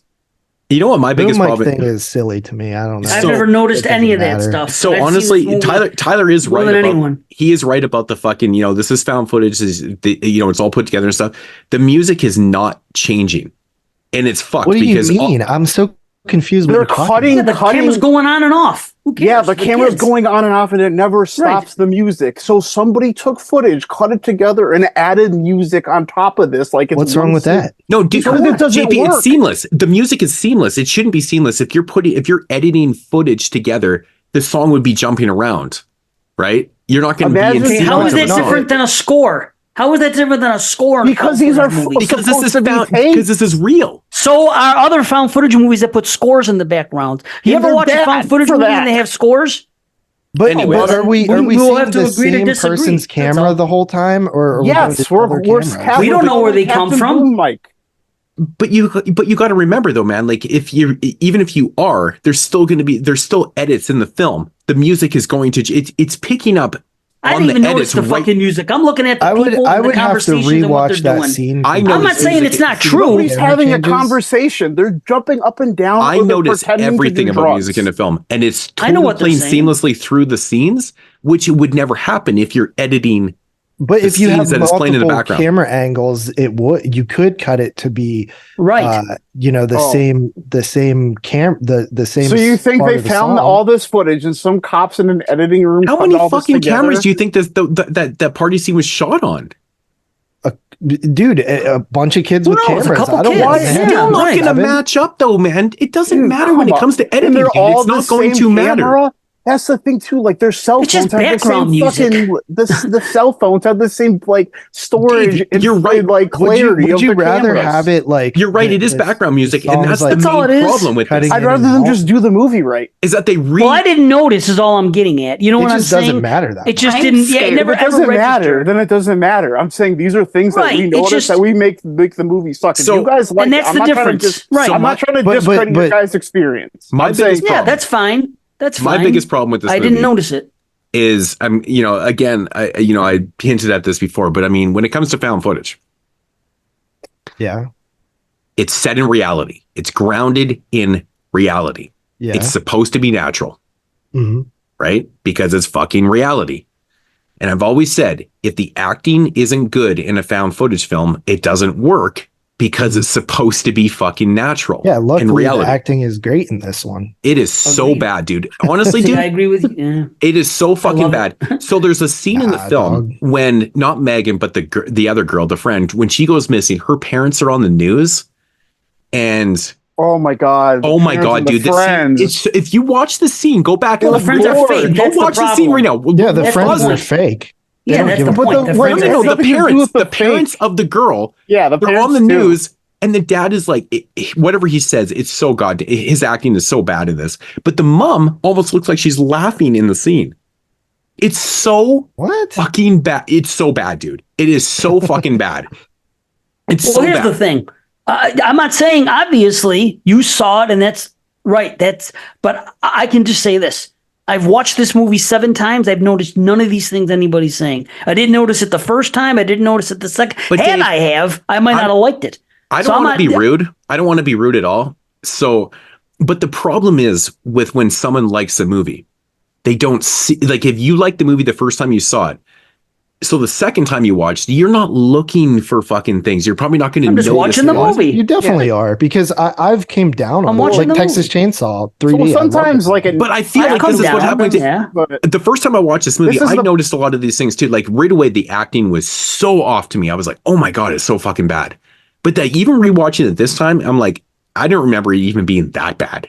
Like it's so unnatural. So it's not about weird. the dialogue. It's not even the dialogue in the film.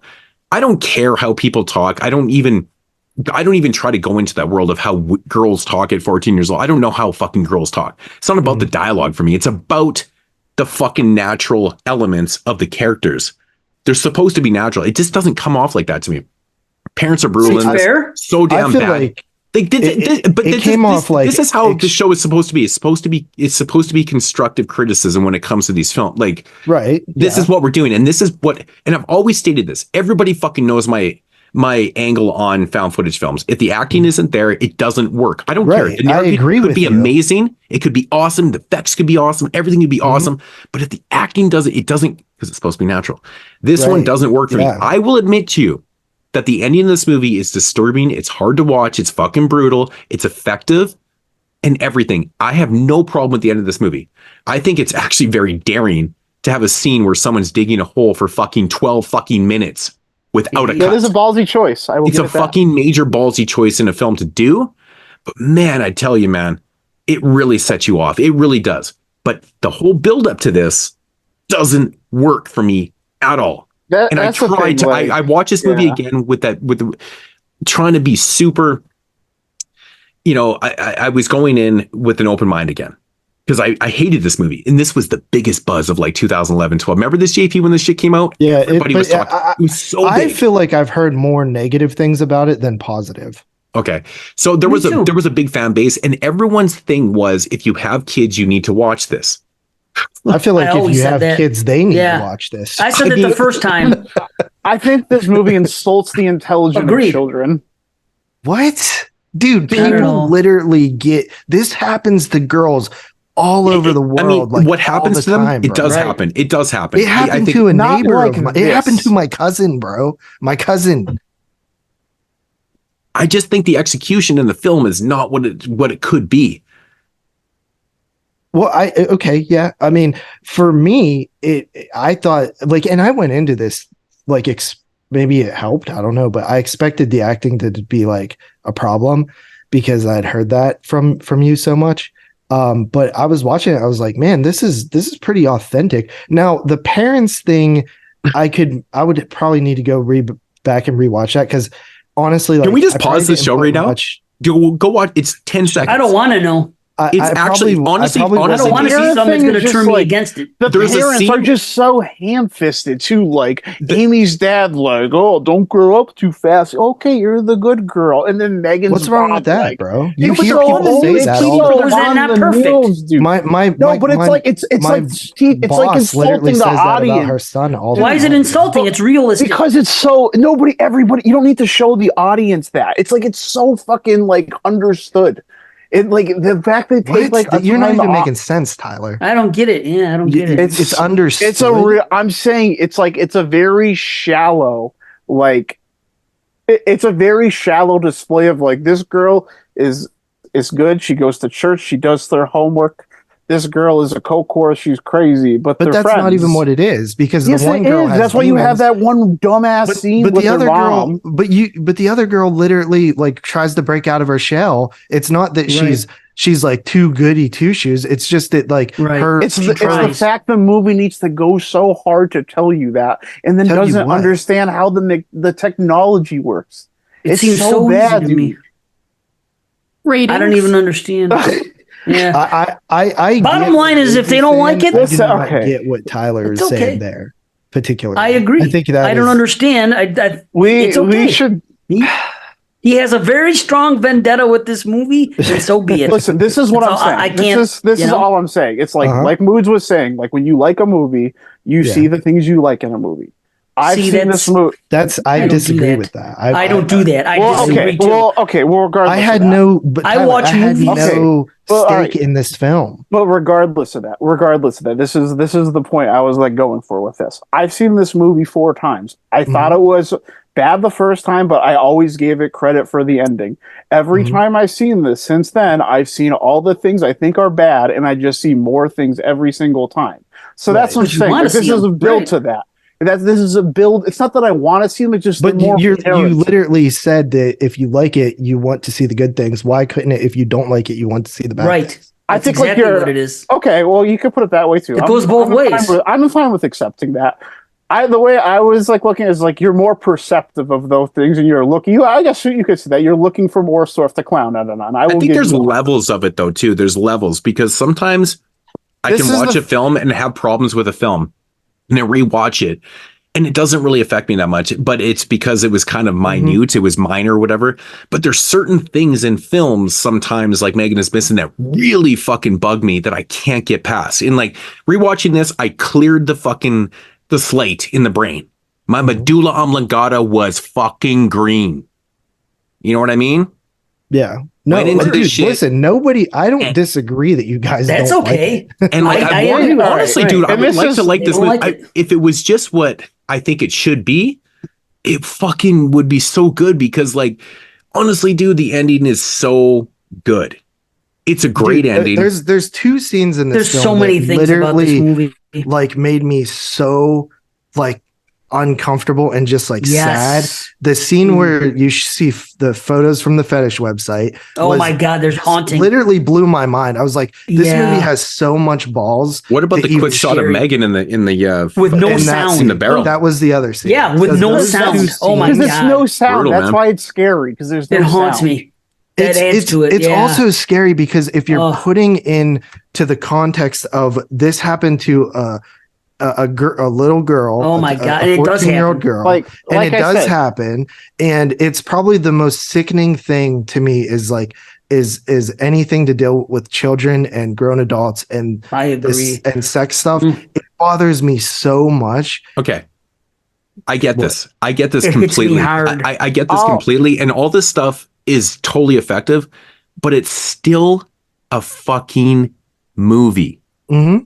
And the problem is with the movie, it doesn't have the right approach with the acting and stuff. That's what doesn't Right, sell for me. you, but for me, it doesn't have that. And What and it, so fine the with it. content in it works, but as a whole, I can't sell this shit, man. yeah, if you have an issue That's with okay. the acting, it's going to break the movie. Right. For me, Yeah, I thought right, it was yeah. like now the parents thing. I can't really remember that scene, so I will have to like read. That's quite possible. Right. It's because quite It possible. also just like this guy has no idea how kids use technology. These people are sitting in front of a webcams doing nothing else, looking up at their webcam, making eye contact. They're talking to a guy that has no webcam. Instead of making an audio call like a normal person, they're sitting there looking at their camera like they're looking at someone. Everybody that's holding a cell phone in this movie is extending their arm out and they're holding a steady cam. It's ridiculous to me. See, I don't know either. Right. I don't know. I'm just- You can't, if you about it this go point. go I'm the same way. I'm hold, gonna- hold the Motorola Razor out and walk in a straight line and see what kind of footage you're gonna get. Well, the weird thing is about that, You're Tyler, is that like I'm the tripping, only bro. one on camera right now, Word. like on our Zoom meeting, but I've been staring at the screen camera the entire time. because I've been I watching just- you do it. I'm Yeah, just me saying too. That's where I'm these looking. are I'm all looking right things there. I Now, think if you want to talk about some actual which those weren't actual anything what Tyler just said, but if you do want to they're talk technical about problems. them, we do That's not have how the technical technology problems. works. Yeah, I'm going to get to that. How technology doesn't work is whenever you end a call, the footage is done. But there's a few scenes in this where they end the call and there's still lingering footage because of just, Right. how the movie was made. But that's wrong. There's a scene where you actually hear the director say action. That's also wrong. I haven't notice any heard it, and I'm boom-like glad. things. Really? I actually never caught that in all the times I've watched No, it. see? Yeah, Even there me is hasn't that. heard it. I don't even want to know. Please don't tell me. I Because saw don't a want it to second be boom moved. mic this time too, and it's at. I saw a I've boom- never noticed any. I've- Now I'm Is there fucking two? angry because I've I'm gonna definitely be seen a looking boom for it. mic. Yeah, I've definitely Yeah. seen That was Did you fine see it? all Where this did you time. see it? Maybe there's more. Maybe there's another spot. Where did you see it? But I think that oh fuck, dude, I can't remember. I know there's. See, one I don't mind having my mind changed because of a plot problem. Okay, like it well, happened when with he's Lake doing Mungo. his little, I his actually thing can't at the remember end, where the boom mic when was. he's But- doing his thing at the end, he's holding a boom mic in front of the girl. I don't care. I don't want to know that shit. yeah, right. I've never noticed it. What good is it going to do me to know that now? I was Because I saying, like these the are- movie so much. If you were pointing out a plot flaw or But a Dave- fucking gap, then I'd But say, Dave, it's okay, guess supposed what? Dave, to be You're found right. footage. It goes- is a plot flaw. But Dave, it goes back to the old. fucking movie. Yeah, it's Who a gives bit a of a fuck? flaw. But it is goes a back to flaw. the whole It's thing, supposed to be Dave. a reflection of they reality. exist in all movies, right? Like some of the best who movies gives a of all fuck? time. Those SOV have movies, mistakes half of like them that. probably got fucking mics and bullshit in it and bad acting. Oh my Big god, fucking Dave! deal. Dave, every SOV video has a fucking. Well, there you go. And you has a enjoy boom it. So mic why in it, can't man. we enjoy fucking Megan is Missing with You're the same allowed to flaws? enjoy I Megan never is had a Missing problem it. with the boom mics. Yeah. I never said anything about I the have boom a mics being a problem problem. with them. I never had a There's problem with that at all. all. I'm the saying. least. Tyler, I'm the you one guys person. got like this. I'm You the guys one can one like person this in the movie all world. you want. I just It like should- I want to give my case. That's all I'm trying to do is give my case why I don't like this movie. You're Right, allowed to and think that's- I'm sounding like an asshole and like that my problems are minuscule, but they're not minuscule to me. But I Right, can't that's concede fair. that I don't like this movie. I've watched it 4 times. So yeah, I'm going into this movie like, all right, baby, let's do this one more time. Like literally like it, but like I could just skip this movie, but I wanted to watch it like for the experience of it. Right. And I'm not like, and It's I will say, polarizing. like Yeah, I so, did yeah. when I was younger and I did see this movie, the ending was a lot more effective for me. I can definitely concede that. It just I've seen these Well, problems. yeah, if you're over eye time. rolling the entire movie, you're not going to feel. Yeah, much and like, but in I'm the saying ending. it got me. I've Right. gotten to the point where I'm eye rolling, and now at this like point where I've seen it enough times, like I hear all these bad things about it. I already know I don't like it, and I'm most perceptive I've ever been to just like looking at problems. Like I'm sniping these things about it. Right. And I can't say like I am biased because of that, and I'm not trying to take away like your. I don't enjoyment of it. necessarily think it's biased. I just think that that's how you take the movie. So it's, Yeah. and I don't think that look, No, it's not biased. I'm It's not just- saying you're wrong in any of the feelings you have. I'm just saying that some of them are ridiculous. But that's fine too. You're allowed to feel ways about however you want. But to be fair, there are great movies, like 100 best movies of all time that have mistakes in them, like Boom Yeah, Lights, sure. Shadows, and But mistakes don't bother me. Yeah, let me pick apart Nightmare 4, which has a fucking 1,000 issues with it. And I can tell you what they are and why I don't like I'm it. fine with that. Dave, now you're just trying to be a dick because you know Nightmare is my favorite franchise, and honestly, I don't give a fuck when people. No, But actually, anyways, because you didn't have those type of complaints. Like you didn't have any technical complaints like Tyler. Your I can complaints were explain mostly away a lot about of the acting. complaints about Well, And that's fine. because yeah, you like, can I complain think it's a about it. major, I get major it. deal with me. It's But, a like, I major understand fucking these are deal. big. I think like when you don't have I get it. technology that works in a movie that's supposed That to always be happens in movies. reflection of- In fucking Scream, I don't agree they with called that. 911 from a computer when they weren't even doing shit at that point. could I do What mean, about I that had movie? technical You could complaints do about that. Whatever they Paranormal were trying to Activity do, I researched But, it because like, somebody my challenged somebody point- on a my- podcast. My Now, point what's is, another my- one? All I'm The Den. all I'm Did you see saying, The my Den? point is- Yeah, The I actually Bay? like the Den. Listen, The Den and the everybody's Bay talking have over fucking each other. things. Okay, the Den and the Bay both have fucking things in them with technology that wasn't out at the time. It's a fucking found footage staple. You agree with it or not? Just like a machete doesn't Look really at- chop off look a at person's Alien, head, right? but we look The the other way in program every that fucking they- slasher movie. Both Alien and The Thing they asked the computer what the chance of like the world domination is of this alien thing, if it gets out. That doesn't exist. No, but Right, this none is of that the exists. Big this fucking is the deal. difference. But that's when it falls okay. into the movie category, right? It's That's like you what, got to this is accept the it in that difference between reality. A lot of those movies. They're still I all accept- movies, though. I accept these. No, this is the difference, though. I accept those in the movies of reality. The reality of this movie was made X amount of years ago, and it was predictive of something at this point, and this is how they technology work. I can understand all these things in the movie world. I can buy into lots of different types of movie world. My point is, with found footage movies, they're supposed to be a reflection of reality. This is supposed to be something that people found and they're showing to the public as like a documentary. Right, And when I see problems that literally don't exist, the problems with the movie, these things in a movie that's trying to sell me that this is recovered footage, this is the reflection of reality. But it's still fiction. All of it's fucking fiction. but, like- You're taking it too seriously. I love found footage more than everybody. I don't even take it that seriously. I just don't. Tyler has a point. But Dave, he does have a point though, because found footage is supposed to be set in a grounded reality. It's real. That's why the but Blair nobody Witch buys that's what Project- makes found footage so much it doesn't fun, is matter. because it's But grounded I in agree with reality. Tyler, to an extent, it can take. I you agree out. to an extent Okay, as like- far as being in the okay, this is antagonist. the Pardon thing. me, the protagonist's shoes. I know the I get Blair that. Witch Project is a fake movie, but I can totally understand wandering around in the woods alone, lost, finding all this creepy shit and being terrified for days. I know it's a fake movie, but I'm buying into the reality that the movie is trying to show me. There's nothing that I've ever seen or have ever heard as a complaint that's outlandishly technically wrong with the Blair Witch Project. Maybe there is. It is what it is. But those are like my No, point it is, sells as a real movie. Yeah, as reality. like this is that to me. This is what found footage is. It's trying to make a What reflection. about of VHS real- 2? What What about about it? VHS 2? Do they really make a fucking eyeball that's a camera that's out there now? No, it doesn't fucking happen that way. Okay, Yet then people that's a accepted problem it. with the movie. But Well, also I could sit here and talk to you that's for an not- hour that's not about the every problem found with the footage movie. movie. Listen. You guys are driving me nuts. There's different levels to it. Like Tyler's talking about, he's not talking about the fantasy of the movie. He's talking about the reality of the technique of the film. So like if they don't have things that would be possible outside of the movie, that's a problem. Whereas in the movie, a fantasy camera thing doesn't matter because it's part of the world of the movie. Yeah, exactly. So anyway, let me finish this up, dude. This got way off the rails, but no, Megan is Missing, I think is really good. I do hear some of the complaints that like Moodz has and some of the complaints that Tyler has. I just think that some of them are a bit much, but I do agree with the general sense of stuff like that can take you out of a found footage film.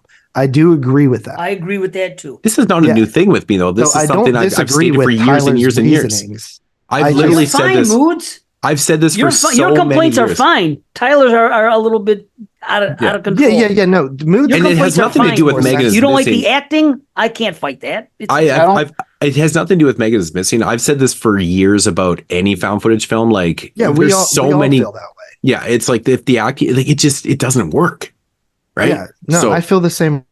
Yeah, that's way. fine. I've I always get that. felt If you, way. It's like, I mean, it's like it's that more with personal. acting.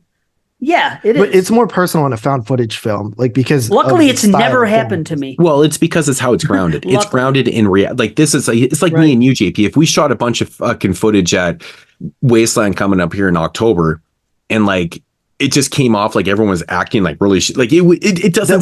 That was my biggest problem with Cannibal Holocaust when I first seen it. I was like, these people don't feel like real people.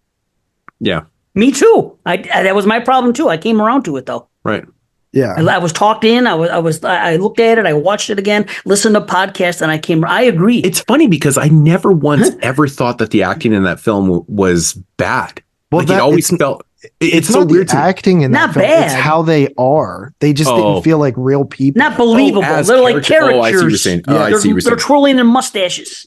Right. You know what I mean? It's a bridge too far. But isn't that? Yeah. But that's how it goes because it's so interesting because I never once thought in this movie that the acting was bad either. You know what I mean? Well, me neither.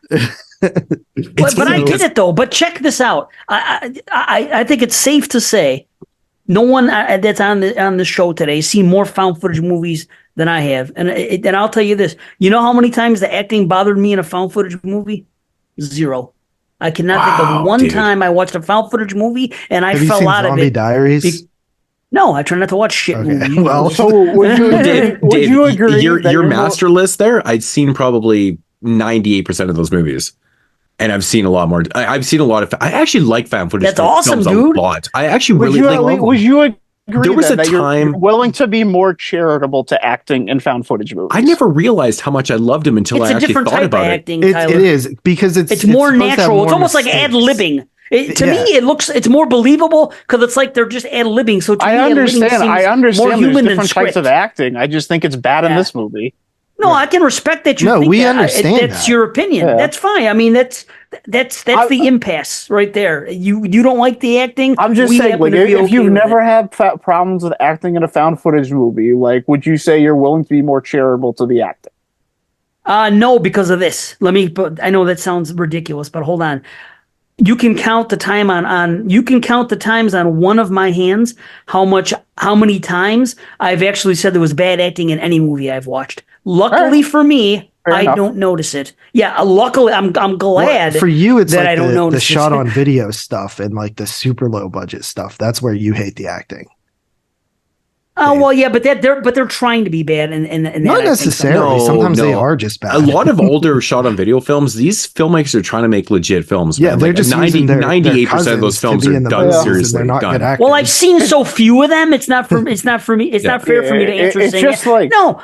It's more than sometimes I see bad acting. Sometimes I see bad acting, but it's been like 5 times ever. And I'm glad. Here's also something I never noticed. A lot of times people critique somebody that comes from a foreign country and they say they're doing a real bad American accent, or sometimes people say that American doing an accent from another country is doing it very poorly. 2 things I've also never noticed watching movies. So I'm grateful that ignorance is bliss and I can't catch bad acting. So to finish up here, because I really want to move on from Megan is Missing.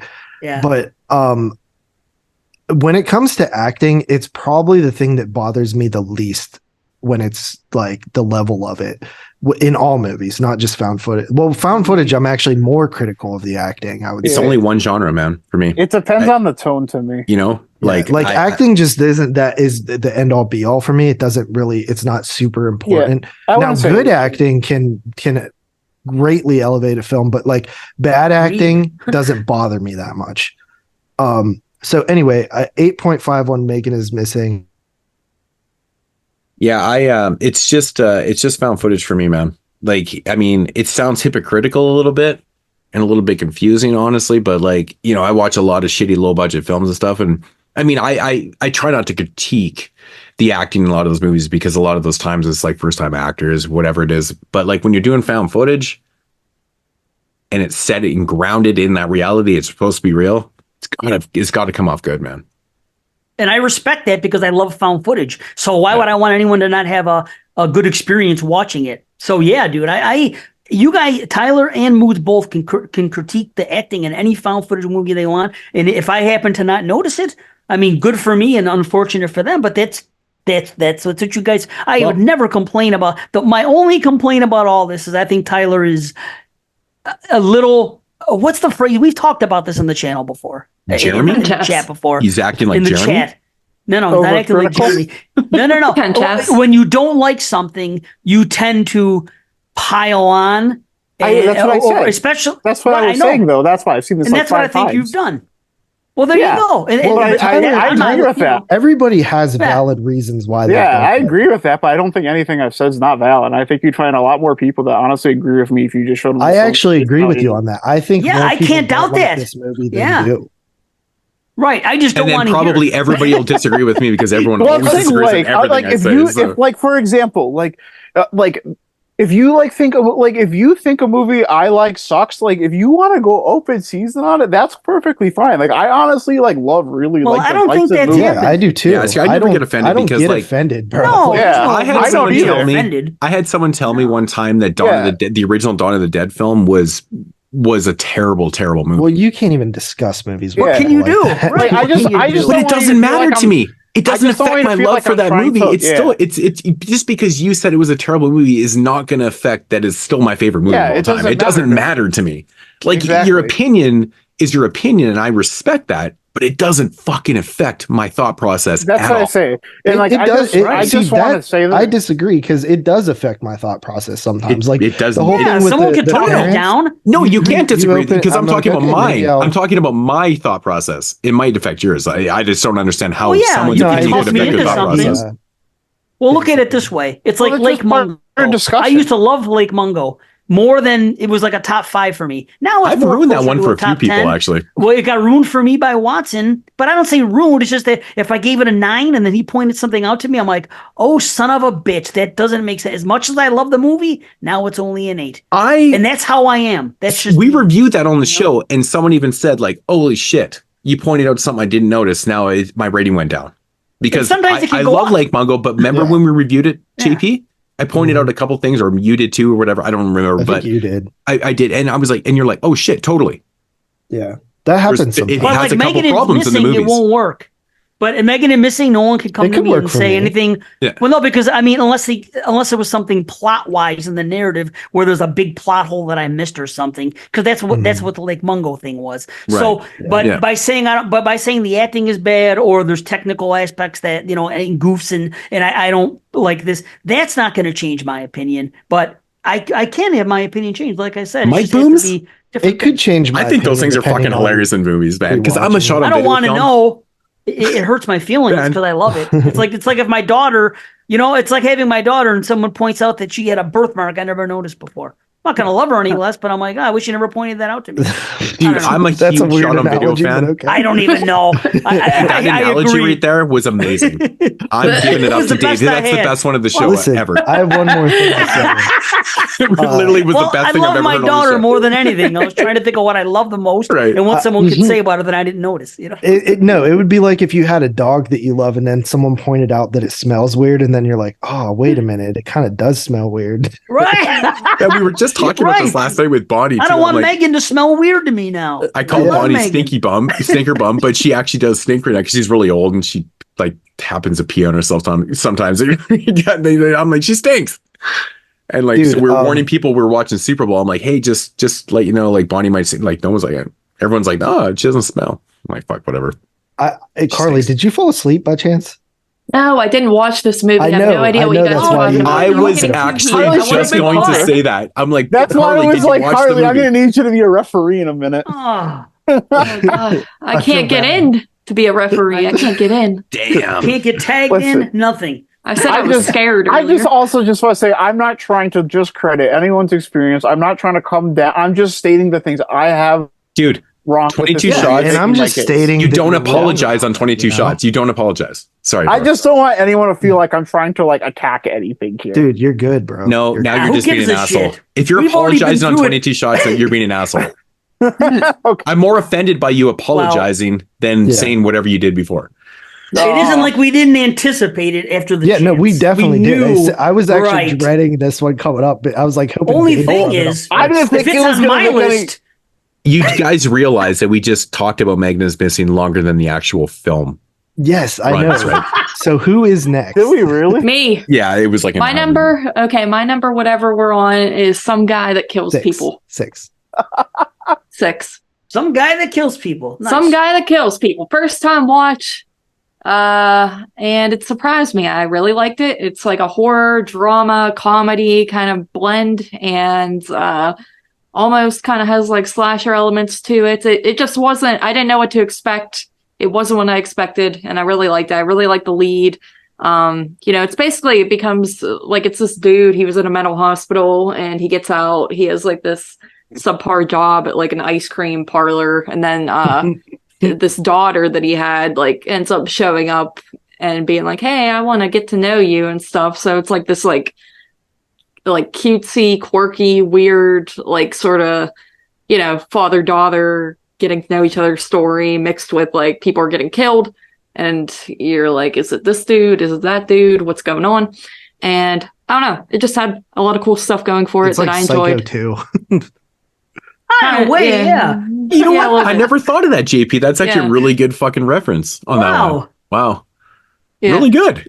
Good Thanks. job. Psycho 2 made more sense with the reveal, though, where this one I was just Yeah. like, I didn't dislike it, but I was like, okay. Psycho 2 You know? might actually be like one of the best sequels ever. It is definitely. Yeah. Oh, boy. It's so good. I'm with you, man. It's up there. Yeah. It's so good. But yeah, this one was fun.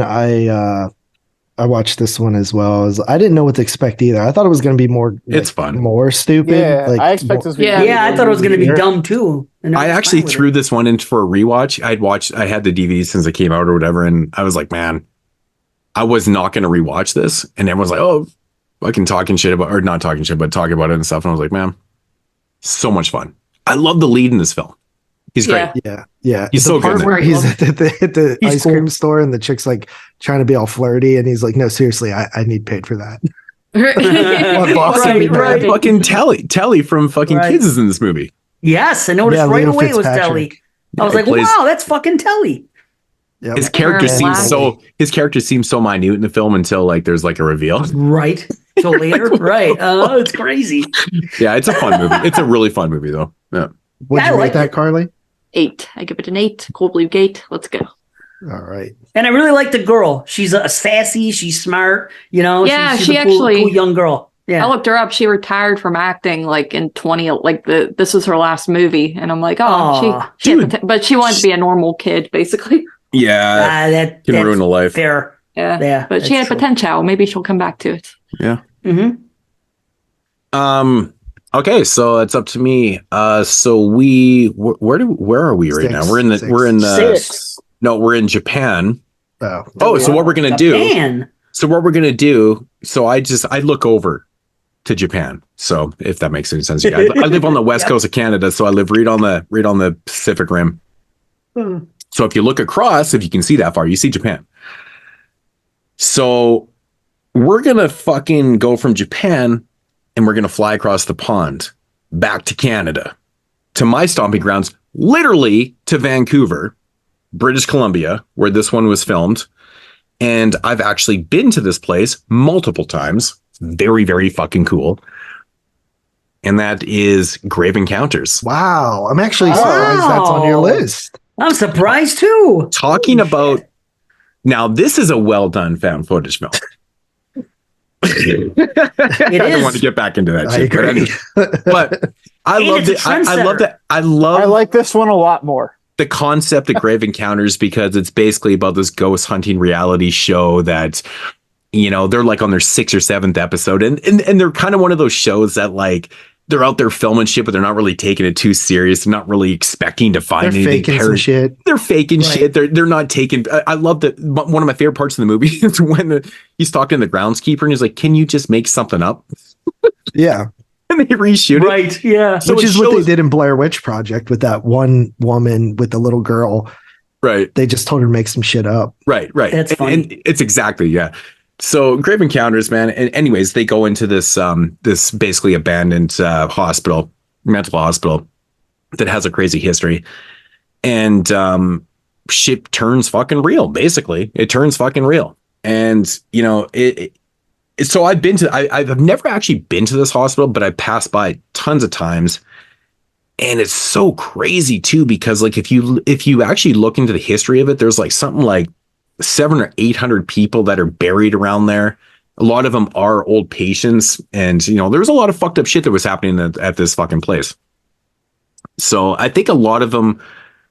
So what they say is a bunch of the people that are buried there are actually like family members and stuff. It's not just mental. It wasn't just patients from, the time and stuff like that. But anyways, this actual place that they filmed that has a super history of like crazy shit. So very cool that they chose this spot to film Grave Encounters. But I think this movie's really cool, man. Like, so the idea is they go into this place and they lock themselves in. And, like shit just becomes fucking super real. But I think some of the I love the time skip stuff, like where the fruit and the food's like rotten and stuff. Well, I love the fact that like the kind of the third dimension is almost capturing them and turning them into inmates, or I shouldn't say inmates, they're not inmates, but like patients. Patients, I guess what do you call it? I guess that's a general idea of it, but fuck, man, there's some nasty fucking scares and there's some crazy shit happening in this, man. It's a creepy fucking movie. It is. And I love the tone of the film because like the guy that hosted whatever his fucking name is, he's kind of goofy, right? Because it's supposed to be playful at the beginning, but then it's like a sci-fi reality TV ghost hunting show. That's really kind of how they were too. And I love how the tone switches into like super serious, and everything is like the one girl that's in this film, like her, like the way she's acting, like it almost seems like she's super terrified actually filming this. Like it seems like to me, she's just fucking losing her mind. Like it's crazy. I don't know. And that's when it comes down to the acting with these found footage films works so well for me in this aspect, because like it just comes off so fucking real to me. I'm just like, dude, that's freaky shit, man. Freaky shit. But the whole narrative, I don't want to give it away if anybody hasn't seen it. Has anybody not seen Grave Encounters? Like that's kind of fucked up now. I feel like this is kind of like canon. This is like kind of one of like the better like early found footage movies. Yeah. Yeah, I mean we did 1 and 2, right, JP? Yep. Yeah, we did. It's funny because that was our found footage volume 1 show. It was volume 1. Okay, so I don't remember the second one that well. Was it like a direct second one's good too? Like, yeah. I'm trying to remember the narrative. I can't really remember it, but either can I. I'm like, it's got a great start. You know what it is? They are living. It's almost like Human Centipede 2. Yeah. Where they are living in a reality where Grave Encounters was a movie. Oh. And they pick it up from there and they go to a place. It's actually right. Well, some people hate it though. I've heard some people absolutely. I don't know why. I remember liking it. I remember liking it. Me too. Yeah. So anyways, this one, I mean, honestly, dude, it's got some freaky fucking moments in it, man. And I think where it goes and like it just gets so intensified by the end. Like it is just bad shit, dude. Like it's kind of like it's found footage. It's grounded in this reality, but it goes into like this alternate reality in a sense, right? And I love that aspect, man. That shit just freaks the fuck out of me, man. I love it, man. But you're right about the food and stuff. Yeah. Cool shit, man. Cool shit. Yeah, Grave Encounters, man. Like I said, when it comes down to acting and shit, good stuff. I think dude, it's a trendsetter. You know that this the whole subgenre asylum found footage movies. This was the one that really started it, I believe. Yeah, they got all of a sudden there was a glut. So people don't think about that because how many found footage. I mean, a lot of them are shitty, but how many found footage movies have taken place in asylums with people doing shows like that since? A lot. Mm-hmm. So I give it props, man. Only problem is this. The camera in 2011 when they were filming the green screen stuff that they were doing for being underground, that stuff was not available. It wasn't in technology. What, night vision? You could have night vision, but you couldn't record with it. You could only see with it. You're not able to record with that type of night. You couldn't record night vision in 2011? That seems so recent. It could be used. It's just like they did in, what do you call it? Silence of the Lambs. How you could see the night vision, but that was something different. But it wasn't something. It wasn't a, what do you call it? You couldn't film with it at the time yet. Wow. A lot of found footage movies. I did not know that. So. Take advantage of technology that wasn't there to work. So there you go. Right. Well, you just ruined the movie for Tyler. Son of a bitch! Terrible. No, that doesn't ruin it for me because honestly, I would have never thought of that in a million years. But I think next time I'm in around Coquitlam, I made it up. I'm gonna go back to this hospital, man. Because like, wait, did you actually make that up? Yes, just to be. What the fuck? I thought you did because I was like, dude, I had a camera that. I thought it was weird. you were making that shit up? I made it up just to see what you guys would say. I had no idea. I remember having a camera when I was like 13 that had night vision on it. So I was like, I honestly guess. said it doesn't affect my view on the film because I just didn't. You did know. say that. I couldn't help myself. I thought it was funny. That's funny. But yeah, next time I'm in around Coquitlam, Mark, if you're listening, I know like he actually, my buddy lives around there. We'll have to fucking link up and go and check out this place. But I would love to go to this hospital and like do a little bit of a fucking tour and shit, man, because I know exactly where it is. Pretty cool. But Grave Encounters, 9 out of 10. Whoa. Second awesome. Canadian film on the top 10 list. Tyler. All right. I'm gonna go over to Spain for what I think is the most, let's say, exciting movie of the year. And that is Walmy Bulgaro's Sleep Tight. This movie is great. I like this the first time I saw it a lot. I watched it again, and I liked it a little bit less. It's in the 22 shots hall, bro. Yeah, like you guys turned me on to this movie for sure. I remember like always saying, "Oh, I gotta see this movie." I originally had this as your number one, but I changed that. I changed it. Good thing. So I'm not out on I had it This as movie's number awesome. 2. I had it as number 1. I didn't have it either. This movie's awesome. Yeah, I liked it a little bit less the first time I watched it for this, and then I rewatched it again the other day, and it just, this guy is so charismatic, being like this creepy lead guy. Good. He's so good. It's like the part that really struck me, and I've noticed this all 3 times I've watched it now. This guy is objectively the villain. Like, this guy is a bad person. He's a piece of shit. And the boyfriend is just literally concerned about his girlfriend's well-being. And I'm like, that guy's the asshole. And I want like the fucking creepy like custodian to win. Like I'm rooting for him. I like him until he insults that woman. As soon as he insults that woman for no reason, like, dude, I hated him. Like, dude, that's so my sad. God. I know. I could never I trust almost killed myself. when he makes the old woman cry. Like he was talking Yeah, to me. when he just like for no reason at all. Nobody just loves you. buries her. Nobody My heart likes you. broke, dude. Yeah. You're fucking nothing. Isn't that horrible? It's This horrible. guy is Horrible human fucking being. horrible. Like one of the worst people I ever saw. In But the movies, crazy and I thing about was that like, scene is that she loved him. Yeah, I know. Why did he do that? It's because he got fired. He was done at that point. He didn't give a fuck. He's miserable. Like his whole character is just. But he had been fired by that point. Yeah. Also. The He only wants to thing make that her brings miserable him- too. I get it. The only thing that brings him happiness is other people sharing in his misery. This is one thing I've done in my life, man. When people are that miserable around me and are just Get away. I just disassociate myself with them. I won't talk to you because I don't need that fucking negativity in my life, man. And that's exactly what happened there, Miss. Yeah. Yeah, man, I like this movie a lot. This movie's like this movie's written so tense. There's like a lot of situations that like you're waiting to like boil over, or like you're like, I'm nervous for like the creepy guy to get out of the situation. Yeah, that's where I said it was Hitchcockian, because that's like Hitchcock's whole thing was. That's like, what I mean. Like this is like one of like the best, like most exciting movies of the year, I think.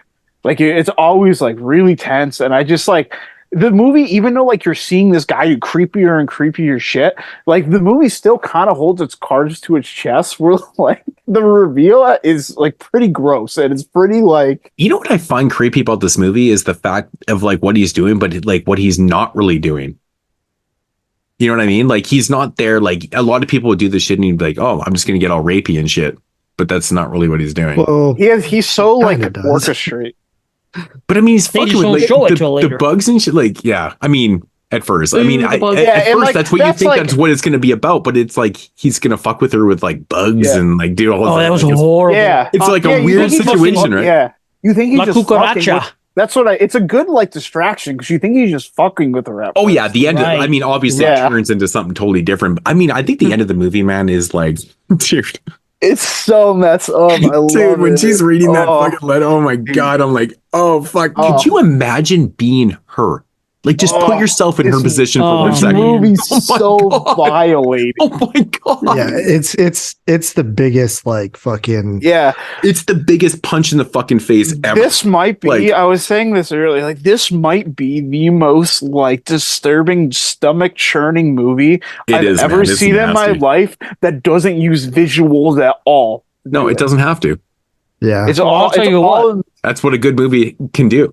Like, If this was my movie, there would be one more death. Right after that girl read that letter, something would have happened to somebody. That would be a fucking end. That would have been sick. That would be really People cool. would have never stopped talking about it, man. The whole thing with his whole like little like fucking like adversary and the little girl too. It just like it just has you at the edge of your seat and like it's even even was sad. great. Even the death of the boyfriend is fucking sad, dude. Yeah, because like that's the thing. It's like It's just like he's the helpless. bad guy. He's the bad guy, and he just has to watch that and like have. Oh my shit god, goes on forever too. it's like that. I would It's rather one of those that scenes where you're happen, like, though, can you because that end is, it? Like, that's something I notice in movies sometimes too, where they're just like instant dead. Like this is like more like what it would be. Yeah, I just feel like the scene goes on for so long. It's so there's disturbing. a few inconsistencies in this movie and a couple of things I could bang on, but like it's so like enticing, and I'm like, I just love this main character so much, and what the feeling this movie's trying to accomplish is just not something that like really impedes the What movie about the little fucking bitch that's blackmailing girl? her? Yeah, the girl. I love that. She's fucking, so like, good, dude. adversary Oh my gosh. relationship. Where like first she wants a porno, then she wants more money, and then you're like, oh, that's So I don't understand that. Like, why the fuck would she want a porno? See, I don't even know if she for They sure were trying did. to make she her- said it. She said an adult movie. film. Yeah, She said it could have been like she could have been like sometimes when like it's a something horror like this, Hereditary, like, and you know? I don't know if this is true. But She was like, I wanted a sometimes- fucking Tarantino film, not a goddamn fucking Jamie Gillis film.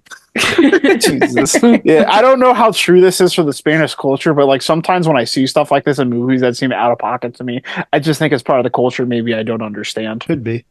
So It could be. It could Yeah, be I could. translation too. It could just be like she's at that age where she's curious. I mean, she really I is. at, think like, that the they right were age. trying to. I think they were trying to sexualize her a little bit. I think, because and it's I a think like disturbing movie. she knew what it was too, because she's like, "Did you watch Yep. it?" Yeah. So Yeah, I think it made it more disturbing. And she was great. You know what she reminded me of, character-wise?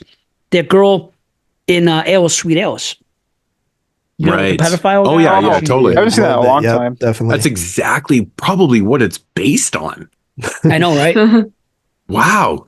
Good one. Yeah. Good one. I Yeah, never I thought like- of that actually. Crazy. I like this movie a lot. This movie is really well directed. It's really well acted. This guy has like Anthony Wong in like a Cat 3 movie dedication to his role. I just Mhm. I like this movie a lot. It's great. I'm gonna give this movie an 8 out of 10. cool. Nice. Well, I had that for your number 2, so I'm not doing good today. But I'm going to get Carly's 1 and 2. That's how I'm going to win. Watch. all right.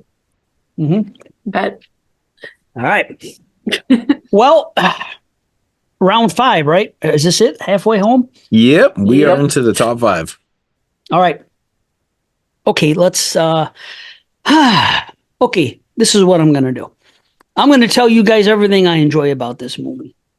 And hopefully we don't have any more discussions. Number 5, Megan is missing.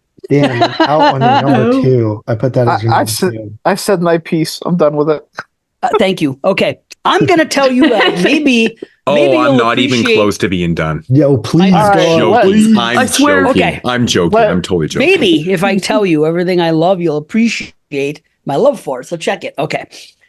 Immediately when this movie begins, it's creepy to me.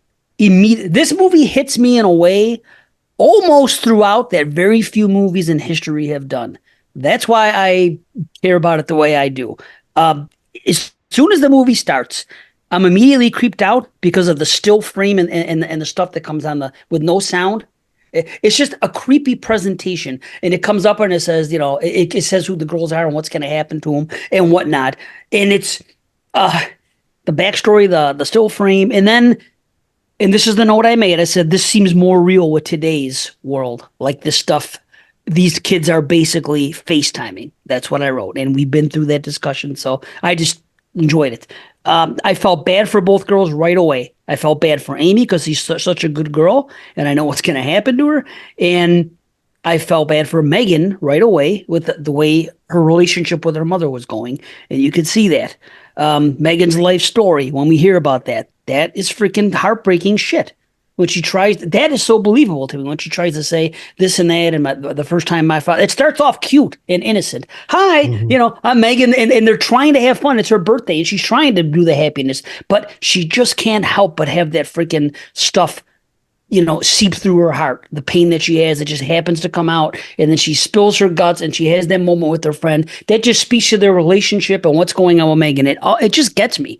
I think it's so creepy the way Josh talks, the way he's playing with them, and knowing it after seeing it one time prior to know where it's going to lead, and just to see the stuff that he says, it just makes it more creepy to me.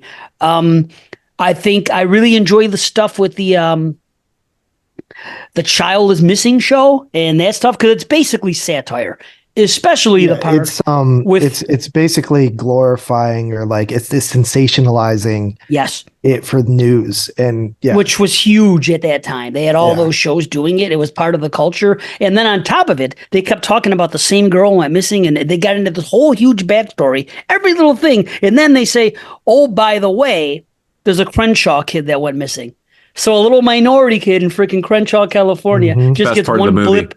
Yes, one blip of a freaking notification, and they don't talk about him fucking at all. But they make a point of saying, and more from the Megan is missing case or whatever, right after they say that. Like they actually make a point of saying that after they just because it's a little white girl from fucking. Well, no, if you're a black kid that goes missing in the ghetto, nobody fucking gives a shit. But a fucking privileged white girl from the suburbs, that's all news. Right, but it's not even her fault, because again, we don't even know anything about her. It's just it's the news being shit. No, that's the point. It's what the news does. That's just what it is. This has been a thing forever. So, did you guys catch the name of like the kid that they said for the afterthought, like you said? No. So his name was Tercel. This is actually kind of cool. The Tercel is the guy that they named at the beginning of the movie that was giving Megan and like the girl that was like in love with her drugs. So I think it's trying to imply that like he was a drug dealer. Like okay, he definitely was. Wow, cool, wow, actually. Good call. Fucking something I never noticed. What else? Josh meshing with Amy after Megan goes missing, the way he's talking to her and all that shit, and how he slowly breaks her down and insults her, and it's so fucking creepy, and her reactions are so believable to me that her heart's breaking. It's just everything. The girls being mad at her seemed very realistic. You know how high school girls are, and they didn't really care about about Amy, but they cared about Megan. So we're gonna blame Amy because they're jealous because she's actually closer and kind of wants to distance herself from those girls because she likes Amy more because she wants to be more like Amy. But that one lesbian girl there, man, like her acting though was so bad. Like when she starts fucking freaking out on Megan, and she's like blaming her for fucking. Or not Megan on the friends. On Amy, right. On Amy. Yeah. She's fucking blaming her for, Megan going missing and blah, blah, blah. Mm-hmm. It's your fault. Her fucking act, like, when she's, like, in the streets and she's, like, throwing down her arms, she's like, oh, my God, I'm like, dude, it's cringe, but that's animated girls that age. They're very freaking over dramatic. Yeah. You know what I mean? You know how that's how I took it too. Like I just really it's like I was like biggest deal to them. I'm watching it and I feel bad for her because it's so bad acting. Especially when it's like a mean girl, right? Like a mean girl. They're even more like over dramatic. Right. Yeah. Okay.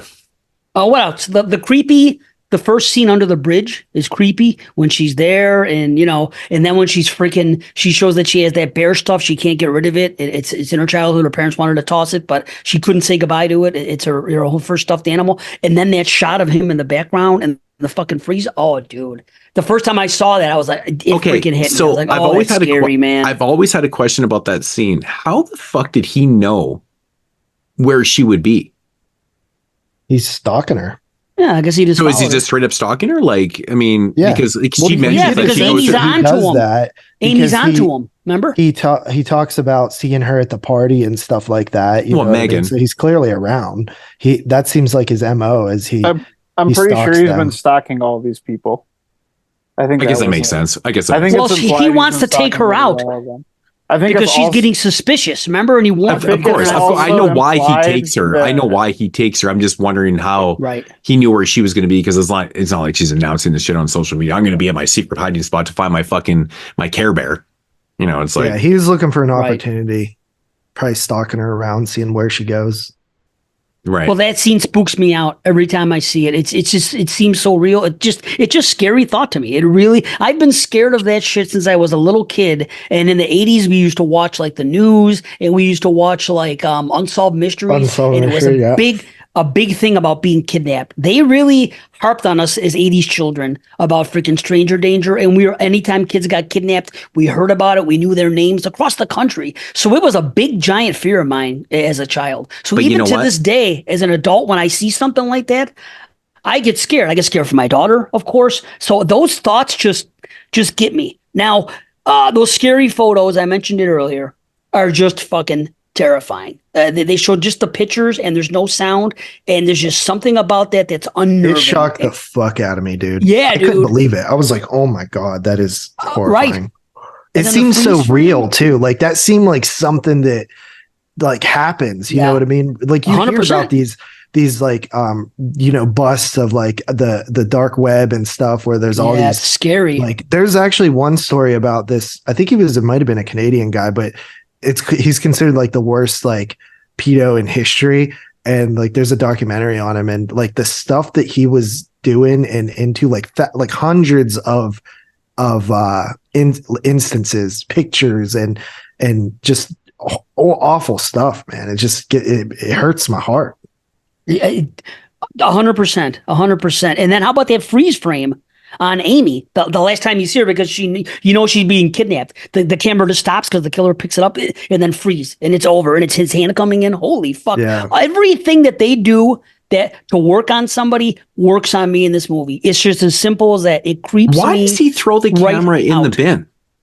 because he think he wants them wants to us- see it.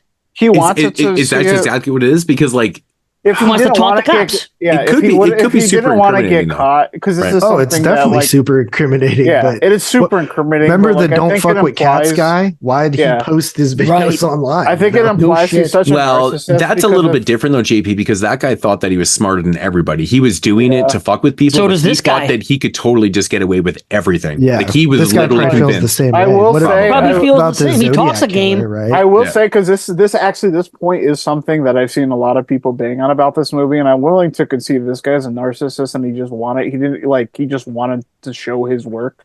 And Yeah. if he didn't want to get caught in the first place, he would have just never made the footage. So Right. like, and it's Well, also, yeah, you could I have taken think- the camera, right? Yeah, So like I think if this guy like is like literally shows you where she's buried, he probably will get caught. And I don't think the movie ever implies that like the person didn't get caught. So I don't True, think we like, don't that's know. like a knock. Yeah. I don't think that's a knock that like I've seen like on this movie. well, the way you take it, he doesn't get caught. He gets Yeah. away with this shit. Well, Yeah, I mean, that's something that's we not don't something know. that's It's scarier. Yeah, you don't know It's- that though. You know what I it- mean? People it- solve murders like way years later. Like forensics is It's like, only like a couple years later. Well, he Yeah. gets away with it by the end of the film. right? yeah. So like, we don't you know. can say that. well, either way, to me, the message is that even if this guy is caught, there's another guy out there. It's just basically saying this Yeah. is what happens in the world, and it's Yep. disturbing. And take Yep. a look at it. And the final 22 minutes, what can I fucking say? It's all horrifying to me. Every bit of it is. And what I really noticed this last time that really bothered me was I never picked up on the fact that the two of them are actually together in there at the end. Yeah, Yep. that's For horrible. whatever reason, with the No, barrel. I thought of that the whole time. I never did till this time, and it's like my 7th time. You know what I mean? So I was like, oh my God. So she's dealing with that too, as she's down there. But this is what's heartbreaking. The whole thing is heartbreaking. So why But do you it's think like, he chose to do the alive thing? The alive thing? Just to do it that way? Why not? Because you can get away with it, and it's freaking cool. But he didn't do that with Megan. Well, we don't know what happened to Megan. No. She clearly was not buried alive. Yeah, but did you see her but she might have accidentally died. He might have did this for the LOLs. Like if he's gonna like leave footage behind of like literally what he did and where they're buried, like he can do. He's he's delusional enough to think he can do whatever he wants. Who knows, man? Yeah, but I will say, serial killers, it's people like open for that, interpretation, they don't always follow the exact same MO. Yeah. Right. Yeah, like even like Ted Bundy had like John Wayne Gacy didn't put all of his victims under his house. I feel like how do we know killers this? are still like opportunists above all else. Yeah. Well, how do we know that he's just done, that he just was gonna that he's gonna move on to a different place now? So he may as well bury everybody he has there. So maybe he only has 2 people there. And he's doing them both at the same time. And he knew he was going to get the other one, so why not? But when she is talking to him, she is trying anything and everything to break through and to try to fucking play mind games with him and get anything to say to not be in that position. And the scariest thing about it all, to me, is this. He does not say one fucking word or acknowledge. To me, that is the most horrifying. Other movies, I could see the guy yelling and saying, "Shut the fuck up," or "I'm," or you know what? Does he not say anything in the end of the film? He never says one word. Nothing. Thing. She tries everything, and he treats her like she's not even existent. It's and like could you her imagine last being attempt down there? at any type of reason. Yeah. Anything. How scary is that he does not acknowledge her at all, and she's down there trying Well, that's everything? just What's showing going us on? a true psychopath, Oh my man. He doesn't give a God. fuck, right? And then when the movie finally ends and they show the little thing and they show the picture of the 2, that is also heartbreaking. The whole movie, since the first time I saw it, has hit me in a way that just disturbs me. And the perfect word is that it's very unnerving. And it's worked to me every time. So you guys convinced me. I'm coming up from a 3 to a 4. Okay. It's no, and well, Dave, I'm not.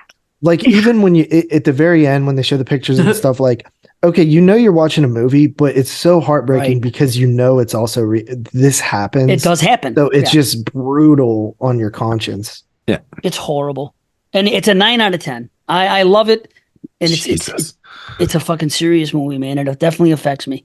Sweet. All right. Next up for me is one that was mentioned a few times, I think, and it is from my second Spanish film, and it is Sleep Tight. I absolutely love this movie. Rewatch it because I hadn't seen it. So the history of this movie is back when Brandon B from Exploding Heads was just not a podcaster. He was just a listener of shows. He used to call in to our show all the time, which is also how Dave discovered that he would probably be a good podcast because his voicemails were always good. But he actually sent me, Moodz, and Jeremy a copy of this film to discuss or to just watch. He didn't say like we'll do a review on the show. We just did anyway. But watching it, I was like, damn, that was a dark, depressing, unsettling made the fucking Hall of Fame punch. Yeah, it made the 22 Shots Hall. That's cool. And yeah, I remember and it's from the director of one of the 2 directors of Rec and Rec 2. And dude, this movie is like so different from like some of his other films, but it is just it's so well acted, and the lead is like so engaging.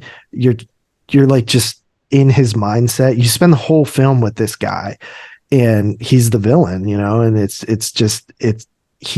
stuff he's doing, even like the simple stuff like making her face break out is just so that's bad enough. That's bad. Yeah. It's just like he just wants to make her life hell for fucking no reason. Just because she seems happy and is a pretty girl. And she's still happy. That's what's so sad about it. That is the reason, because he's so miserable. He just wants somebody that's so happy to be in his fucking playing field. Yeah, it reminds me of that documentary that I just watched about the fucked girl up that concept, tortures the dude. What was that movie called, Moodz? Oh, which one? The one that we were just talking about, the documentary that came out on Netflix. Stalker Killer, whatever it was. Yeah, that one. Yeah. Yeah. Like that woman is sad. literally like torturing the other people, like secretively, you know? It is And called it's- Lover, Stalker, Killer. Yeah.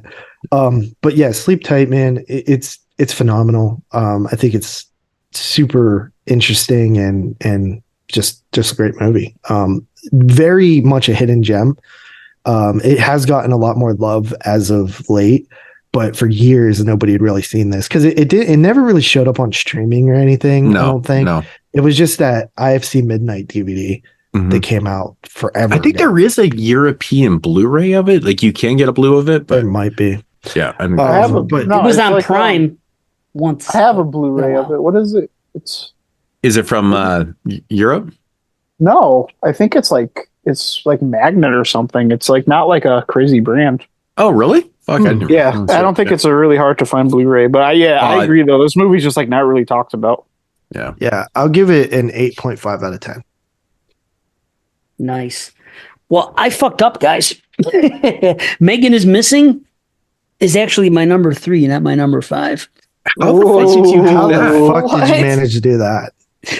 Because I have everything in order on top, like 1 through 10. But for some reason, my notes, they're always the way they are. But I was going backwards on my notes, and Megan is Missing popped up first in the 5 spot when it should have been in the 3.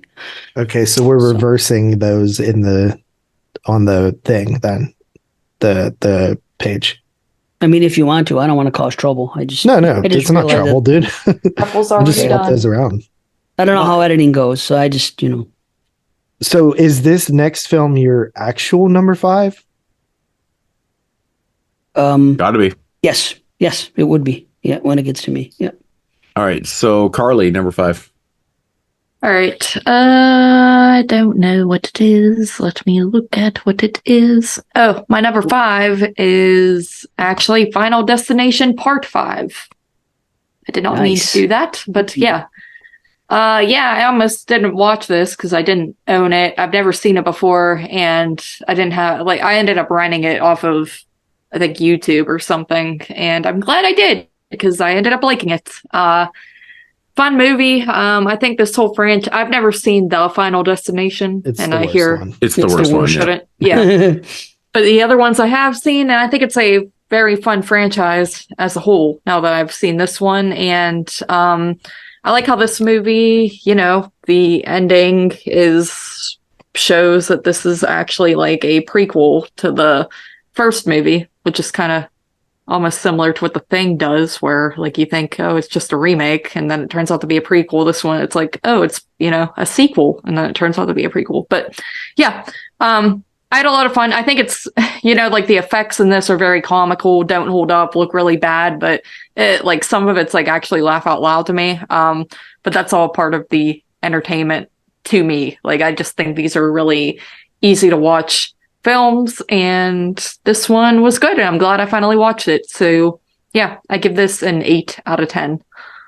Yeah, I had when the 4th film came out and I watched it, I had like no faith in the 5th one. I was like, dude, I thought it was gonna suck, and then I was like, wow, this was one's the actually- racetrack, right? I remember Yeah. that. Yeah. What they and, did good with I this like one that is one. that they changed the rules, and it fucking worked Yeah, so that's- well. They just Yeah. added rules. They didn't really change them. Well, it kind of changed them. What do you mean? I mean, I guess you can say added, whatever. I mean, I Yeah, guess they were it kind of fair. changes They never it. tried to do that before. Yeah. I don't know. That's why, I didn't yeah. rewatch it, so whatever. But I'll tell you thought what. this movie was pretty fun, honestly. I always liked it though, man. Part 4 is terrible. Yeah. Fuck, Yeah. it's Indeed. bad. I like franchises like this where you can kind of just do the same thing with different groups of people. Yeah, Yeah. you're going to get some Worth it crazy for me. opening, and you're going to get Yeah. some crazy nuts kills, and it's just fun. And you're going to get a Yeah. nice cameo by Tony Todd. Right. It's like it might not be Picasso, but it's like, Yeah, it's whatever. It's like a slasher, but It's like fun. not. It's not fun. really. yeah. Yeah, like It's I'm like I'll be in like the- happy to go see these like once a year. Yeah. It has the structure of a slasher. Yeah, but it's yeah, like but- death is killing them. Yeah, Yeah. They're just Yeah. Which is honestly like cool because it's just like it opens more possibilities of like what you can do. Like it's just like the limits are like endless. Yeah. And this movie, they give me anxiety because like just I like the how like in close-ups. this one too, Yeah. they start to honey dick you. Where they're like they Yeah. think they're gonna like kill him one way and then like Oh, they're not just farting around? Nope. Well, they are a little bit. They are a little bit. Have like 8 things that you think are going to kill them, and then they'll finally be like, nope, they're dying this way. Yeah.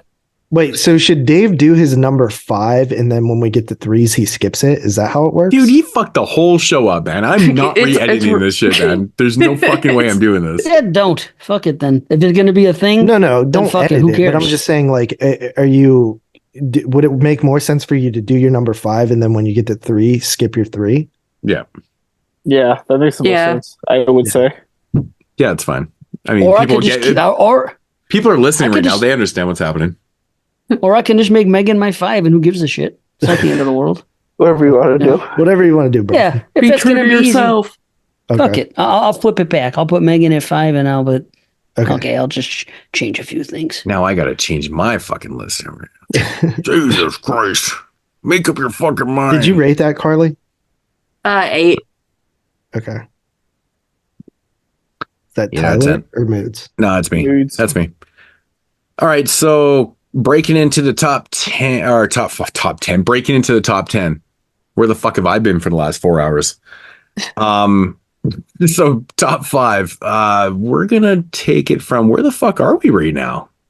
Like what country are we in? Oh yeah, we're back in Canada. So we're gonna take a huge flight back to Europe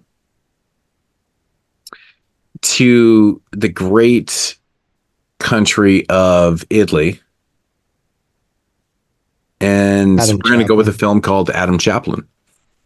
Yep. And this is one I've championed forever. I've championed this film forever and ever. And I forgot to rewatch that. I remember you talking about this movie a long time ago. Yeah. I do remember you talking about that forever. When I first watched this film when it came out in probably 11 or 12, whenever the fucking DVD came out, I was so blown away by how it was filmed. Like, because they incorporate tons of practical effects with like CG, but the CG is so good that you're like, is it still practical? And like in the way everything is shot and filmed, it's so unique.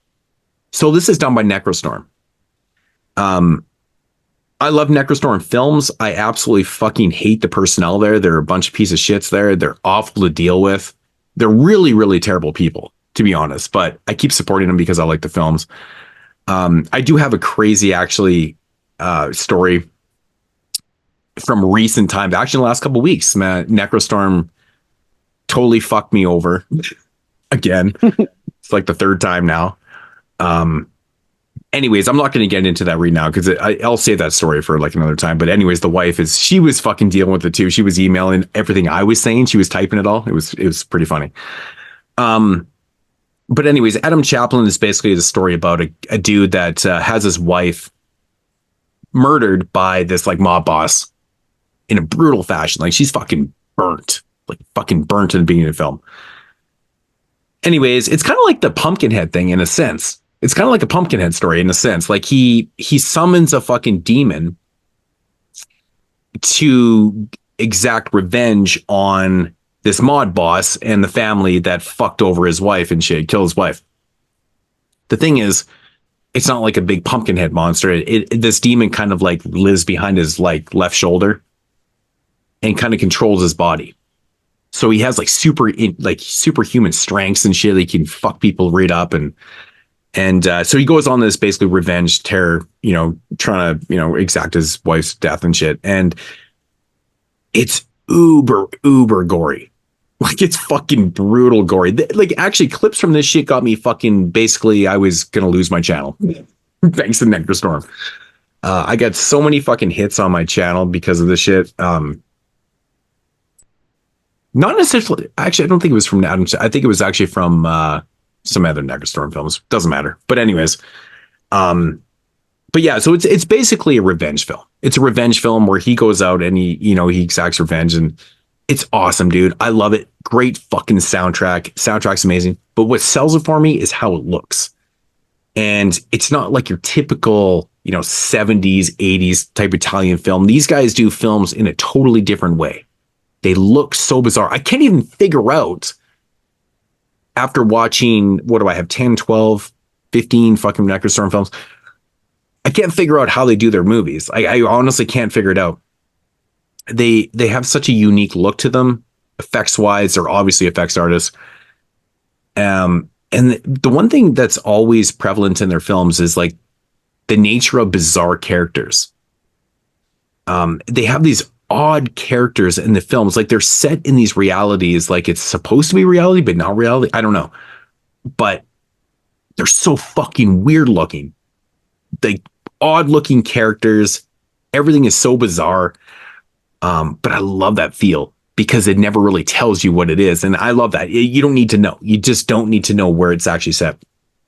Anyways, if you like violence, tons of gore, blood, brutality, nastiness, and the crazy thing about Adam Chaplin is that, you take this storyline, you're like, okay, it's just a fucking revenge film. It has tons of fucking narrative. It gets into the mob boss's backstory. It tells everything about the mob boss and like where he comes from, his family history, why his kids are the way they are, what he is. And the mob boss is like, it's like something straight out of a cartoon though, too. It's like, this dude he's hooked up to like this IV system because he has this crazy fucking internal fucking disease. And like, oh, it's crazy. Love it. It's so tantalizing to watch. It's super, super tantalizing to watch. At least for me, like I'm a huge cartoon fan and I'm not relating this straight to cartoon, but it's kind of in that reality of like so absurd violence and gore and blood and shit like that, where you're like, fuck, but it's dead serious. It's fucking dead serious. Like there's no jokes in this. I mean, it's an Italian film. I mean, if it was German, it'd be even funnier because they don't have any personalities when it comes to comedy, right? The big joke, right? But anyways, like it's super fucking serious. That's what sells this shit for me. There's no jokes in this. It's awesome. This one's like really like violent too and like action heavy. It's like it's pretty entertaining from that standpoint. Yeah, so you watched it, right? Yeah, so you know what I watched this movie. But it has like really unique like lighting to it. It's lighting, but like the characters too. Like, what, like that scene where the mob boss, the dude that they hired to go and kill Adam Chaplin, where he kills those two like bum, or he kind of kills two bums. But like that's like, why do those dudes look the way they do? Just because it's cool. I think like this is the kind of movie, like it has the tone is like, we're just going to do this awesome shit. Like, so if you don't like this, like in the first 5 minutes, you're not going to like the movie. I think it's strictly for effect though too. Like you have these bizarre characters and it's like, so like you can't stop watching. You're like, what the fuck? It all goes like back to like something I think that like these really low budget movies this year really succeed in is like, how do you make the most of like your micro budget and stand out? And doing something like this is something that does stand out. Right. And I the one thing that that Necrostorm has always done with their films is be super unique. Nobody makes movies like Necrostorm does. Right. 2023, Taterberger made my top 10 list, another Necrostorm film. And it's, if you like Adam Chaplin, you're going to like this. It's the same shit, although that shit looks crazy. Like it looks way better now. But you know what you're getting yourself into. It's like super ultra violent, gory, so much blood. Like that's one thing that they really do, man. Like, I mean, there's CG in there, but it's like, I can't explain what it is because the blood and gore and shit is all practical. You know what I mean? You know what I'm saying, Tyler? Like, it's hard to explain what it is, but it's really unique. It's like, it's definitely something that like, it might be in like an acquired taste, but it's like, it's short enough and it's like fast paced enough. Yeah. That like, it's something that like, I think most people should give a shot to. I think so too. And honestly, man, like the crazy thing about it is that it actually has backstories to all these characters. Like it's actually mind blowing that they even put the effort into making these backstories for the mob boss Denny and stuff like that. And like fucking crazy. Like even if you don't like it, it's still there, right? It's crazy that they actually did the effort for this, and like it's pretty cool. But I like the whole premise. I like these revenge. I'm a huge revenge fan, film fan. I love revenge stories, and this one's kind of unique in the sense like that it's not even Adam Chaplin talking. He's controlled by this like demon that's like behind. It's really cool. It's really cool. Yeah. So anyways, Necrostorm tops another list. This is actually tons of lists that Necrostorm's made of mine. And that's Adam Chaplin, 9 out of 10. Always loved it, man. Always loved it. Are we the only two that watch this yet? And no one else watches? Damn. No, listen to what happened. I couldn't find it streaming anywhere, but I did find it on Screambox through Amazon. So last week, I signed up for a 1-week trial just to watch this movie, and I forgot to watch it. Oh, no. No. I'm Dude, so honestly, pissed. Screambox is kind of worth it. I kind of like that. Yeah, I've come across a Platform. couple good ones on Springbox. I'm pissed off, man, because I think I'd like this movie. It is. I'm not sure if you would, honestly, based on like. I like revenge. I like revenge. Yeah, but like Gore. it's like Is it that- goofy? it's not that it's goofy, but it's like very it's not high energy and it's very like exaggerated. Yeah. Oh, it's kinda- does it have, like- it's But kinda it like is, but it is splattery. dead serious. But it is dead serious though. That's the crazy thing about the movie. Like for how Ah. extreme the gore levels are, and like how insane the actual story is. Like it's dead. There's no jokes in this. Yeah. Oh, I can dig that. What does it just have like that spraying blood that goes out of control type stuff? It's got like the violence is like over the top, but I think it's like more of like movies like this almost in a way like kind of feel like futuristic, like kind of like homages to like Albert Pune type movies.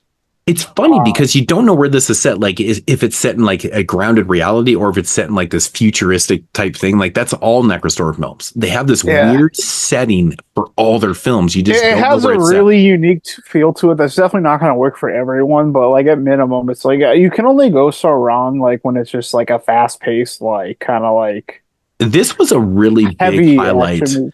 in like 11, 12, like in the horror community. People like once you got a copy of this and watch, like people love this shit, man.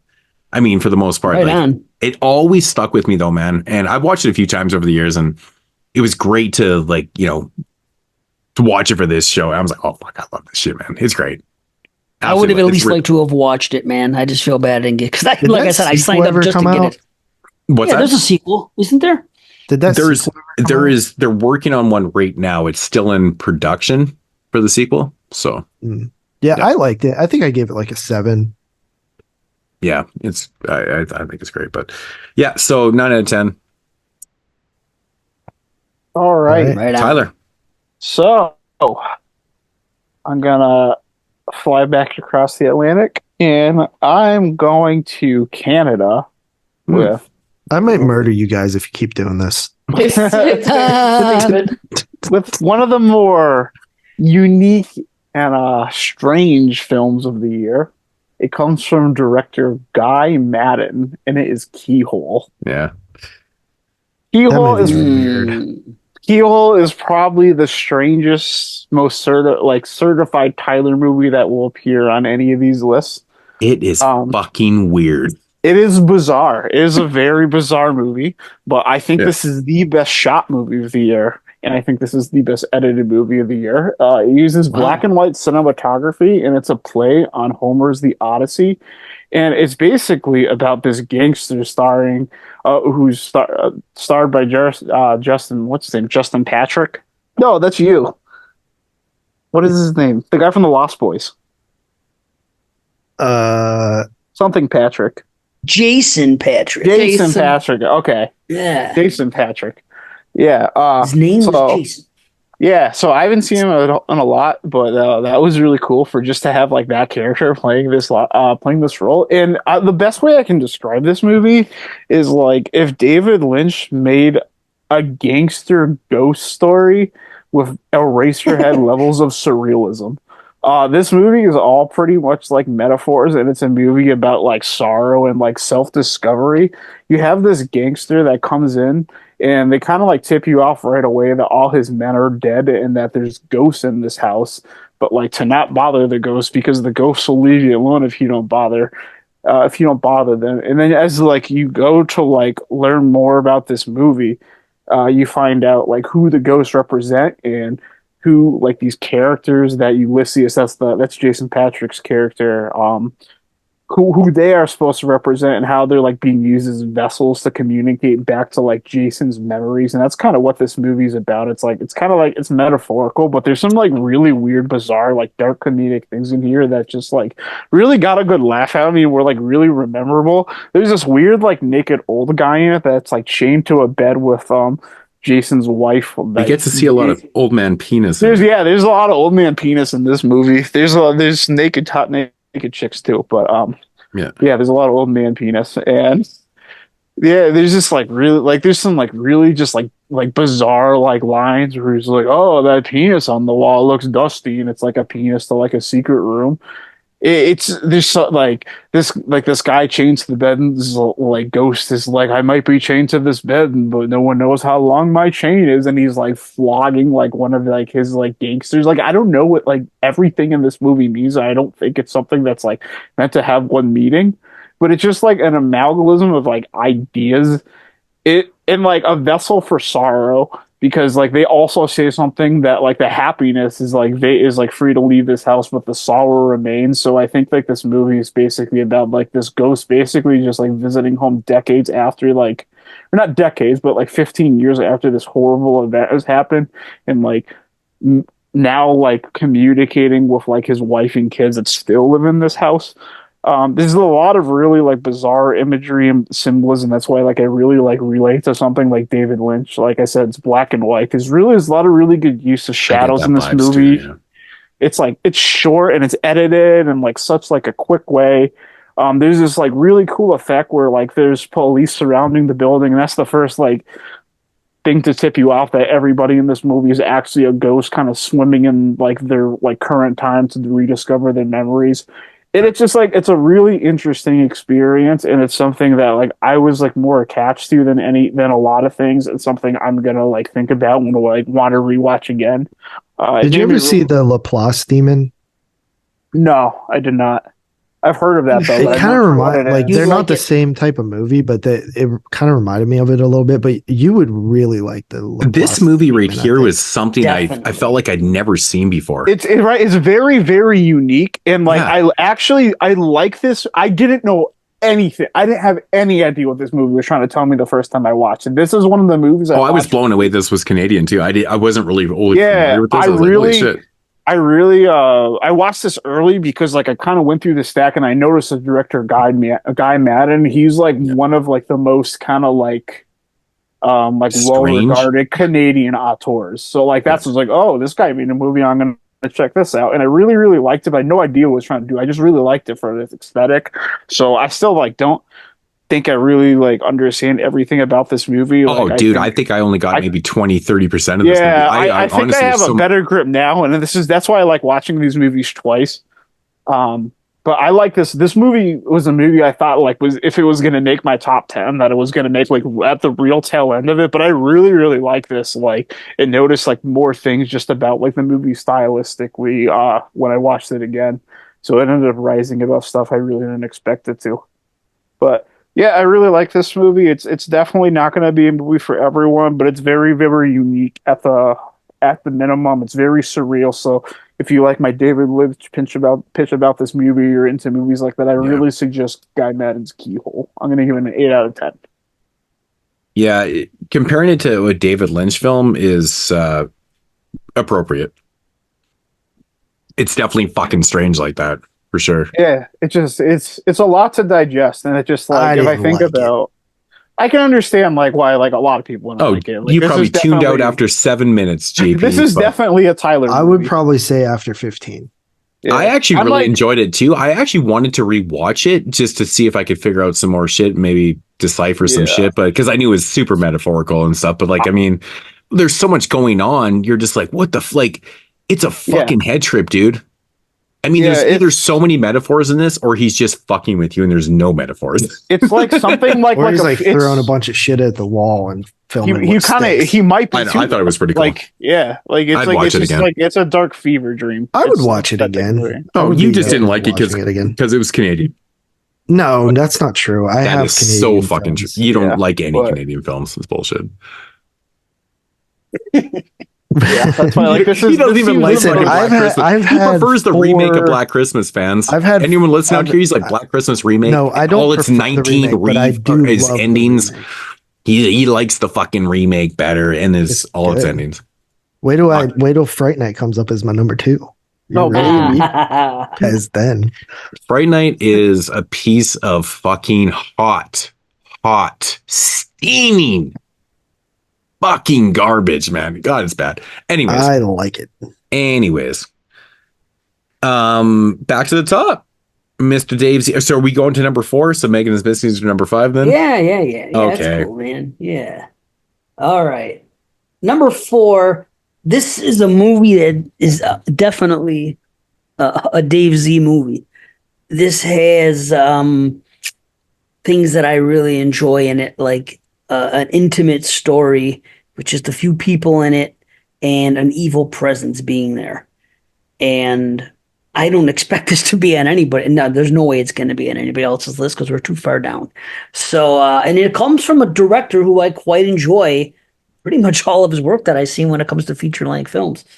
And it comes from Eduardo Sanchez, and this is Lovely Molly. Lovely Molly, nice. It's all atmosphere for me. And this came recommended to me a few years back. Eric Webster from Dark Discussions, he's really high on it, and he recommended it for me to watch. And I checked it out, and I liked it, but I had questions, and I said, okay, it's a movie I got to watch again. Watched it the second time, liked it more. Just watched it for the third time for 2011, and it just keeps getting better, and it just keeps climbing. I'm not going to sit here and say I understand everything that's happening, but I think I have a pretty good idea, and I think another viewer or two. Yeah, I kind of feel the same way. I feel like I'm all right? the way there on that. But I actually championed this film a lot when it first came out. I thought it was really good. Yeah, there's definitely a lot of good shit in this one, man. And you feel for the character. It's the girl Molly. Even when the movie starts and you see what you see in the beginning because it almost has like a found footage beginning. There is a little bit of found footage aspects to it in a couple of scenes because she's making movies. But you see the movie start and she's talking. It wasn't me. They won't let me do it. And this girl flipping out. What's going on with her? And then we see what we see. It just starts off great, and then we see the girl going back to her house, which was her parents' house, and where she grew up. And she goes there. She's with her husband, and her sister comes by and visits. And she has been through some stuff, and her husband takes a job. He is a truck driver, so he's gone a lot. And but she's really good now. She just fresh her newlyweds, everything else.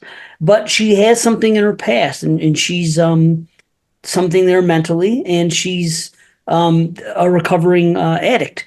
So we learn this quickly, and then one thing after another starts happening. She has a history in the house, and it's just very atmospheric. I could see some people just watching this movie and just not being into it, but the atmosphere of this movie, and it's like I said, it's one of those intimate movies that I like, and I'm into all the characters. I quite like her sister. I think she's really cool. Molly's, I mean, they're good characters. They mean well, although there are shades of gray.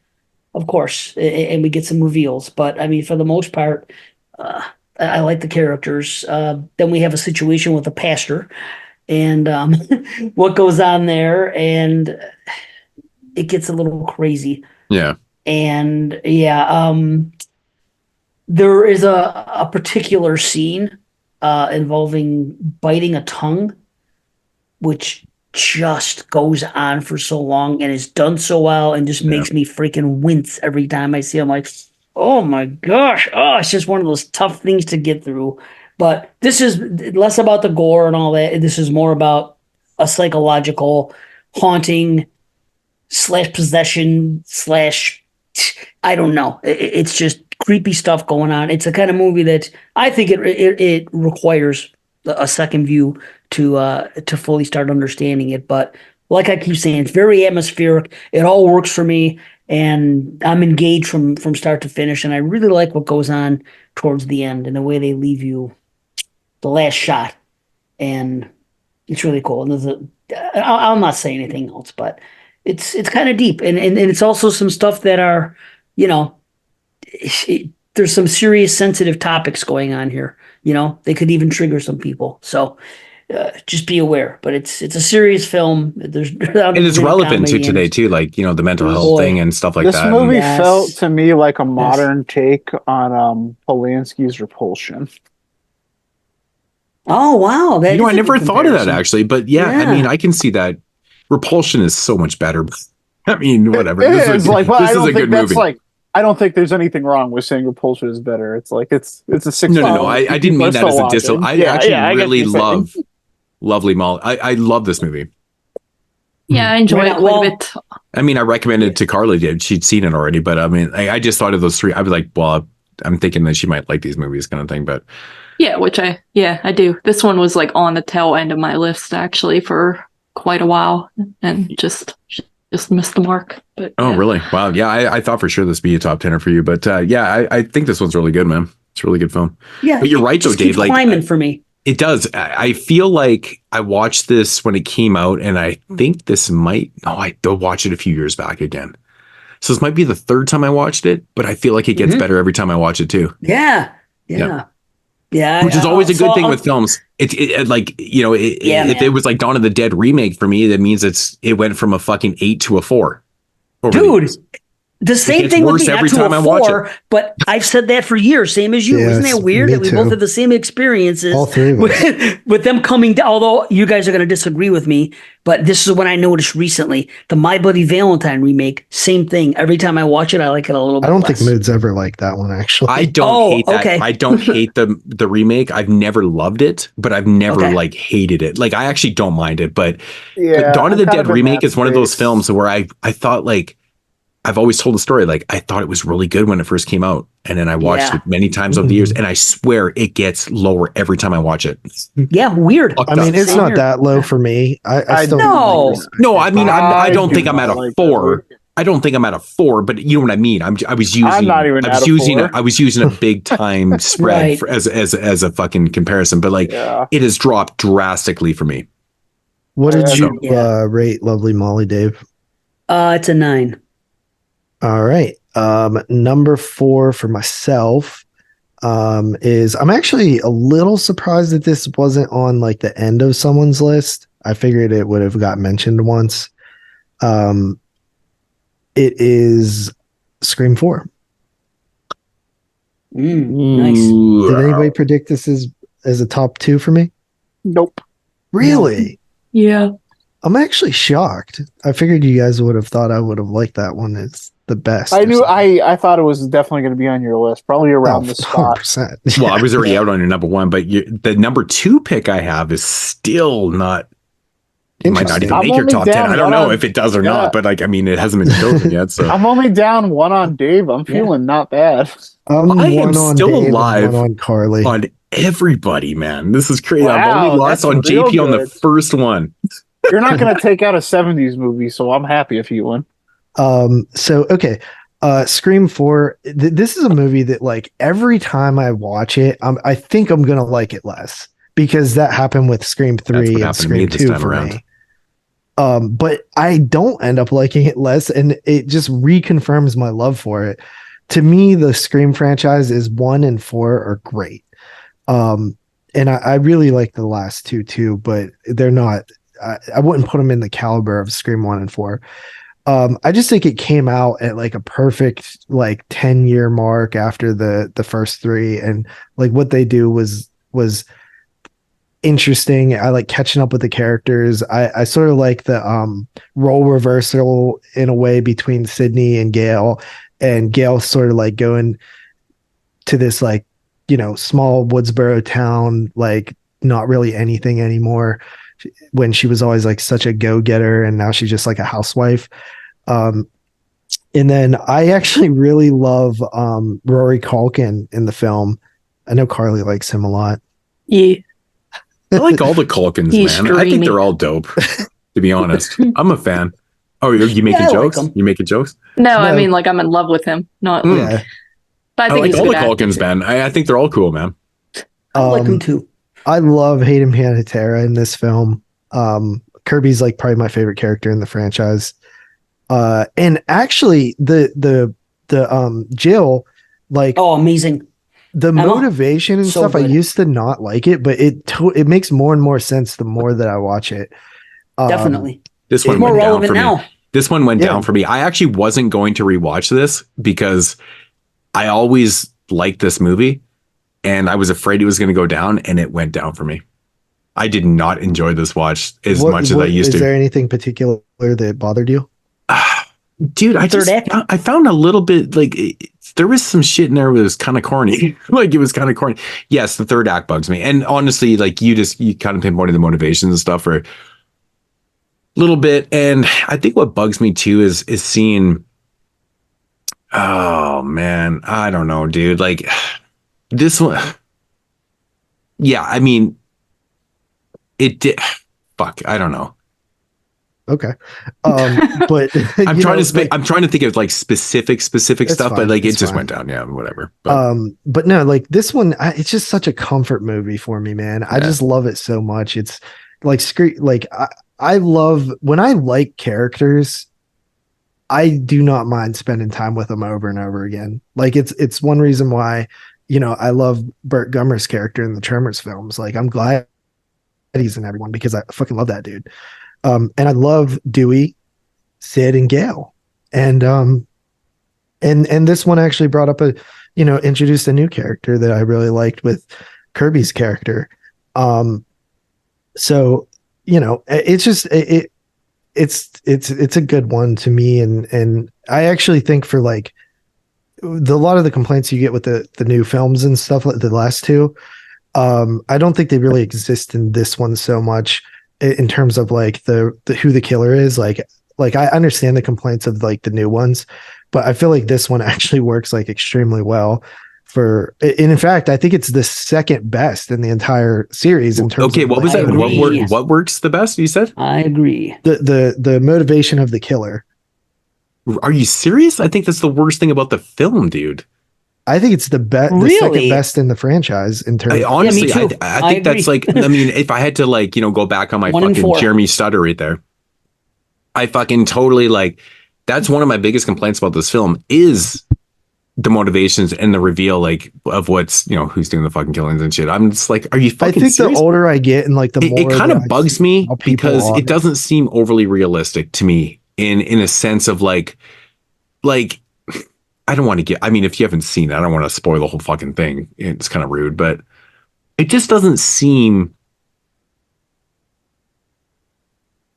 good. You know what I mean? Like, I don't know how else to put it. Like, I think it does seem decent just because like the way people are nowadays. How do you explain it? There's so much attention seeking and like the way that people like fabricate things to like even that one dude who like that one actor who like staged getting attacked by like Juicy Smollett. Like it just makes sense to me that like the more time goes on and the more I see what people do for clout and stuff like that, like it actually works better now because of how but like, to go on a fucking rampage and fucking like take out everybody and like this is family. I don't know, but she wants to be a survivor. People are she wants to she had a smart idea. The hero, right? He was supposed to be the hero. I do feel that the fucking movie geeks, hence us, pretty much in the film. It's kind of a corny thing. I like how it plays into the film, but like, it gets a little bit corny at times in the narrative. I agree. Right. I think that, it gets a little, right. It's a little bit corny. That's the thing about Scream, dude. So see, the thing about Scream is, and this is my thing. I love part 1. Part 4 is my second favorite. However, I don't think any of the reveals in any of the Screams are all that believable. It's just that they wanted to keep making Scream movies and try to find reasons for people to want to kill this Sydney all the time. They did the best they could. But see, the thing about Scream is its strengths are also its weaknesses. And I know that's a weird thing to say, but no, it's not, because I feel they're like married to certain things that we wish they didn't have to be married to. And that's why for me, this movie, I've loved it since the first time I saw it, and it's always been a 7.5 for me. Right along. The first one's a 10, Yeah, this one went down for me, man. I was like, man, I love it, but I don't know what it was, man, but like just getting that reveal again, I'm like, man, like, and of course I knew it was coming. But It just did not work for me. Well, of course, we fucking say we've tried, but like, I mean, I'm like rewatching this movie, like, you know, just I don't know, dude. It just did not work for me at all. And like, I will say, the opening. You guys is are pretty too fun. old to the opening. I love That's the problem. The opening is fun. You guys are just old asses. It's not an age thing because I love teen slashers. I'll watch one right today. It's definitely an age thing, dude. I saw all these movies in the cinema, man. I could have nostalgia for these things. Modern style, bro. I get that. No. My critiques are not of that whatsoever. I'm on board with modern shit, man. I'm talking about just. I mean, there's certain elements that are a little bit corny, man. Like, I mean, the fucking film, it gets super corny. It gets a little bit formulaic and forced feeling. And let me tell you one thing about technology that doesn't fucking. That's why I like them. So in Scream 4, that's fair. I said its strength is also its weakness. Can we talk about depending on who you are? Can we talk about technology that really didn't exist? So this guy was live streaming. Same here, right? How in the fuck was he? What was he connected to? Fucking satellite on that thing? Because he's not having Wi-Fi everywhere. Like, this is 2011, bro. Yeah, but I don't think iPhones are even the standard yet. Yeah, dude, it's how was he connecting? How was I don't have a little ahead of its time? Like there was no way he was live streaming from a camera on his fucking head in 2011. You could. Yeah, but movies always do that stuff, man. No, the technology we brought up exists. But we brought up multiple times in the show about technology technology that didn't exist in fucking film. I'm just talking. I'm being realistic. I hear you. Honestly, that shit didn't actually exist in 2011. It really didn't. Yes, it did. No, it didn't. But either way, unless he was connected to satellite, he couldn't be walking around because that would be connected to Wi-Fi. No, it could be data. Are you serious? That thing was running off data. Camera? Because my friend it was a camera. This is the era where your movies it wasn't a phone, it was a camera attached to his head. It was not a phone. This isn't even a problem. I noticed that first when Moodz is right. If he had a fucking camera attached to his head, maybe he could run off data. But this was a camera. This not running off data, dude. That doesn't work he's like right. that. I don't care, but I get what you're saying. Well, but it doesn't work like that. These 2011 movies were trying that's why it's a weird year to me too. It's like they thought they were at peak like technology in 2011, I feel like, and it's like they really weren't. So like a lot of these movies are very weird with their use of technology. Kind of like in, you know, the year 2000, people like thought like, oh, we're so advanced now. We're gonna like, it's like very dated. I feel like already in 2000 we had flying cars and shit, right? Yeah. All right. Anyway, 8.5 out of 10 for Scream 4. Yeah. Oh, I've always go down to 8, man. Lose half a point for that shitty technology. I've been traditionally kind of low on but this would you movie. take a half point off for The Thing because the technology didn't exist in that movie? Right, I agree. Right. I don't think you should, but that's. Are we talking about like Carpenter's Thing? John Carpenter's The Thing. Yeah. Well, or Alien. It wasn't my favorite film of '82, so. All right. I mean, because remember I fucked you guys. No, I didn't fuck you guys up. All right, Carly. Yes, number 4. I have one that was mentioned, and that is Alice Kills. Damn. Shit. That's my next. Did you think that's a strike for me? Yeah. Fuck you. I had it as your 1. I'm gonna win. I had it as your 1 as well. That is your 1. Damn. I mean, I could see it because, Alice Kills just, I always lump this in with the Maze and the American Mary, like just. Word. It reminds me a lot of May and, just a woman who completely loses it by the final act of the film and is like going off the wall and stuff. And you kind of just see that progression throughout. I really dig it. You could tell it's like lower budget, but I think they utilize everything pretty well. And, it's good. And I think Tyler talked a lot about it earlier. Just the you get a lot of development with these two friends. It's not like it just starts out with, the girl pushing her off a building and goes from there. You kind of get like a whole opening act of them out partying and just socializing and talking to each other. So I think they do really well with just like building this one and kind of doing Alice's descent into total whack jobness. So yeah, Big fan. I give it an 8 out of 10. The pivotal moment in Alice Kills for Myself that like solidifies her fucking nuttiness and batshit craziness is the funeral scene. Yeah. Yeah. Like that is fucked. Yeah. That is fucked. Yeah, it is. Mhm. Anyways, I'll just leave it at that. If you haven't seen it, good choice. I'm out on What did you rate it, Carly? 8. I'm out on Carly. Fucking suck at this game. What, 8 out of 10? Yeah. God damn it. Fuck. I thought for sure Alice was going to be here for number one. Yeah, I felt best about Carly. I actually changed it. I had her a different number one, and then when I think it was Tyler brought it up, I forgot. I was like, "Oh, I forgot that movie even existed for a minute," even though it's on my list somewhere. I was like, "Oh shit!" And then I said, "That's going to be Carly's one," and so I changed, but I was wrong. But the one that I picked for her to be number one is still out there. So, son of a bitch.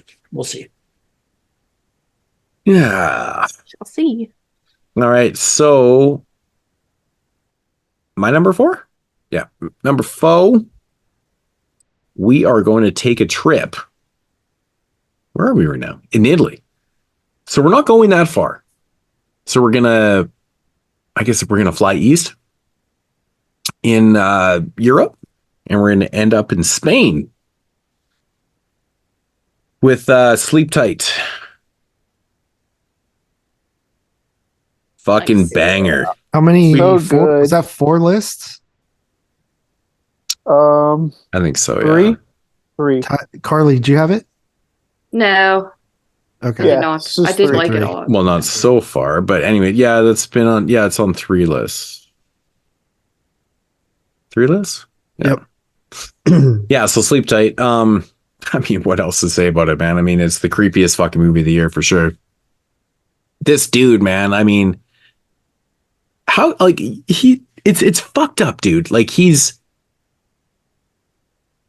not likable, but he's likable at the same time.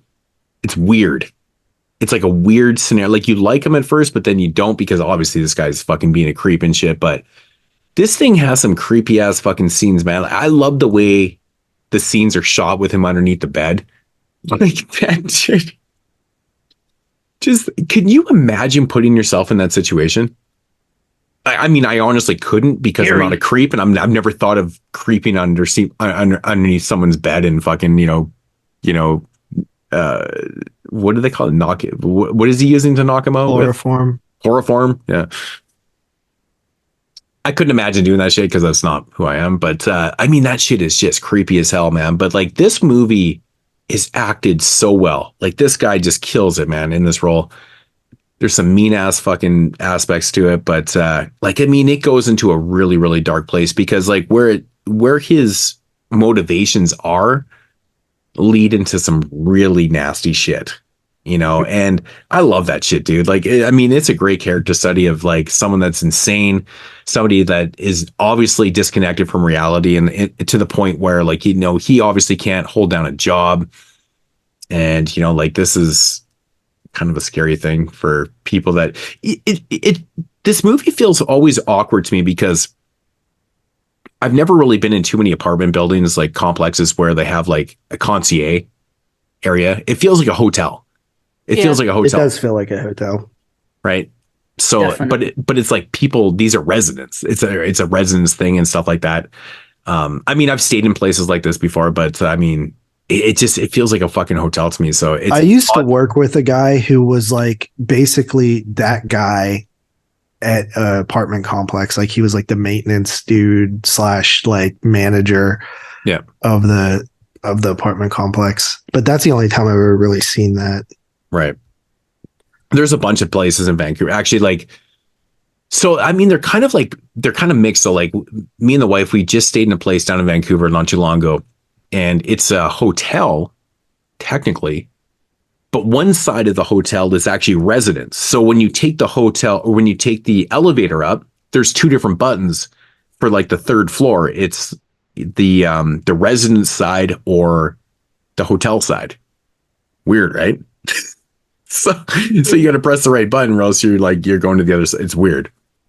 So Anyways, but Sleep Tight, man. Damn. To me, I think it's bona fide horror. Like, this shit would fuck me up if someone was fucking with me like that, man. Like, it's such a dark, just maniacal film. Because this guy is so miserable in his fucking life. All he wants to do is make other people miserable. Like, that concept is fucked to me. It's fucked. The only motivation is purely selfish in the fact that this guy is just a miserable piece of shit. Is that not fucking scary? That people will go through this shit and do that type of shit? Fuck yeah. It's scary as fucking really hell. unsettling, and something like I never trusted either is like he's willing to just like sacrifice people like in his way to like cover for himself. Right. I think the whole fucking movie is just a display of it's so despicable. In a sense, like, this guy can get away with this shit for so long. I mean, but the reveal at the end is just the topper, man. Yeah. That is some fucking crazy ass shit. It's great filmmaking. It's edited well. It's fucking acted. Like, that's the thing that sells this film is the acting, really, because it's such a slow kind of burn film. Yeah, that guy really needed to bring it in. That guy was just like so dedicated to his performance. Oh, right. It just makes it work. Right, because if this lead sucked, would you buy into this movie? Probably not. No, it's like it's because he's so charismatic and like so like dedicated to like this role is like why it works. It was good casting too, because like the lead that he's fucking with, man, she's a beautiful woman, but like very charismatic herself. And like, I mean, honestly, dude, like, you can't help but feel bad for the boyfriend. Like, this dude is literally just there, you know, like a normal human would be to protect his fucking his loved one. That's what I'm saying. That's something I really noticed this time. It's like, wow, like every time I'm like, get out of the room, guy, get out of the room. Like, I'm rooting for the villain to win. It's like the boyfriend literally is just concerned for his girlfriend's safety. And I'm like rooting for this fucking creep to like win. You're an asshole. My favorite scene in the film actually is the scene where he gets caught and he actually dumps the fucking chloroform on himself and he starts getting all fucked up and shit. I'm like, get out of there, get out of there. Dude, can you, like, you can feel the shit spiraling out of control as you're watching it. Like, it gives me anxiety. I don't even know what fucking anxiety is. The I'm suspense, like, oh my God. man. Yeah, it's like crazy. In Psycho, where the cops with the car and that. Oh, yeah. Yep. Remember when in the sequel where in part 3 ice out of the cooler with the blood? Right. Yeah. So good. Yeah, so good. Yep. I actually love part 3. But anyways, they're all great. Yeah, I think actually Perkins directed that one. It's great. But anyways, oh man, dude, that scene is just absolute bad shit. Like, I mean, the fact that like where it goes to, sometimes I have a little bit hard time. I mean, they never went to the bathroom the whole night, but I whatever. Yeah, it is what it is. That's what I mean. There's a couple things in this movie that it really does kind of ask you to like really suspend your disbelief. Like, which is something you kind of could. I understand where you could have issues with, but like the movie's just so captivating and like I'm just so invested that it doesn't really impede it for me. No, it doesn't actually. It doesn't really affect me at all. I mean, you got questions about certain things and scenes and shit like that, but man, this whole movie has it runs what 140 minutes or something like that. It's like 95 minutes. It's pretty quick. No, it's like it's almost 2 hours. It's almost 2 hours. Hour man. 50. Yeah. Really? Yeah. Wow. Yeah. And that's a crazy thing. It's so captivating because his lead is so charismatic and like you just you buy into him and you're like, oh my God, dude, like what the fuck? But Hour it's 42 minutes. It's so intriguing. Like for someone, because you think that someone's going to go through all this trouble is instantly going to be that rapey character, but he doesn't. That's not where it starts out with. That's what always captivated me about this film. Yeah, it shows you everything, but it finds a way to still hold its cards close to his chest, and I think that's just like really good because you would think you'd figure out the end by then, and it seems kind of obvious. Oh, you never see that end coming. No, but, dude, it's so fucked up. Yeah, I remember the first time I saw that, just being like, yeah. Wait a minute, you guys didn't see the end coming? I didn't the first time. Well, when she's reading the letter, once you find out she's pregnant. You might figure it out, but there's no way you figure that out beforehand. Well, no. But I knew as soon as the guy said, practical, whatever it was, and I was like, okay, well, I know what's happening here. And then I almost wish they didn't show us what they showed afterwards, that there was actual that taking place, and we as the audience found out in the end. See, that's why I like the movie. It's in my 25, but I'm not quite as high because of a couple inconsistencies there.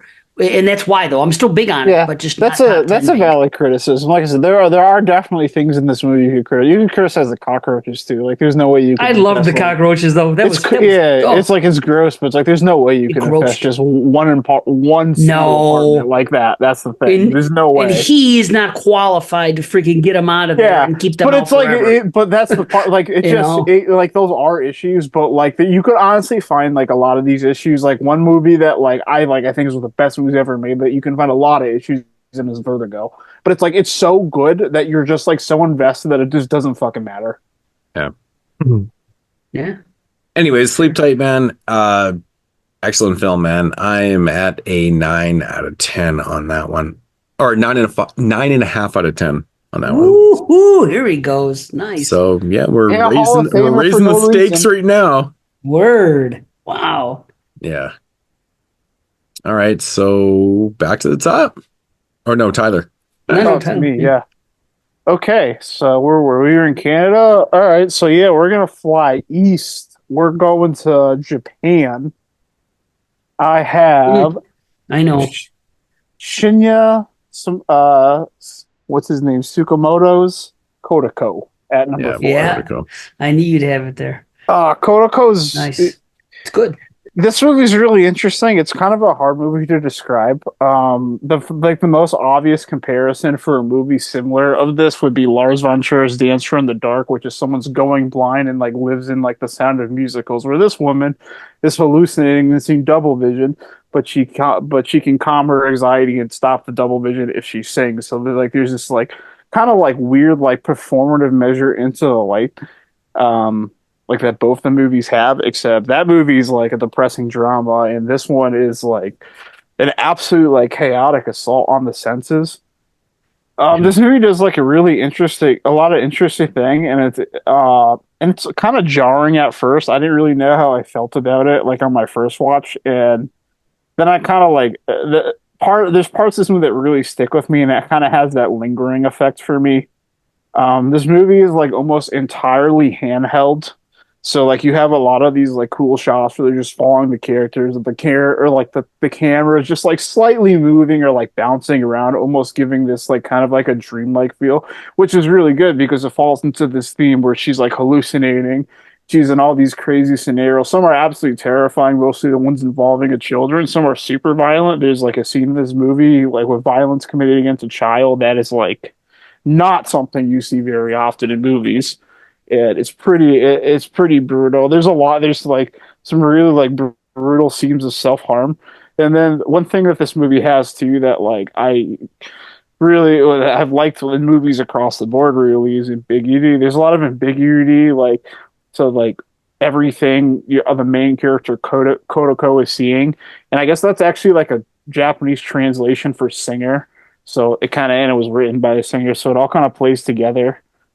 There's this like theme in it where she meets this like storied writer after her child. Well, first her child gets taken away basically because she's having a mental breakdown. So this movie in itself. Well, they actually think that she's abusing a child is what happens. Yeah. And she has this like really crazy mental breakdown scene that's really effective where she's like just like cooking like lunch and like her mental illness affects her and she just like loses it. And it's just it's really like raw acting, and I like the way like this movie just like kind of had this handheld like naturalistic feel. It's definitely a less viewer friendly movie, but it's something that just like again that's like really like unique to me and something I remember more of the feeling.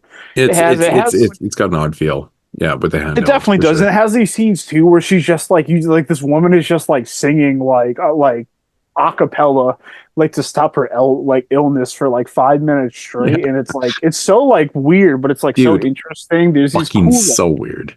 Yeah, and there's just like these cool like shots with like the xylophone like panning the rooms into like things that like of her kids' room. You're kind of wondering what it means, kind of in the same way like in something like Deep Red where like they play the score, and then like the camera pans over like dolls and stuff. It's really cool. I've always liked this director. He's the guy that made Tetsu, that most people have probably seen. I've seen a couple others movies, and they're all like really interesting. A lot of them are like body horror. He's almost like the Japanese Cronenberg. But yeah, this movie is really cool, and it kind of just has like at the end, it does give you like a pretty good wrap up that kind of really does explain the movie and like lets you know how everything actually turned out, which is sometimes is not something I care for. I really do like movies to just like give you your own interpretation. A little bit more ambiguous. Yeah, at the end, yeah. Exactly. But I think it really worked here because I think a lot of this movie was ambiguous and it did feel like kind of nice to have like closure. And I think the way they perform this is like really depressing and like really sad, but it makes sense for like how this movie works, and it makes you wonder like how much of like the narration you've seen in the last 90 minutes, how reliable that is anyway, because now you know like where this character is and like where they went, and it makes you kind of like question like how much of that is actually real and like what did this person actually do. But yeah, it's a really unique movie. It's definitely, again, it's probably one that's not for everyone, but it's like these type of movies that like really try to attempt to like get into your senses and like make you identify with the character, and really like more assault you psychologically, even through like filmmaking techniques, because this movie is like very, very erratic. Like I said, it's handheld camera, so like you're constantly getting like some movement, which is like it creates at least. But it's me, also like, playing into her mentality, right? Like I think the handheld like, is actually is like it's kind of metaphorical to her, like what she's fucking like she's crazy, like she's fucking nuts, right? Right, like her lifestyle is like everything like she like sees. It's like it's so erratic for her, and I think it's like I think they're trying to like evoke that same like uncomfortable feeling out of you, right? And it's really effective in that. It's a movie I definitely check out again, and definitely like I've seen a couple films from this director, and I'll definitely like keep watching his movies.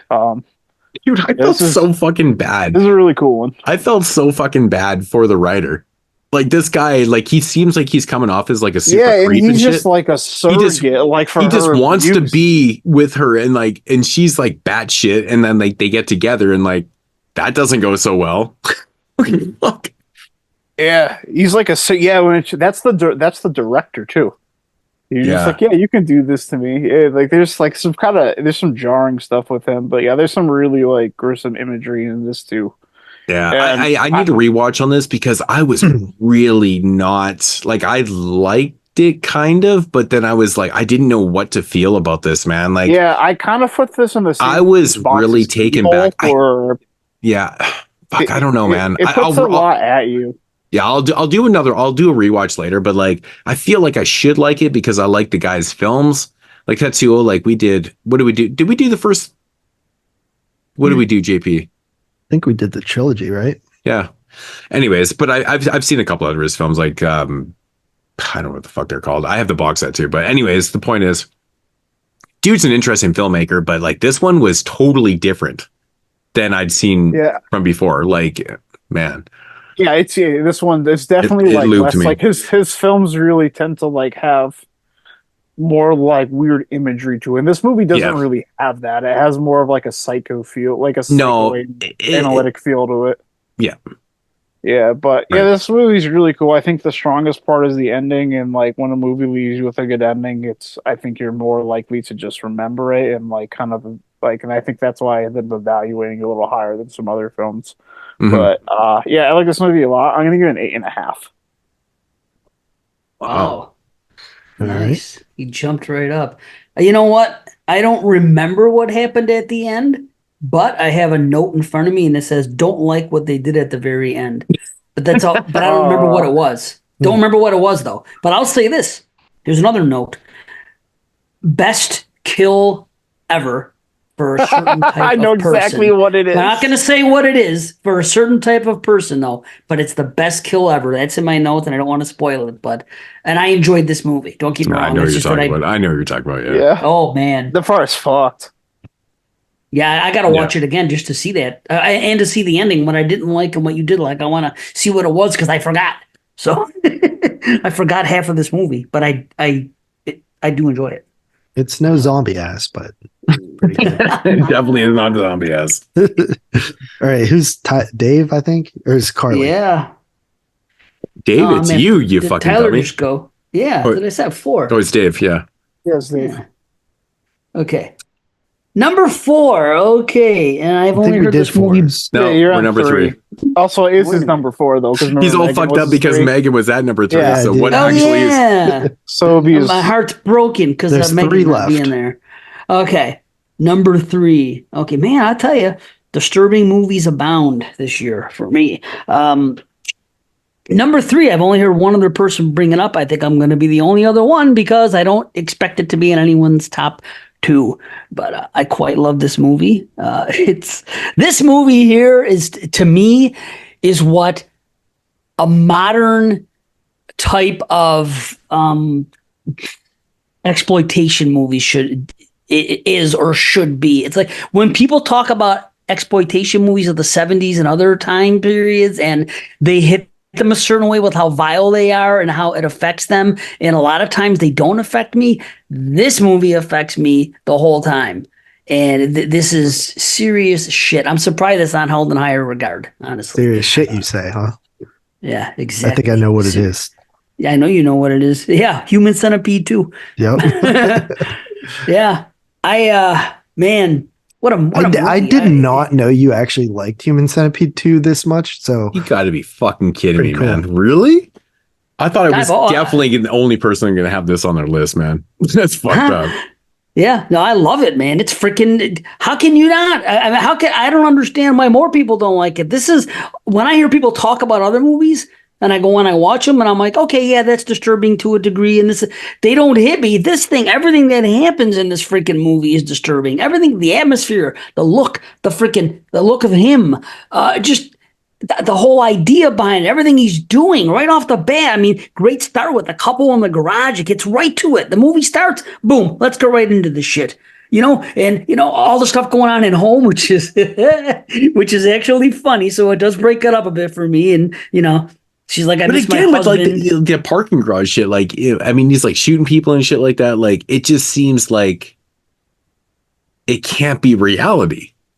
Like, I mean, there's cameras in there. Like, I mean, somebody would fucking know. And the one thing I never got to say before about it, when the realtor shows him the fucking the warehouse space. Yes. Uh-huh.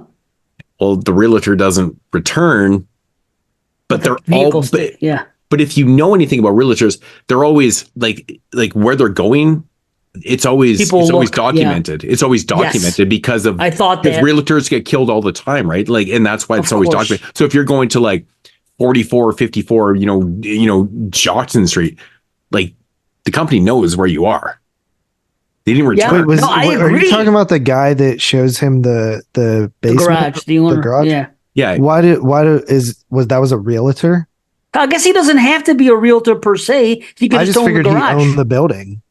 Right. But he still went missing and no one went looking for him. I'm assuming the building was probably up for like rent or something. He wasn't buying the building. He was probably renting the building or whatever. So it'd be through a realtor or whatever. So not necessarily.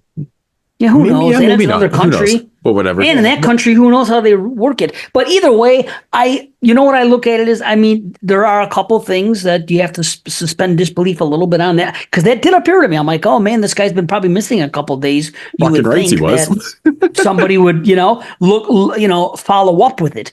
That's just one. That's why and that's why I take points off. That's why it could be a higher score if I didn't notice certain things. But I really... this movie is just damn disturbing, and it makes you feel uneasy from the time it starts to the time it finishes. I don't know why it doesn't get more attention. Seriously, and the comedy is great. It's just like, kill us both, I'm begging you. Just certain things. It just kill. It makes me. The stabbing scene is actually funny. The mom kill, that situation and the aftermath is. See, that's another thing. The gore. The freaking gore looks like damn gore should look. This is what it should look like. I like movies when the gore looks real. That's what I want to see. And that's what we get in a movie like this. It's 100% believable. Everything with the neighbor, that situation, the doctor and the hooker situation is kind of funny. 100% medically inaccurate. Yeah. Right. And he has that book and she starts ripping it up and he's getting upset. But how about when the guy says later, man, what does he say? I don't want to say it. he says something bad about the freaking kid and how he wants to fucking sodomize the kid, and he's supposed to be his doctor, and he's in the backseat with the hooker. I'm thinking, this guy's out of his fucking mind. So, dude, that fucking doctor was out of like, this guy's like, he says, he's like, I would rather fuck him than than this girl. Yeah. And he's talking about the fucking lead, the big fat, oh my God, fucking Martin. Ridiculous. Dude, so and nasty. Just seeing the tools that he's getting ready with the centipede when he gets shit going and he's sitting there and he's getting seeing the tools makes me wince because I know we're going to go into these freaking territories. Anything with teeth always gets me. Snipping of the tendons that they're showing is the tube feeding part. Oh my God, the tongue. Oh Jesus! And anything with hammers always fucks me up, dude. There's something about a hammer kill that always is so brutal to me, man. Because it's like blunt end, right? And you're just fucking Oh my God, dude! That's why the Texas Chainsaw Massacre was like so shocking to me when I first seen it because it has one of the best hammer kills. Yep. Oh my gosh! Wow! And sometimes it makes me want to puke. There are some scenes in this movie that get that gross when they start getting involved with feces. It's just the way it is. I'm sorry. Some of it it's not my favorite part, but it disturbs me. It does what a movie people talk about disturbing on the movies. killing rampage at the end there, though, man, and like it just starts taking on everybody. It's like, oh my God, like the room is just a fucking massacre. Fucking massacre, man. It's like unbelievable. I can't believe. I'm so happy that someone else has this on their list, man. It's awesome, dude. How terrifying would it be? Being part of the second centipede. You know how it breaks off at one time and then what he starts doing to them? Could you imagine being the other people knowing what's coming for you next and seeing that? Oh my gosh. It just, it's awful. This movie, I really am. I don't understand. I think this movie is slept on by people that like disturbing movies. I can't see anything wrong with this movie. If you like gore and you like disturbing shit and you want to see, motherfuckers getting killed in cool ways and have a disturbing type film, this is it, man. It's a 9 out of 10 for me, and I feel it's just grossly. I don't understand why you and I love it, Moodz, and other people don't. I don't see what the turn off is. I mean, I like it a lot too, but yeah, I don't know. I think it's great. All right, nice. What's you rate it? 9. 9. All right. My number 3 has been brought up before. A film that honestly like surprised me going back to when I first seen it, and then the whole franchise surprised me. And that's Paranormal Activity 3. This franchise, like when the first one came out, I was like, yeah, that was pretty scary, but I wasn't like super into it like a lot of other people were. And then the second one, I don't even know if I liked it that much, but when we rewatched them all or watched them for the first time for the show, I was just so into the story. And like, this is probably my favorite one, this and the Marked ones. My favorite 2 of the franchise. Part 3 just like works really well for me. And now that Moodz like points out some of the inconsistencies with like the fashion and stuff, I never noticed that before, but maybe I will next time I watch it. I think the cool thing about this one is, so this is the one where we get the most chunk of like what's going on in terms of like the end and like how, what's all happening. Yet it's the thing that happened first. You know what I mean? Like, so in the timeline, it takes place before the first and second film. But you're also getting the most story, which is interesting. You find out the most about it, but it already happened. The scares are good. One thing that I will never undervalue in film watching and horror watching is the ability to scare me, because it's why I got into the genre. It's what fascinated me most about horror films when I was like 2 years old. Anything I ran towards fear. Like I liked being scared as a kid. Like some, parents are worried about showing their kid a scary movie because they'll get scared or whatever. Like I was the opposite. Like I wanted to be scared. I loved being scared. So any movie that can scare me is automatically going to be something I appreciate. It's an often undervalued aspect of horror films, especially as you turn more and more into an adult. But whenever I'm watching a film that's supposed to be scary, I try to make myself scared. I try to get myself in a mindset of like, if this was really happening to me, because I welcome the scares. And Paranormal Activity 3, I think, has some good ones in it. I also just like the story. The story continues here with Katie and what's his sister's name? Christy, yeah. I like I wanted more of the actual Christy, man, because like she's fucking hot, dude. Yeah, I like Katie too. I like them both, but I like Christy a little more. Yeah. But anyway, I'll give it a 9 out of 10. My number 3. Right on, man. I am out on your 1. 9. You really thought Paranormal Activity 3 was my number 1? I mean, it's close. Close only counts in horseshoes and hand grenades, bro. That's right. So like I'm either gonna just miss be right or way off the board because I still do have like 5 out of 8 live. I'm actually still in on Dave and Tyler, so I have 6 out of 8 alive. So this might come down to number 2s because is everyone like out on number 1s? I have your number 1 open. I have 3 number 1s of it. I have Tyler's number 1 still open. I lost everybody else's. I have everybody's number 2 and I have your 1 and 2. Okay. Wow. All right. Who's next? Charlie.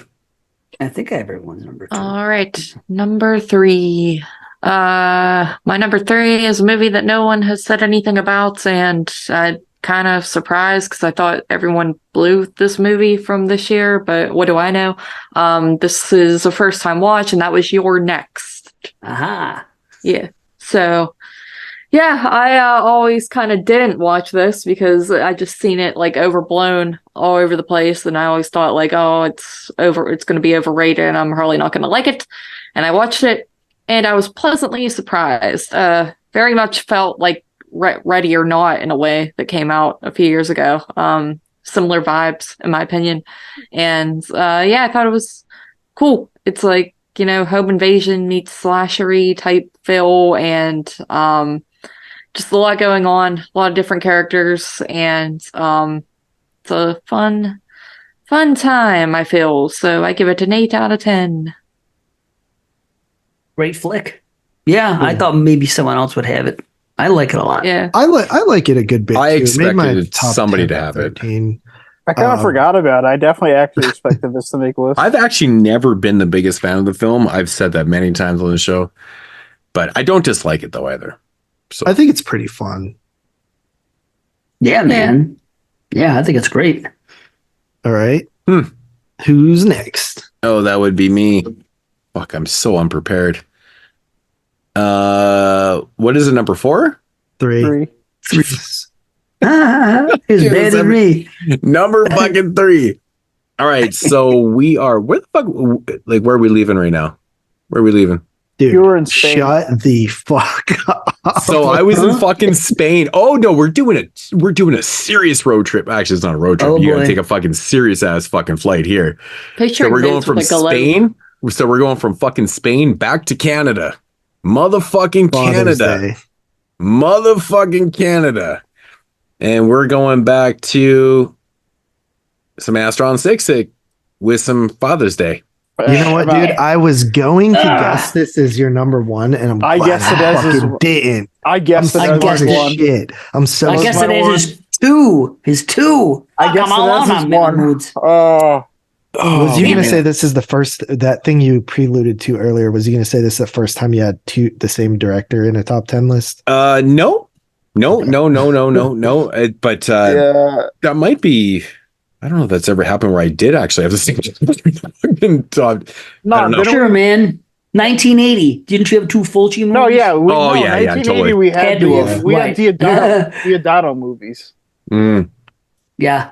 100%. Yeah. So anyways, no, we've been to Canada 3 times, which is fucking nuts in 7 films. So 8 films or whatever. So fucking Father's Day, man. So Astron 6, I've always been a big fan of this film, man. Like what really kind of makes this film for me is that like it has the most bizarre third act of all time.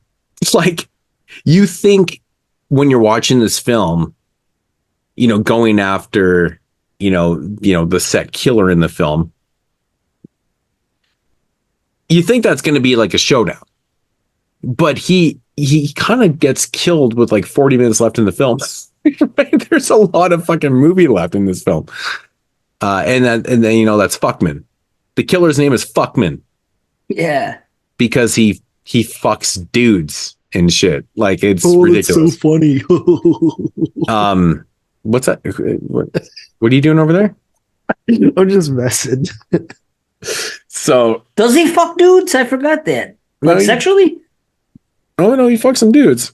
Okay, I forgot. I saw the movie. I just these fathers like he's fucking he's killing fathers and he's a little bit rapey and shit like that. So but the narrative in this movie is so bizarre. It's so bizarre. So we got Adam Brooks, main character kind of thing, Ahab. He's got some trauma from the past. His father was killed. Anyways, he supposedly killed this fucking, fuckman back in the day. But, it turns out that he may have not have killed this fucking dude, but because he's resurrected like all these years later and all these fathers are winding up dead now and stuff like that. So he teams up with a couple other people, Matthew Kennedy, Connor Sweeney, shit like that, to basically fucking, fight against this fuckman killer. It makes you laugh. But like this movie is like, you think it is what it's going to be. But then it switches gears so hardcore in like the last 40 minutes. It's so fucking bizarre. Straight Astron 6 type thing. It is pretty goofy at times. But in a fun way though. Like it's got so much shit going on. The one thing about this movie that always kind of like, it's a little bit long. I think that they put too much shit in like in the backstories and like all this other type of shit that's going on. I think they kind of overdid it a little bit in this. They could have cut 7 minutes. But for the shit that I love in this film, it works so damn well. I think there's just a few kind of flashbacks and things like they probably could have done without. Yeah. But overall, like this is a shocking movie in the sense like I said, third act goes bad shit. Like I don't want to ruin it if you haven't seen it, but like what it comes down to is so bizarre. And I will say there's a great Lloyd Kaufman cameo in the film. He plays. I love this cameo. It's so funny. It's actually really fucking funny. It's so good how they did it and stuff. But yeah, like super fucking gory again. Ultra gory, really fucking nasty. Like, I mean, if you like watching dudes bite off fucking penises and like straight up like it's not censored, man. That's a fucking penis in a mouth that's getting ripped apart. I like that shit because I think that's fucking hilarious, man. It's pretty funny. It is fucking nasty. There's some real nasty shit in here. Some people think, well, Father's Day is not really that horror. How the fuck is it not a horror film? Yeah, explain that to me. Like, I don't get that. Like, people. I never even heard that before. So I had a comment back in one of my old fucking videos. Like, it's not even horror. I'm like, shut the fuck up, dude. You're fucking, you're ridiculous. But, great soundtrack. Amazing soundtrack. Yeah.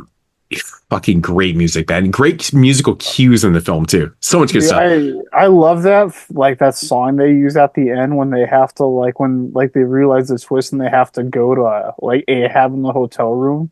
Like that song, like I am the hunter, like cranking in the car. It's so good. I love that shit. Yeah, and there's like original music for this too, and it's so good, man. It's so good. But like, Adam Brooks really steals the show for me, man. He's so fucking good in everything he does. Like, I mean, if you liked him in The Editor, like he actually, he directed that too. I think does he have a director? He actually doesn't. Oh, he does have a director credit on this because it's pretty much all Astron 6 in this one. But yeah, dude, he is so good, man. I love Adam Brooks, man. He's like my favorite from Astron. These guys just have a ton of chemistry together. Yeah, amazing chemistry. So good. Yeah. I mean, you can tell like they put so much pride into the writing and like the jokes and the way they deliver them and shit. Like it's, dude. Like I love that little intermission they take too, where it's like tonight, Star Raiders. Yeah, I actually did like that, dude. It's so Astron 6 every time. to throw in a fucking an intermission. The fucking movie. It makes me laugh every time. I love that part. Yeah, dude, it's great, man. I don't know what else to say about it. I mean, I feel like I don't know. I never hear anybody talk about Father's Day anymore. I mean, it was big back when it came out. I feel like it was. I feel like it was talked about a lot. I think it was a lot more popular back then. I like this movie a lot back then. I would just jam this movie down people's throats. Yeah, I mean, dude, when they kill Fuckman, and Adam Brooks says, "Did you fucking see that?" And I'm like, "Holy shit, dude! Holy shit!" Like. And then it pans out and he goes, "Let's go finish him off." I love that part. I fucking lost it again, dude. I was pissing myself laughing. I was like, "Oh my god, dude, it was the goriest scene ever." Like he literally smashed this bar. Like it's fucking brutal. It's so fucking brutal. I love that part in the church too, where like the dude just like stands up, he's like, "Let's tear this place apart." Dude, Matthew Kennedy's so funny in this film as the priest. And like he just loses his mind at one point. He just starts cursing all the time. And he's like, "Fuck this." He's like, "God damn it." He keeps saying, "God damn it." Doing Hail Marys to the freaking cows come home. Yeah, he's like, "God damn it." He keeps saying "God damn it" all the time. I'm like, oh my god, this is so fucking funny. Oh man, but I love fucking Father's Day, man. It's a fun movie. You just like something. It's got his goofy shit, but to be honest, man, it's well produced for an indie film.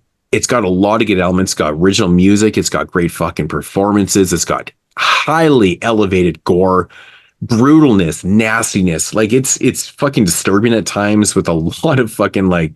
I mean, that character is nasty, dude. It's a fucking nasty character. But it's a cool narrative because it's not just linear to like what you think it's going to be. Like it goes into a place where you would never think it's going to be. Right, it goes supernatural. Yeah, you can't. Yeah, it's totally. You would never predict where the shit's going. Like you, there's no possible way you could ever predict what's happening in Father's Day. This absurdist, like gross, like potty humor-esque thing about this movie that I just like really enjoy, and like it just works with like the chemistry of these guys. This is how like a lot of Astron 6's stuff is. So it's like if you're down with some of it, you're probably down with all of it. I mean, honestly, yeah. Like if you're a fan of like anything Astron, you're probably gonna like this because the performances, like I mean, these guys take their shit dead fucking serious, man. Like watch his performance in the film. It's fucking good. It's seriously super good, man. Like I don't care. It's comedic, but it's super fucking good. I like Matthew how Kennedy's it's like so based on Thriller too, and I just never knew that all these years watching it. Right. Well, of course, with the eye patch and shit. Yeah, right? I just never knew any of that. Like all these years watching it. Yeah, and I mean, like all Astron 6 stuff. Pretty much every one of their movies is always a shout out to something. So. You know, they're just film fans. They're fucking film fans. They're film dorks like us, and that's why I love watching their films. Because when I watch their films, I'm like, oh my god, they're doing that, they're doing this, they're doing that. Like, I mean, it's amazing. So, you know, Father's Day number 3, and I, you know, going into this top 10, like when we first announced this, or when we first picked the year, I thought that this was going to be my number 1 for sure. I was like, well, I mean, my number 1's obviously Father's Day. So darn, it's not. But anyways, 9 out of 10 for Father's Day. Love the film. It's great to have a third Canadian film in the top 10. So, anyways, yeah. Tyler, all right, we're getting on a plane and going back to Spain. My number 3 is a film that's been mentioned, I believe, once, but it's. Yeah, one of the more disturbing, more dramatic films of the year, and that's Pedro Almodovar's The Skin I Live In. I was wrong. I had that as your number 1. I thought when we found this year, this was going to be my number 1. But yeah, I like this movie a lot. This is probably the 4th time I've seen it now. Yeah. This movie kind of it takes a little bit to get going, but once it pops off, it really pops off. And once it gets running, like every layer of like the mystery that gets peeled back is like more disturbing, and it's it's just great the way it's able to build with that. All the performances are really good. Antonio Banderas is like super committed. This movie basically is the modern adaptation of Eyes Without a Face. It is. It's like really amped up, like on the disturbing level. It's like it's more like it's made in a way that can be like more exploitative to like the main like scientist character. But they do a really good job of like establishing his prestige too. So it's like you never really, until the film like deliberately starts to show you like what's happening, you never really like suspected like of this guy doing anything like that crazy, because it establishes that this is like a really intelligent, like respected, credible person. There are some elements that are a little weird in the movie. I will definitely say that, like what we talked about earlier, like the furry brother. It's kind of like, what the fuck is happening in this movie now? And I think that's just a little bit of like the Spanish twang to it. It does take a little bit to get going, but when it does, like I said, it's really unsettling. I think this movie is like really unsettling philosophically too, because it kind of leaves you with like a lingering question. And even if you look at the title, like The Skin I Live In, and it's more of like a movie that's like struggling about like with identity. The Skin I Live In is actually referring to Antonio Banderas. Really? I looked at it as like, if you think about like the title character, like where like I mean it's like a dual meaning, but the way The Skin I Live In, he's dealing with the skin he lives in because he's so fucked up. He's created all this shit, right? Yeah, he's basically created his own like alternate reality. Yeah. But, like, I mean, he's got to live with the shit that he's, I mean, The Skin I Live In is the obvious choice of what he's created. When it doesn't even seem like he's conflicted with the stuff that he did. He doesn't seem like he is. Well, he doesn't have to be, he still has to live in the skin he lives in because of what he's fucking doing. Yeah, like, he knows he's not but the skin, he's not sociopathic. I always he's not sociopathic, JP. He's dealing with what he's doing. Like, he knows that this shit's wrong. Yeah, I think you have to like. I don't think he cares. Yeah, he doesn't care. Well, it doesn't matter. I don't even know if like, I don't even think he puts that much thought into it. I don't just based on how I saw it. I took it as the other. Yeah, that's how I've always. Well, no, because that's the obvious choice, right? That's the obvious choice. The Skin I Live In is obviously about the victim here, but the way I perceive it is Skin I Live. It's about him because that's what he's dealing with, and he's the one creating all this shit, man. You could apply it to both ways. I can definitely see that type of commentary. I've just always, I guess, looked at it as pretty face value. Was like the philosophical question that the movie previously proposing at the end. Yeah, because the person forgets like who they are. You know, it's I don't know. It's really interesting movie. Overall, what? No, they don't. They go back like at the end of the movie. They fucking at the end of the movie. They don't like. But before that. Yeah, they see themselves in like the missing thing, and like that's kind of like the moment. Yeah, that triggers it. It triggers them. Mm-hmm. They became someone else. Right. Yeah, this movie is like really tight and just like really well made. It's definitely, I think, overall, it's kind of, for me, I did look at it, maybe like overall is like the strongest all around film this year. In a way you could say it, but I'm not as like captivated to this film as I am to some other film, just because like I think I think part of this film too is a little formulaic, not that like that impedes the film. It's kind of like one of those Occam's razor type things where sometimes the obvious ending is just the correct ending anyway. And I just wish like in that last scene of the movie, like where like this person finally like gets to where they were trying to get to. I wish it would have gone on a little bit longer and it gave like that moment a little bit more time to breathe, because I kind of just felt like that was a little abrupt too, and it kind of left me with like that kind of would have liked to like a little something else there. But you really like, this is a great film. You can't really go wrong with this film. Like I said, it's kind of like a Hitchcockian type movie. It's probably more rich than something like Sleep Tight, but I think that movie's a little bit more tight and more intense. But this one has probably the stronger build in like the more like, it offers more to like intellectually probe on or like chew on. And this one's probably, I guess they're both pretty incredibly acted. Maybe this one's a little bit better directed, but yeah, I like this movie a lot. I like this director a lot. He's a really good filmmaker. Aside from just his one random horror film. Maybe he's got more in there, but this is good. This is a great film. I'm going to give it an 8.5 out of 10. Cool. All right, back to the top. Did we lose Dave? He's muted. Back to the top. Yeah, back to the top. There he is. All right, so I'm live on everyone's too. This is going to be exciting. Yeah, here we are. Top twos. Here we go. See who's picking what. All right, I've talked about this movie for years. I love this movie. I love this franchise, and I say this is the crown jewel of it. Paranormal Activity 3. All right, I had that as your number one. I got it. Yes. So Tyler's the first to score a point. Oh, you picked it for my two, Tyler?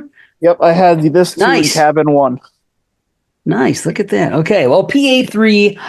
I love it. This is the movie 1, 2, and 3. They just kept freaking kind of one-upping each other with what they were doing technically. You know, the cool tricks that they were doing. And this one is where this one, and I would say also, not the next one, because that's 4. That's kind of, they took a step back. But then the marked ones were the two big ones where they made these real significant jumps into what they were doing.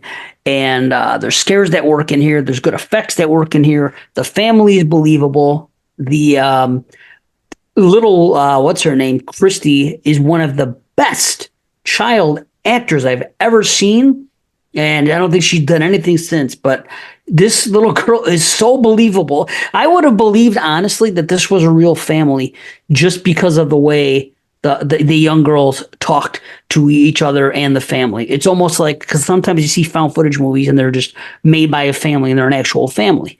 And it's like, okay, yeah, that makes sense because they, how they carry on and everything. It is so believable. I don't know how they got this performance, honestly, out of this girl. I guess sometimes with child actresses and actors, they're just, I don't know, they pull magic out sometimes. It's so weird. Maybe they rationalize with them a certain way to make them deliver lines and make the right faces and everything. But man, she's great. The beginning of Toby, everything what's going on here, the conversations between, little Christy and this is what it is. Where is this? Where are they going with this movie? They did the 1, they did 2 concurrent. What are they going to do now? We're going to go prequel, and we're going to set everything up. And it's, instead of doing something cheap, they take this movie and they dive even deeper with the mythology. Is the ending good in this? Something else. Is the ending good in this? I adore the ending in this. When they go to the grandmother's house and they get lured there and what they do, and then actually what happens with the last death we see and how it happens and where it's basically leading to next, where we know things are going to go. I think honestly, this movie and the other one I named, The Broken Back. Yeah, dude, awesome. It's freaking grody, man. I love it. Oh yeah, it's wicked. What they do here and in the next one, not the next one, but the marked ones, and I'll say it, I've said it before, but Ari Aster watched this movie and he watched freaking the other one, the marked ones, and based a lot of stuff in Hereditary on it because the coincidences are, it's ridiculous how many there are. Just it starts with here with the grandmother, and she wants him to have a boy. She wants him to have another child because they need a boy. They use the same sign. They use the same freaking witch symbol for what they're doing. It's all about the grandmother. They find pictures in the marked ones that leads back to freaking the discovery of the grandmother and who they're aligned with. There's all this stuff. The only difference is they called it Toby in this movie, and in the other movie it was Payman. But there's a lot of stuff, and I love Hereditary too. But they do a lot of cool stuff in this one. I love the camera going back and forth with the one that the guy makes at home with the fan. On the fan. Yeah, it's so cool. There's a lot of stuff going on. Poltergeist in this movie. The Poltergeist tributes. The beginning with them smoking the weed in bed. They have the thing later with the friggin' the stuff on the TV, the static, and they do 2 or 3. There's an earthquake. They thought it was an earthquake, but it was actually that going on. All stuff that happened in Poltergeist. Can you tell I've seen this movie too many times, man? But yeah, I love it. If you're into these movies, this is, the tricks are all great here. It's so great to see what young Katie and young Christy and we know what's going to happen next. But now we get left off with saying, okay, we got more blanks to fill in here. They could do more stuff. They're taking this simple thing that they did in part 1 and expand a little more in 2. Now we're going into a coven. What's going to happen here? And then it was the right move. And I think they just, kept getting better with their storytelling as a result. But yeah, this is just one of my favorite found footage movies, period. It's just, it's just a What is your favorite for me. found footage film? I would say Wreck. Oh. Yeah, I would say the first Solid Wreck. choice. Yeah, I love that movie, man. Mine's Blair Witch. Wreck. Blair Witch is probably my number 2 or 3. Those are like, I think, the best. Actually, two, 2011 has 2 of my examples. all-time favorites. I wouldn't say like my 2 actual favorites, but it's got 2 of my favorites. Grave Encounters of Nice. Megan is Missing. Yeah, I love Megan's Missing. It's great. It's a great year for found footage, period. There was like 7, 8 really solid movies. Yeah. Definitely. But yeah, I love them. We talked about this before we did the whole damn thing. So yeah, Paranormal Activity 3, 9 out of 10. Yeah, I think Paranormal Activity 3, for as much as I like the film, if I can just ignore the subtle things that bug me. Right. The way it's felt like, we already talked about this. I'm not going to get into it, but it's a great film though. But I think if it was 4-3 with a little bit better clothing, like I think this movie would be one of the all-time greatest ones. Yeah. For myself. So Yeah. My number 2 is a film that I believe it has been mentioned. I definitely know it's been mentioned. But yeah, this movie to me is just like a blast. Another one that like I seem to like it more as the more I watch it, and that is Cabin in the Woods. Yay! I got you. You got? Oh, I got you too. Yes, I got you too. Oh shit, dude! Fuck. I had you Paranormal Activity. I had both you and Dave Cabin PA3, and I swapped PA3 like the first. Fuck's sakes, man. I got you too, fellas. Yes. Really? Damn! Yeah. I didn't know it was that obvious with Cabin in the Woods. Yeah, It could have very been obvious. Scream. Like that's the thing. Like Scream. I was, thought like, everybody would have picked Scream, honestly, because I talk. I just felt like Cabin and Scream are like similar movies, and I thought you would like Cabin more. I went out on a limb with you, man. I picked a couple weird ones And you for seemed 1 and 2. you seemed really high on Paranormal Activity 3, so I kind of just went with that gut. Mm-hmm. Yeah. Well, Cabin in the Woods, I mean, I just think it's just one of the smarter movies that ever came out in terms of like dissecting the genre and sort of like playing with the tropes. And the fact that it like how it ends and like the whole thing, like it's like you really can't be mad at them for like what they were doing. Like you kind of have to do that almost, you know what I mean? But yeah, and I love how they like touch on like the different part, the cultural, like how embedded this sort of thing is in our culture from like all time, you know what I mean? Like but they tie it into being like these sacrifices. It's just, I thought the story was incredibly cool, but then also you have like the whole whiteboard, the merman thing, the Hellraiser Cenobite things, just all that cool stuff, werewolves, all kind of neat shit. And it just gets super crazy. Likeable characters, just a cool movie. 9 out of 10. Nice. All right. My number 2 is Lucky McKee's The Woman. Yes. She's God damn I got you it. Oh my gosh. Woo! Damn, I'm out on Carly completely. Idiot. I'm surprised that people guessed The Woman to be that high on my list, but No, didn't.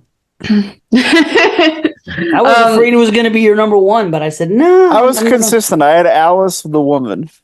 So did I. Alice the Woman. Yeah. So, Makes sense. So I'm out completely on Carly. Yeah, fuck. God, it sucks. Yeah, but I suck.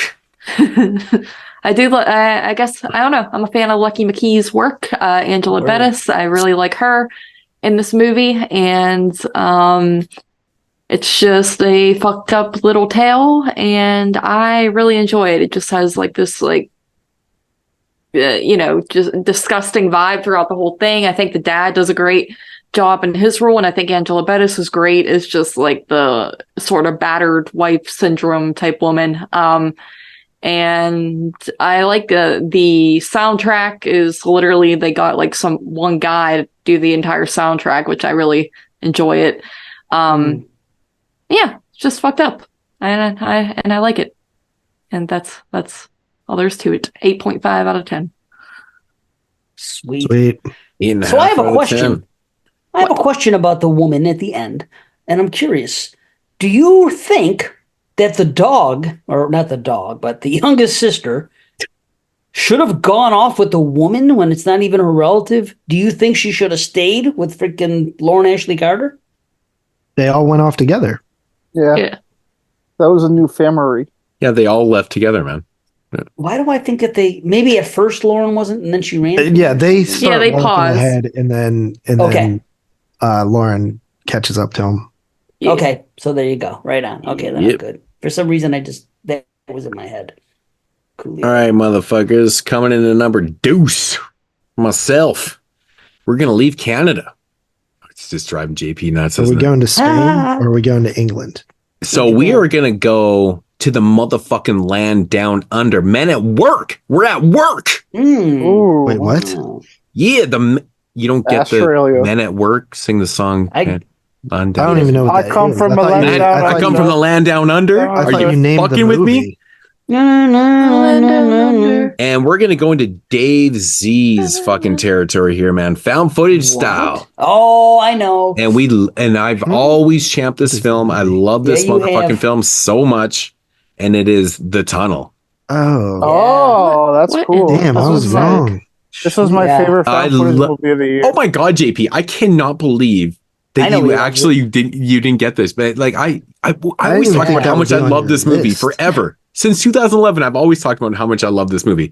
I think this might even be my favorite found footage film of all time, besides Cannibal Holocaust. But if we're going to count that, but anyways, I think this movie is brilliant, dude. It's so good. It's so creepy. There's so many good scares in this, but I love the narrative. I love these government cover up kind of narratives where basically there's like this. The government's talking about like, they're fucking covering up some shit. I mean, this investigative team is basically saying that, they're investigating this shit about the government covering up all this project that's happening in these tunnels and stuff like that. And I think that every cover up story is so brilliant. This one's executed perfectly. It's executed perfectly. It's got the greatest scares in it. It's got so much creepy shit happening in the tunnels. It's so fucking. Honestly, man, this one scares the shit out of me, man. Because could you imagine being in this situation in these dark tunnels? You got limited light. Mm-hmm. You don't really know what you're fucking with at all. And that's still the cool thing about this film is because you really don't actually know. Even by the end of the film, what you're actually fucking with. But it's like, it's a scary premise, man. And like, when you're dealing with government shit, man, you don't know. It's intriguing to me. I think conspiracies and all type of shit is really cool, but I don't really take them too seriously. But when you put it into a narrative like this, I think it's awesome. But there's a lot of commentary that's happening in this film too, like, coming from Australia and stuff like that too. So, but I think the acting is fucking great. There's so many cool scenes. One of the greatest scenes in the film actually is when the sound guy gets taken or he goes missing right away. I think that scene is absolutely fucking terrifying to me, man. I'm just like, Jesus Christ, because they play it back and they can hear it and shit. Oh man, yeah, dude. He's like getting dragged. Dude, there's so many good fucking moments in this scene in this film where you're just like, oh, dude, that's ridiculous. I mean, I'm a big fan of investigative type things. You guys know me. Like I'm obsessed with Dateline. I've record and watch Dateline every single week and shit like that. But like when you put it into a found footage aspect like this, dude, so good. So good. Is this a shock to people that this is like my number 2? I'm a little This high, surprised, yeah. but now that I think about it, I'm not that shocked because Really? like it was really hard, like kind of predict where like you were gonna like end up on certain film just because like there's a lot of like very different genres that I feel like you like. Damn it! I thought I was pretty confident. Yeah, I have the skin I live in as your number 2. So did I. That's what I. I Wow. was way off on Crazy. him. Crazy. When you had Grave Encounters, though, that's when I realized that you were going to have the tunnel later on down the list. Yeah. That's So when yeah, I man, I realized. got 2 found footage films in my top 10. Yeah, that's fucking cool. I do too. But I So do I. Yeah, loved shit. The Tunnel. I've always loved this film, man. Like we did, I think we reviewed on the We did but found footage volume 2. I think. yeah, So this one's great. man. Did All we right, do so Lake? what is Did we your do Lake rating? Mungo on that one? Yeah, think so. Yeah. Dude, I love the beginning. I love the way it starts. Like the first 15, 20 minutes on the investigative stuff and what they're setting off. I love that shit. It sucks me right in. See, this I'm is not like into the rest of it as much, but I love that, the lead in. Oh, I'll really, tell you dude? that. I honestly think that like the way this movie starts out with the interviews and stuff, everything feels so Yeah, it's damn real great. to me. It feels so Yeah. real. And that's it. what I like about investigative type found footage films is like it comes Mm-hmm. off feeling so fucking real. But the whole movie just descends into this like natural fucking hell. And you're like, what the fuck? Like, I don't know. Everything comes off so fucking real in this film to me. I think the acting's great. There's some nasty moments in the end of the film, like, kind of sad moments really, but I don't know. There's Also- something about this one, man. It does everything for me, man. I think it's just Right creepy. on, It's, man. it's great. This was also the first film to be released via torrent sites. Really? Really? Yeah, it was released to Pirate Bay for free. Crazy. No shit. Yeah. Probably why there's not a sequel, because it didn't make Yeah. any money. Because they announced the sequel, but it never happened. But everyone pirated it, so Yeah. Right. Yo, Moodz, you ever see The Conspiracy? That Yeah. found footage movie? Yeah, Okay. I actually own Making it, sure. Okay, because I said conspiracy, so that's Yeah, I know. I actually really like that one too. Yeah, it's good. Actually, you know what it reminds me of? It reminds me of fucking from this year is Kill List. Yeah. Where it goes in the third act. Yeah. Yeah. Yeah, it's cool. Whose turn? Yeah, so I give the Tunnel a 9 out of 10. JP is pushing this shit forward. Yes, I am. Yeah, he told is. you. All right, Tyler, what's up? oh yeah, this is me. Okay. So here we go. we Let's see. have an English production filmed in America from a Scottish director. My number 2 is Lynn Ramsey's We Need to Talk About Kevin. Yeah, shut the fuck up. No, it's not. Damn it. It is. It's We Of Need to course Talk it About is. Kevin. It's not even good. I think this movie is phenomenal. It's decent, dude. It's such a cop out, pussy fucking bow and arrow. Come on, I disagree. bro. You're tripping. You're So the other joking, day I right? said I couldn't find my You're DVD. joking, right? I was I'm looking not for my joking. No, this is my DVD. number 2. I think this People movie like this is movie. insane. Yeah. I think was- it's really People insane. dig it. I'm a fucking I'm an idiot, man, because I was looking for my DVD of We Need to Talk About Kevin to watch it. And then after I was done my prep, I'm like, fuck, I'm pretty sure I have this shit on Blu-ray. So I went and looked at my Blu-ray section and there it was. Fucking idiot. Yeah, Such a moron. I've always So I liked didn't this rewatch it. movie. Yeah, I've always liked this movie. I've come up on it a little bit every time I've watched it. I think I used to think it was a little bit dry before, but this time I think it's definitely hit like peak enjoyment for me, and it's definitely the film that stays with me the most. This film's like really grounded in reality, and it also has this thing where it plays off an unreliable narrator. So a lot of like even the strife between her and her son, like growing up, is like really ambiguous, which I really do like. I think it's more of a story of his mother. You get a glimpse of her life like before she had a kid. Then you have like the section growing up, and then you have like the wake of the destruction left afterwards. To me, this is like the modern version of the Bad Seed.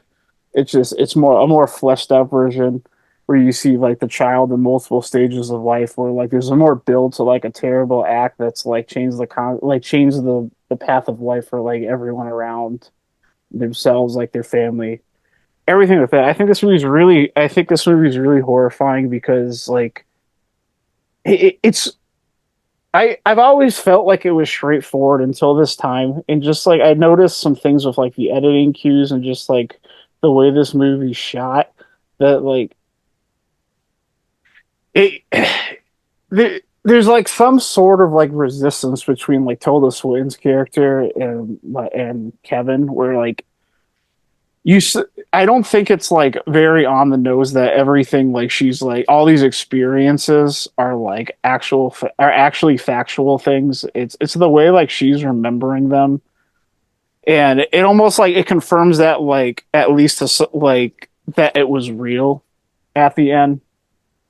But it also then it kind of plays into this like area where like no, or it's that story of like nobody believes you. Like maybe you don't even believe you. Yeah, this movie gets like really dark. It really gets it's really just like a psychologically disturbing movie. I think most people have seen this at the end. So yeah, it does involve like a bow and arrow basically. Don't you think it would have worked so much better with a gun? Well, yeah, I think definitely if you had a gun, like it would have worked better. But like it would have been so much more impactful. Like the bow and arrow thing just takes me out of it so much because it's so silly. It doesn't feel silly to me. Have you ever shot a bow and arrow? Yeah. And are you accurate with people running? No, but what's also not my hobby, and he locks everybody in the gym. Where's anyone going to run? No, it's just I would have beat the fuck out of that kid. It wouldn't. But he's in the rafters. How do you get close to him with a bow? Bro, and arrow? it's just it doesn't. It feels so. I mean, like it doesn't feel like to me. It feels more disturbing because it's like this is fun for him. Like this is his hobby. He's like incorporating into his hobby into like a mass killing. And it's like he knows like there's no way out of it. And it's just the way like he surrenders at the end. It's just like this is like the most like maybe it's like obviously not the most outright like most disturbing movie I'd say like after the things we've talked about. But I think it's like the most grounded movie, and it like this movie like does the best job of like giving you a feeling that like stays with you. Like it's not even a compound bow either. It's like I just don't picture somebody being able to shoot people with. It's just like it's like a regular like sport hunting bow. No, it's like whatever you shoot at like in targets in your backyard. Well, generally, people use you would use a compound bow. Yeah, you use compound bows. I don't know the difference, but I don't have any issue. It's like a Robin Hood bow, dude. Just that's what I'm saying. A Robin Hood, yeah. Well, it's a Robin and like to shoot someone, like dude, take one of those bows and shoot at a target that's just like that's not moving. Just that, like, even if it is your hobby, dude, it's like it's crazy to think that he'd be up in the rafters picking people off. I don't have any issue with it. It's a good movie. I didn't rewatch it actually. Like I said, I couldn't find my movie. I think that all the stuff you mentioned is great, but it's so hard to take serious. It feels like they were scared to make the movie they wanted to make, and like, I hate when people are like that. The thing, I don't think that's it. This is adapted from a novel. So I feel like they were scared to write the book they wanted to write. Yeah, like well, that usually doesn't happen, man. Come on. Like just to make a direct comparison is like there are movies that do exactly that. Like just for example, probably the one I would see the most similarities to in a movie is like Elephant. Elephant does exactly this, and it's with a gun. Another movie that does something similar is it's a Michael Haneke film. It's got a really long name. I can't remember right now, but it's like 74 frames of like a chronological chance or something. But anyways, like those are movies that do like a similar thing that just like, and they use a gun, and I don't see like any like effect in a difference between what happened here. And this is just more effective because since it's more of like a character study and like this relationship between two people, and you see like the horrific things like you've done that it's been building up to, maybe I'm just also more invested in the character where it's it's like back to the theory is like if the movies you already like that you see the things in, like you maybe like you're willing to overlook like the things that might be issues to someone else. And for me, like is like I've never questioned the bow. I always like if somebody was in the rafters, I don't know anything about bows. I'm not trying to be a hero. I'd be hiding. Like I'm locked in the gym. Like there's nothing that ever really bothered me about it. But yeah, this movie definitely has had a good effect on me. I like this movie a lot. I'm not even like I've seen a couple other films from this director. A lot of people I know are big fans, but I'm honestly not even the biggest fan of her. But I do like this movie quite a bit. So I'm gonna give this one an 8.5 out of 10. Okay. Yeah. I mean, I gave it like a 7.5. I do think it's a good movie. I'm just more fucking with you. Yeah, I know. I was like, I went right after the Megan thing. I was like, JP was gonna come out to me so hard with that bow and arrow. Oh and yeah, shit too. I was like, he's waiting for the bow and arrow opening.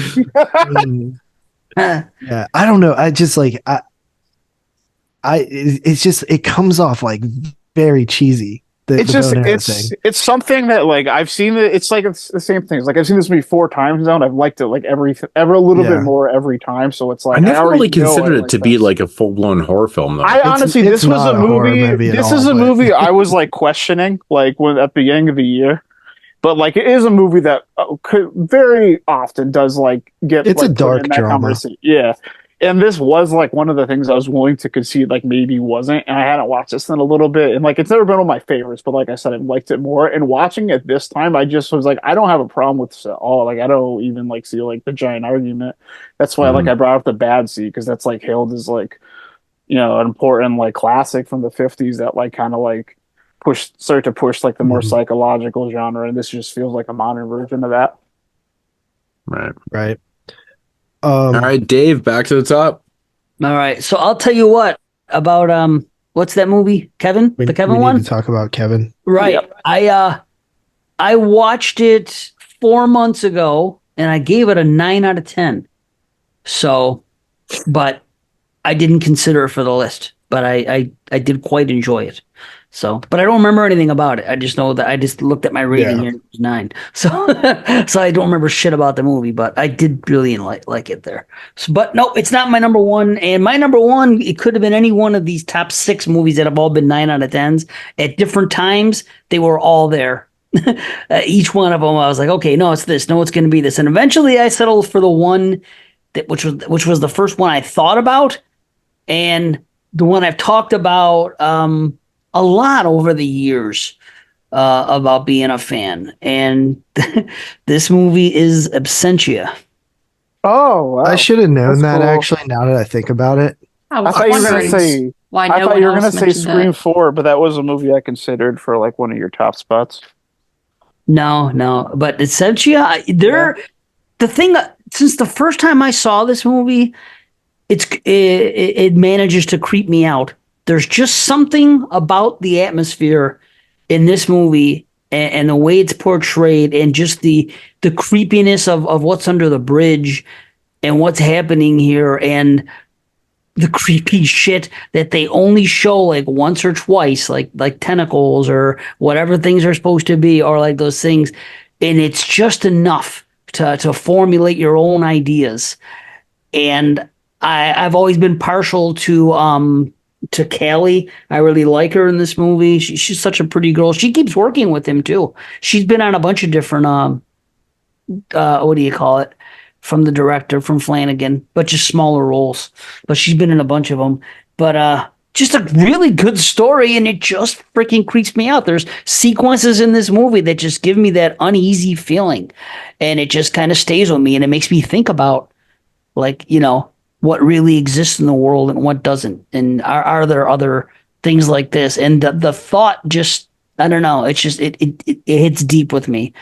But and I feel for the characters. I feel for both of the sisters having to deal with the events of, you know, her having to make her husband, you know, dead from Absentia eventually, and having to do that, and then the return and that creepy shit. And oh man, do I feel so bad for that guy's parents. I can't even begin to freaking the pain that they must have gone through.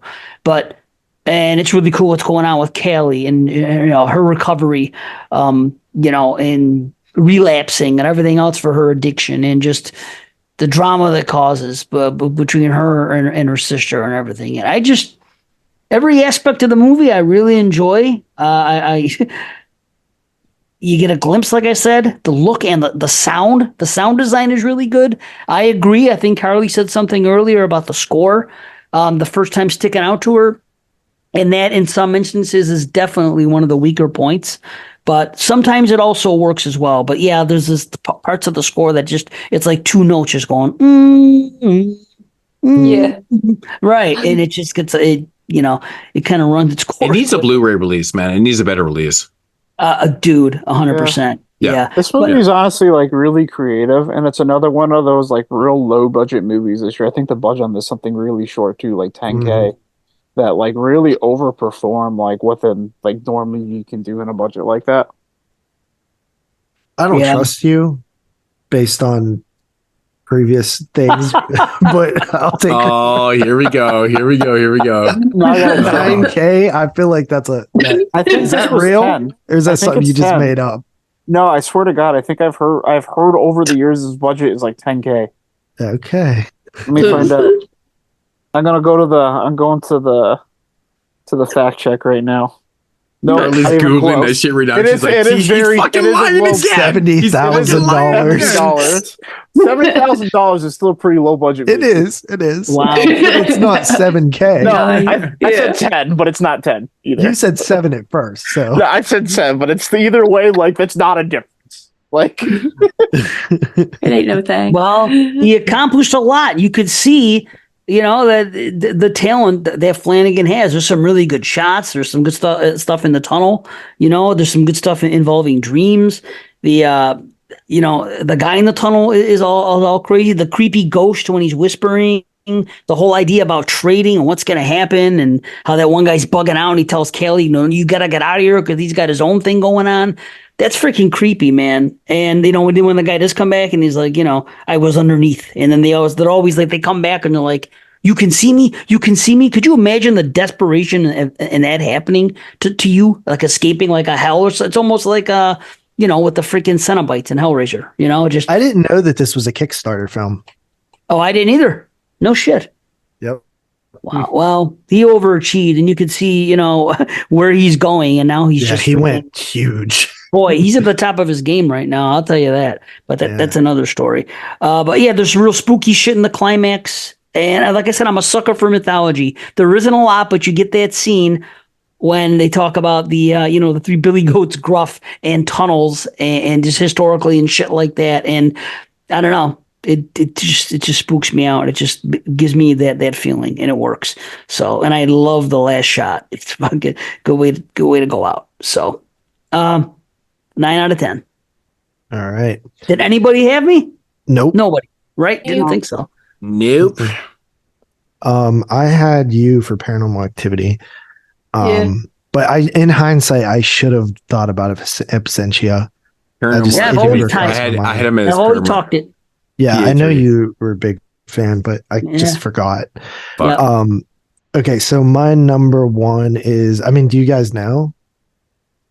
I don't honestly. What did I honestly pick? No. I had Attack the Block, dude. I had Attack and Cabin in the Woods. It's not actually Fright Night. There's no way.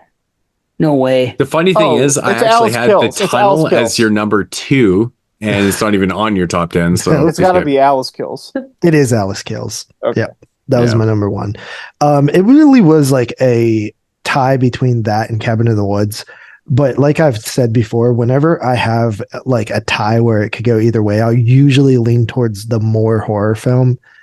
So that's what I did. And again, with this year, like the only downside of this year is, although I love Alice Kills, it's not like The Witch or something, you know what I mean? It's not like a bona fide number 1. Like realistically, I could have had like 4 or 5 different films in my number 1 spot. But yeah, Alice Kills, it's very enjoyable. I love the lead actress. I especially this time watching it, I really found myself interested in the drug dealer character. He was just super interesting, and like the philosophies that he has and stuff were just like on point, like in terms of like just knowing people that are like that, who think so deeply about stuff, but they're just like fucking a drug addict, or like don't have a job or anything, they just like they're not like they're not out like at some company like inventing cures for like cancer or something. They're just like, I don't know, it's just interesting. And then when the disposing of the body starts, I just love all that stuff. It's just so good. But we've reviewed this film before. Go back and check that out if you haven't. And I give it a 9 out of 10. Nice, dude. Nice. And I had that I had that for Carly's number one, and I took a movie out. And I bet she's gonna pick it now because she hasn't said it yet. Who's alive in number ones? In number ones? Yeah, because that's what matters. I'm alive on Tyler. I'm alive on Tyler. That's it. I feel like if you haven't got my number one yet, you have it. I'm wrong on. Yeah, I have nothing right so far. So I got 3 number 2s. I assume Carly's number 1 is The Skin I Live In now. Oh, not at all. I'm thinking. No way. Not at all. I have 2 number 2s, and that's it right now. Right? Yeah, 2. As per usual, I got nothing. Because whoever gets the most number 1s is the one that picks. Number 2s are only for ties. Ties. Well, it's going to come down to that, isn't it? It might come down to me and Moodz, and if Tyler picks somebody.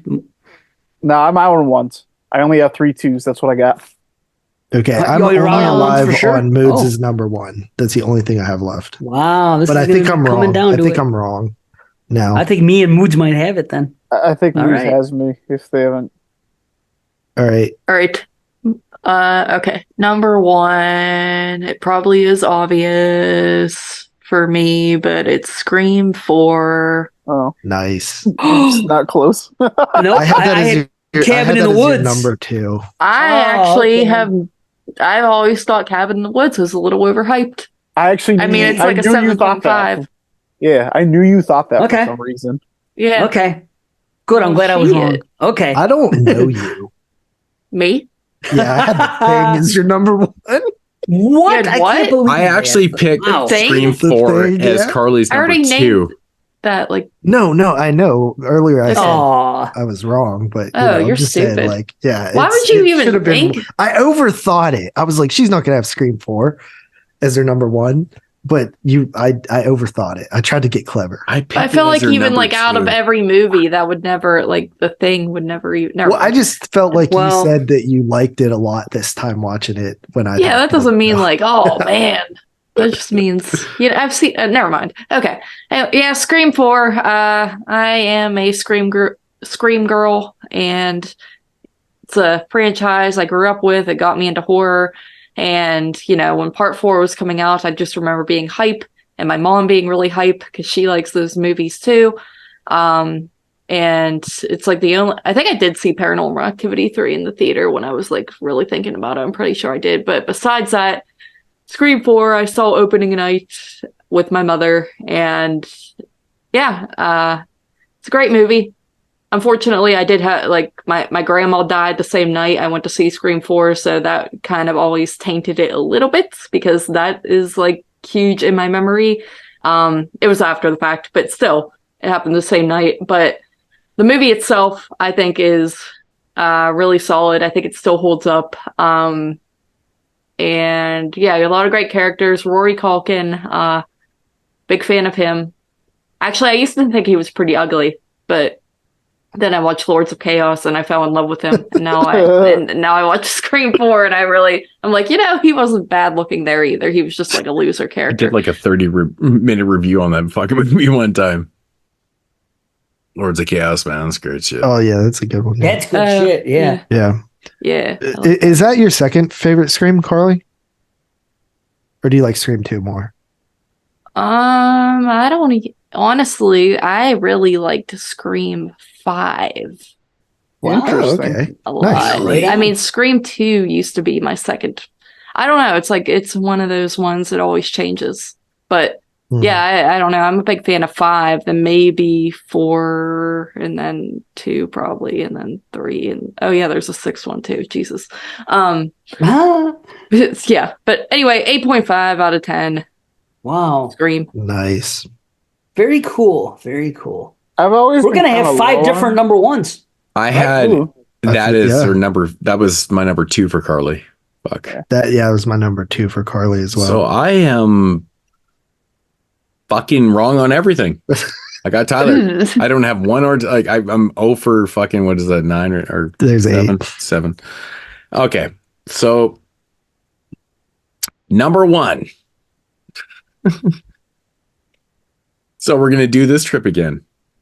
We went from Canada to Australia, and we're gonna make that fucking trip all the way back to Canada for number 4. Damn. the 4th Canadian film on my top 10 list. Isn't that fucked up? What is even Canadian left? I don't even know. Keyhole. Taint? Is that Canadian? Yeah. Hobo with the shotgun.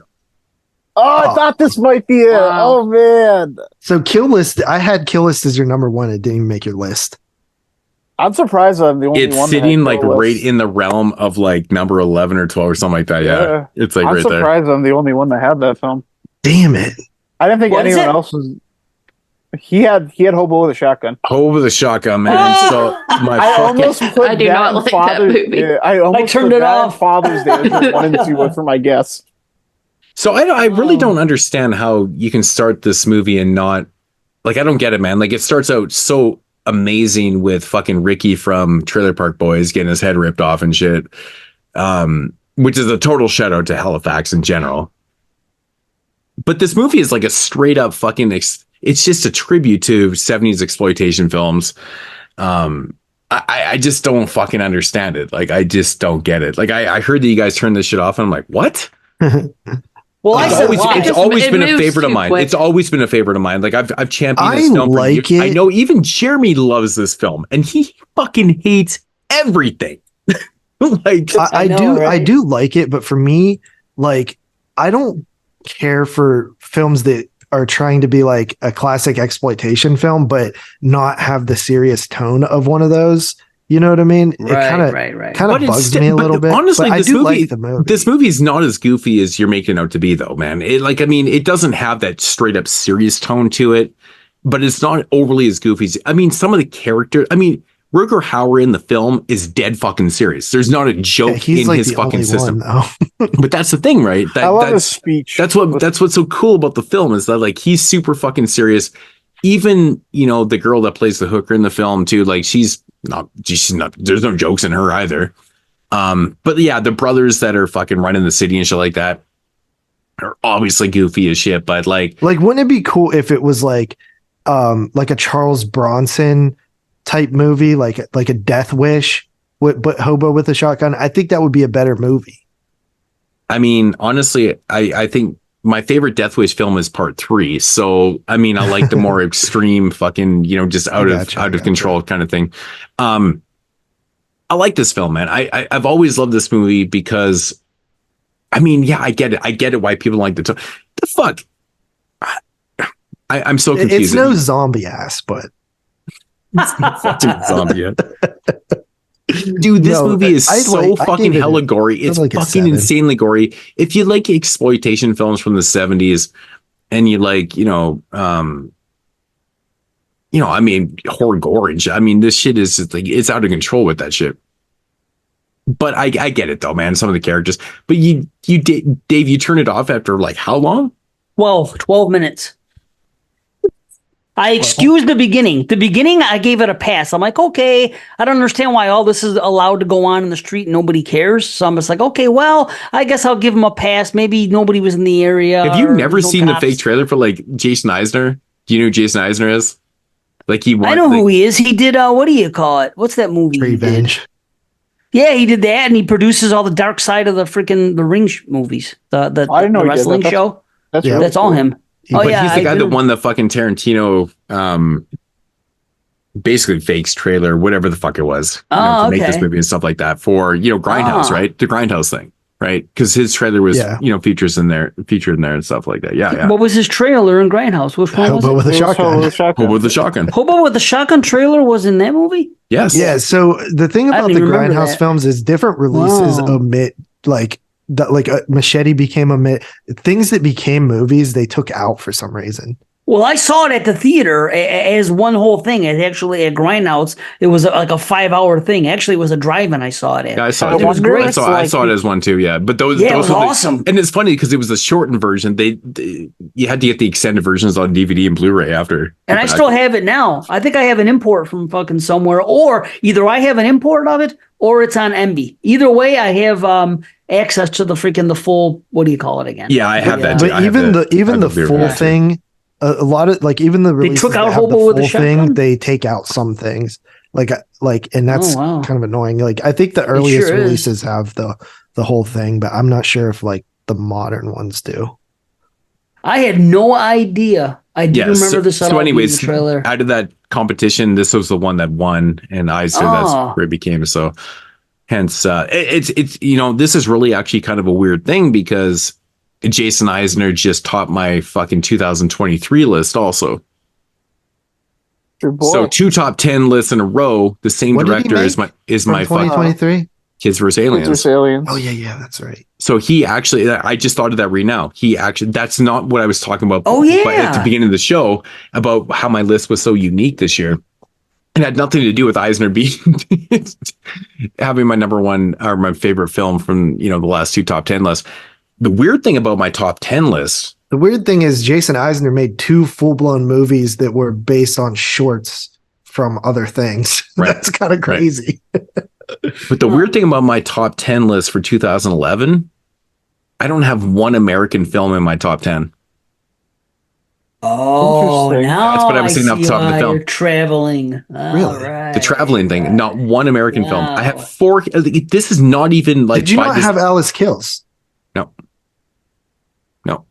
It was in my top 10 for never made it. I don't have one American film in my top 10 Canadian movies. And I like, because I always do it when I do the top 10s, I do my countries. I'm like, holy fuck, there's not one American film in here. I'm like, that's got to be a first. But 4 Canadian films made my list. Unfucking like, I don't think that'll ever happen again. No, it's fucking bizarre. It's like, I can't even imagine 4 Canadian films even being made in the same year. 5 got this year. I had Keyhole. That's Canadian. Mm-hmm. 5 this year. Yeah. Yeah, it's fucking so bizarre. But I love, rest in peace to Rutger Hauer, man. Like, I mean, the dude's a fucking legend. Did he die? He did, man. Died He a passed couple away years ago. I don't even remember that. Yeah, this shit's bad shit, man. And like the end of this movie is fucking bad shit too, man. Like what happens and just like, what the fuck? Like it's crazy. But the gore in this is so nasty, man. It's fucking brutal. It's so brutal. I can't, Dave, like 12 minutes, really? Well, I think David's supposed to be like dystopian. Yeah. Like where crime has run amok. Yeah. You know what I mean? Right. It's quite possible, but it's not set in this reality. It's set in a different fucking zone for sure. Well, it's like Class of 1984, Yeah. So and I love that. I love movies where it doesn't tell you. You kind of have to figure it out. I love that shit. I love that feeling of movies. And it's cool, man. It's shot on location, like in Halifax too and shit. It's pretty cool. Pretty cool. So yeah, anyways, I mean, I love me some Hobo, man. Love me some Hobo. Jeremy would be proud. He'd be proud, man. I know he loves this movie too, which is so weird that he loves it. He's a big fan of this shit, man, but whatever. Honestly, that's why I bought the Blu-ray blind, because he liked it. So I'm like, well, if he likes it and everybody likes it, himself included, it's got to be good. It's got to be up my alley, because if it was too goofy or something. Yeah, it doesn't really seem like his type of movie, but I mean, it's really, it's up my alley, but I mean, Eisner does nothing bad for me, man. Eisner's good. I mean, freaking Treevenge is awesome. I'll tell you right now. I want someone to release that in a good fucking like it high won't def. ever happen. Oh my god, it's so good. They use the Cannibal Holocaust theme, dude. Well, you can change you can change the music though. I mean, you can change. I mean, it sucks to change the music, but like to get the movie with a good transfer would be worth it itself. But yeah, I know it sucks. I mean, yeah. Right. I might watch it though. I'll give it a shot now that I know. You know what I mean? It's a dystopian future. Rutger Hauer is a fucking. He was a legend. I mean, you know what's funny about him? The less than 10 movies in my life I've shut off early, and he was in 2 of them. The Hitcher and this one. He just so happened to be in them both. Did you just say The Hitcher? We do know this, Moodz. We've been through this. Yeah. I had zero sympathy for the C. Thomas Howell character because all the dumb shit he was doing. So I said, I can't. You don't remember Dave Z hate watching The Hitcher? I know. I mean, I wanted to like it. I don't hate watch. No, you didn't, dude. I love The Hitcher, man. So do I. Rutger Hauer is such an amazing character. Dude, I'm gonna try it again. Fuck. You know what? Another movie with Rutger Hauer I love is Split Second. That's a fucking oh, dude, that movie's crazy. It's super fucking gory too, man. Holy fuck, is that thing gory? Yeah. So What did you rate that one? 9.5. 9.5 out of 10. Cool. Great soundtrack, by the way, too. Great fucking soundtrack in that shit. So nice. All right. Here we go. Are we ready, Moodz? Let's see if we picked them. We're going back to the Far East, to a land we've been before. I got it. My number one is Sean Chono's Guilty of Romance. I got it right. I actually got his right. So Yeah, Take Shelter did not make your list then. Take Shelter did not make my list, though. Interesting. I thought it would. I had that as your number 2.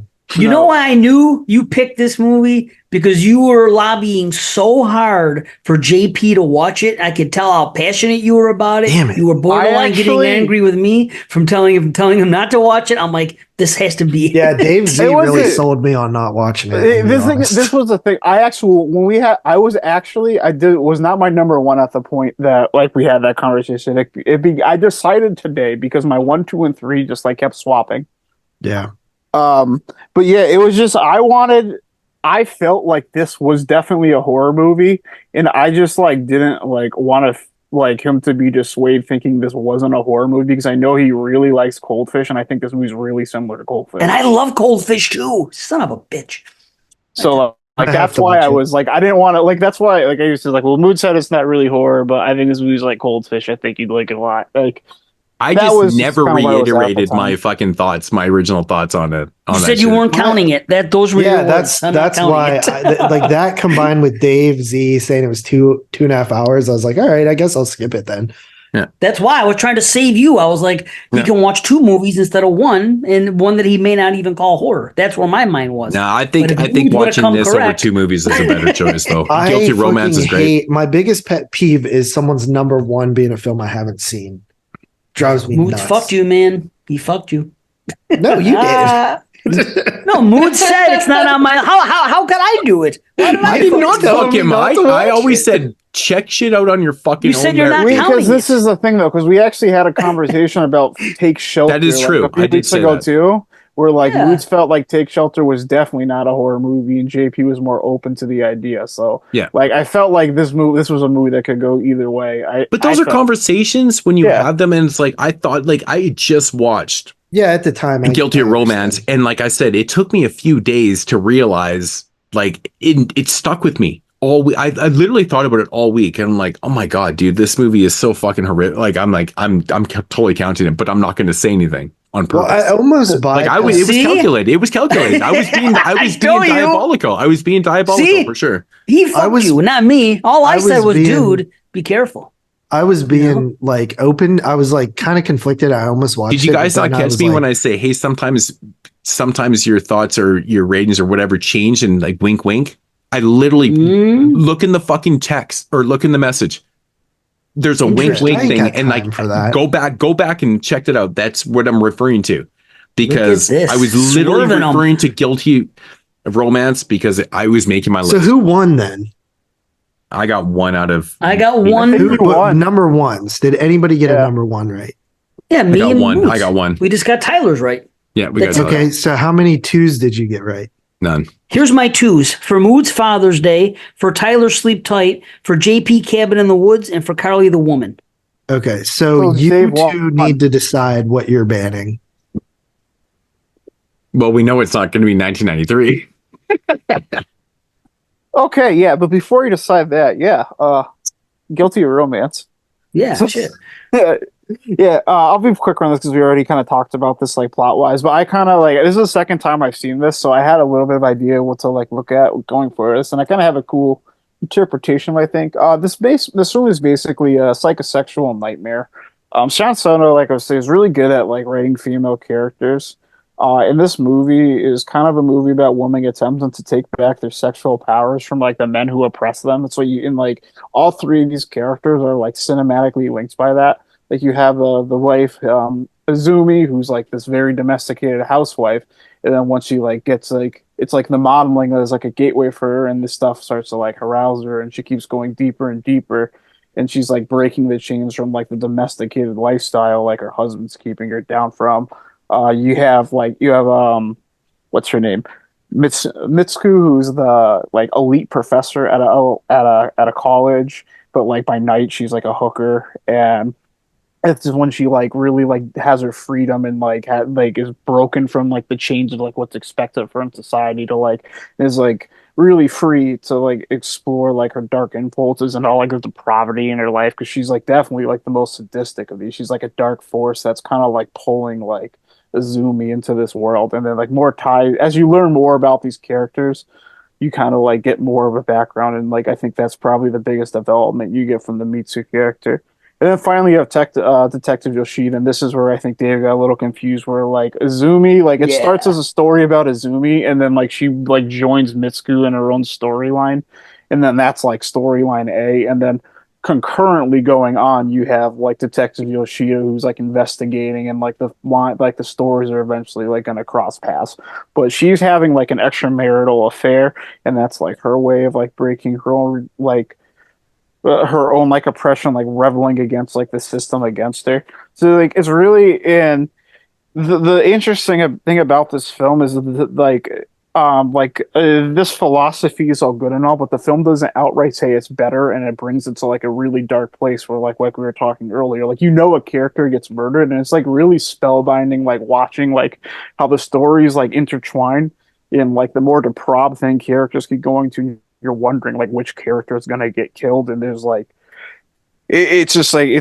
the way it's structured like that like keeps us like this really like long movie like really interesting. There's a lot of like really nice like lighting. There's a lot of like neon colors you really get in Asian films that I really like a lot. It's like eye candy for me, but you also have these like really like wide like traditional like shots of like the college Misko works at, and like it's just very cleanly done.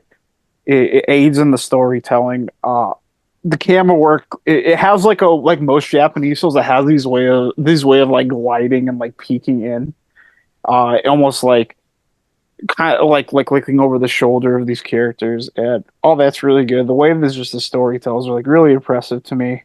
I really like the aesthetic of it, but like at the end of it, when like everything is like when all the stories intertwine, you see that like these, even though everything has came down, like these women like still like don't take back their freedom, even though like things have gone so bad, because they'd rather or they don't go back to their life, I should say. They'd rather like keep their freedom than like be like chained to like domestic life for like another day. That's what I think like the last part of like someone chasing a truck like is supposed to signify, when like they get a phone call, and then you have like we got another character who like who started in this like really like respected like prestigious like good life, and like ended up in like the lowest with a really disturbing scene with children. It's like you can't fucking believe like anyone put in a movie, but yeah, dude, it actually probably is the most disturbing thing I've seen in any film this year, because I actually rewound it, not just because of the pee. Yeah. But I rewound it to see if the kids were actually in the same shot, and they were. They definitely were. Like, yeah. She's literally peeing in front of kids. Like that wasn't fake pee, like that was a real pee. Yeah, you see, it's nasty. It's I'm like, it's what not the fuck? Something you like. It's wild. It's so bizarre. But that scene is so weird, because like it doesn't really make a lot of sense to anything. It just, she's gotten to the point where like it's just more, she's out of control, and like she's never, and she's like all traumatized by like the thing that happened in the brothel. I guess if you put it, yeah, and it's just like it's like almost like the new low. It's like now it's like I'll do anything for this. Like it's like a new bar that just keeps going lower, and it's almost like depressing and like jarring to see someone in that scenario. But yeah, this is a really great film. I like Shon's work a lot. Yeah, I would actually like. I mean, being 2.5 hours, I'd watch that shit again. Like it was good. Yeah. This movie is really good, and it gets into like I keep alluding to like Cold Fish. It does like eventually like wrap around to like more of like a dark like underlying familial story, where there's a lot of like really like disturbing things that go this way, and it gives you like the insight to a character and kind of ties it all together. So that's why I keep making that comparison. And it's part of the same trilogy. But yeah, this is a great film. I'm gonna give it a 9 out of 10. Niners. Nice, man.